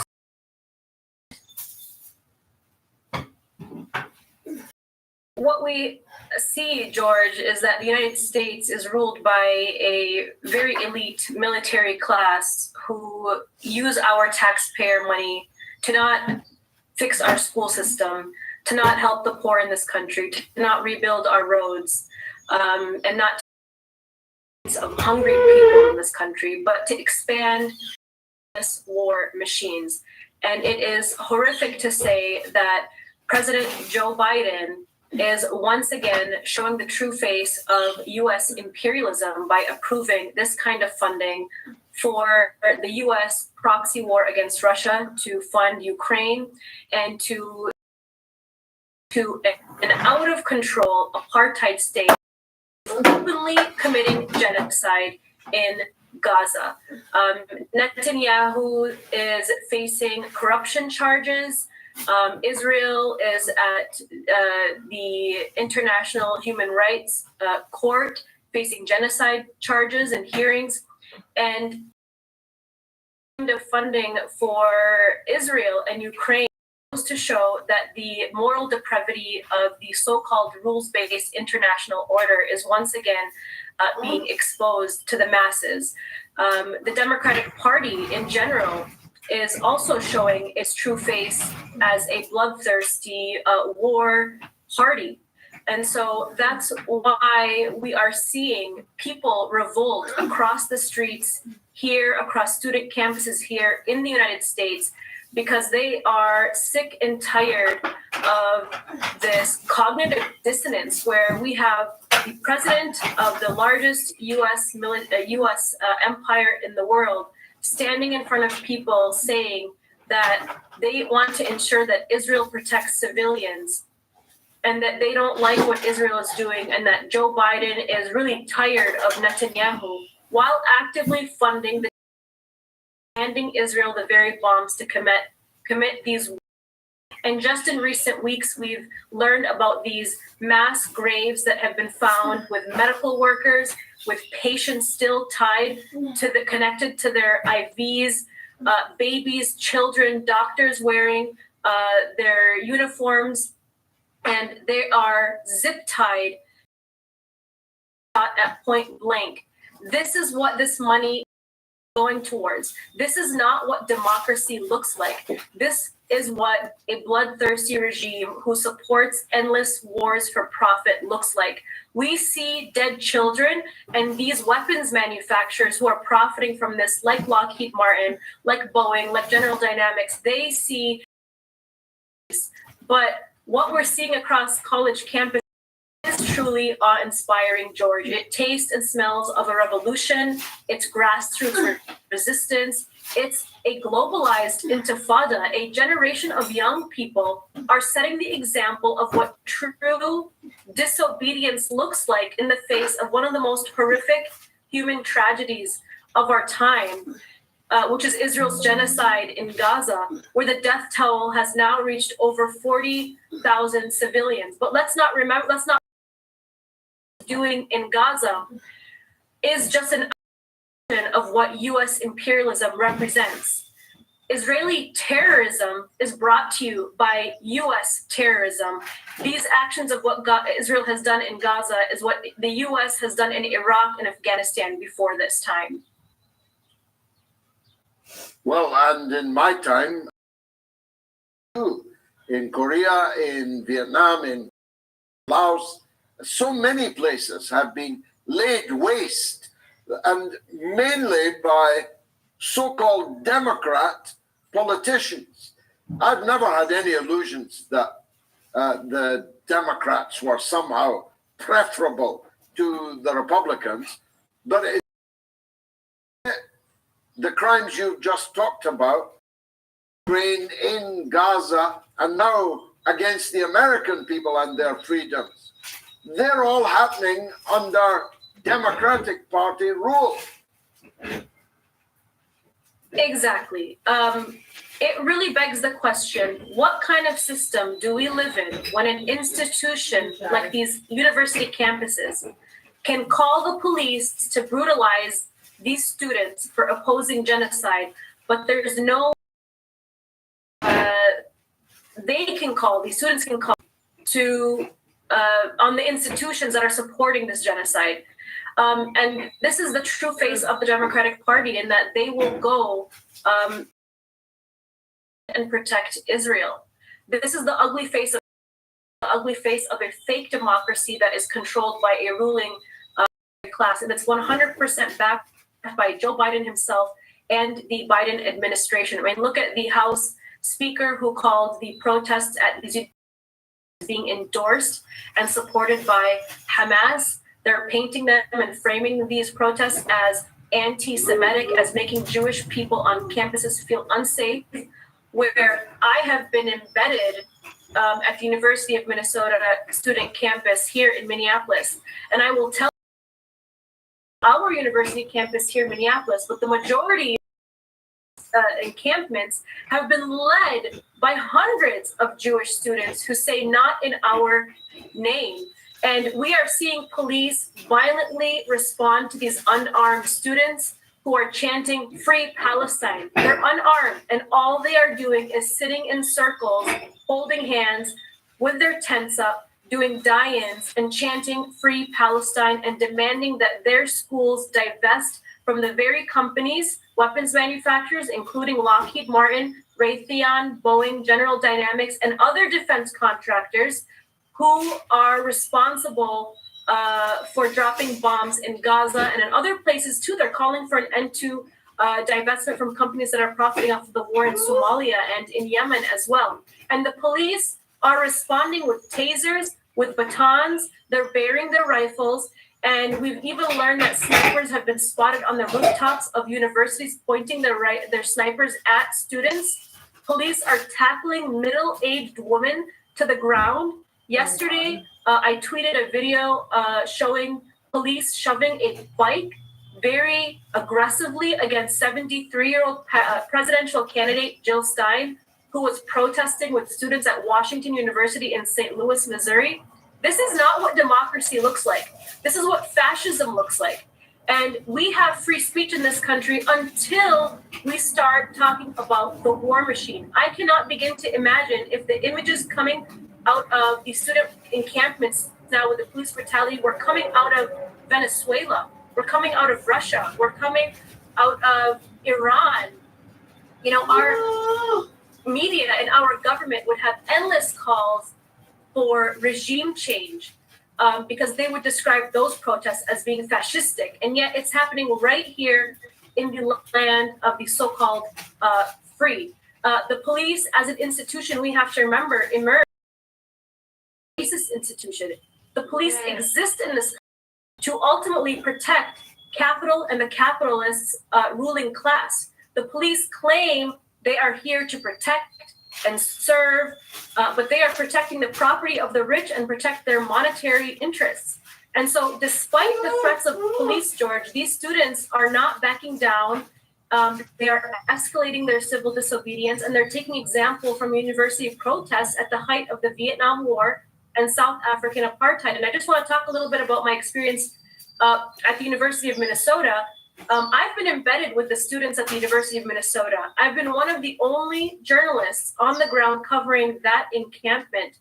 It's given me an inside view of what's happening on the ground across the country, who are protesting their companies in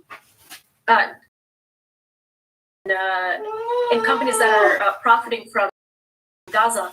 And these students are taking inspiration from 1968 anti-war protests that erupted on student campuses against U.S. war, against Vietnam, and student protests in the 1980s against South African apartheid.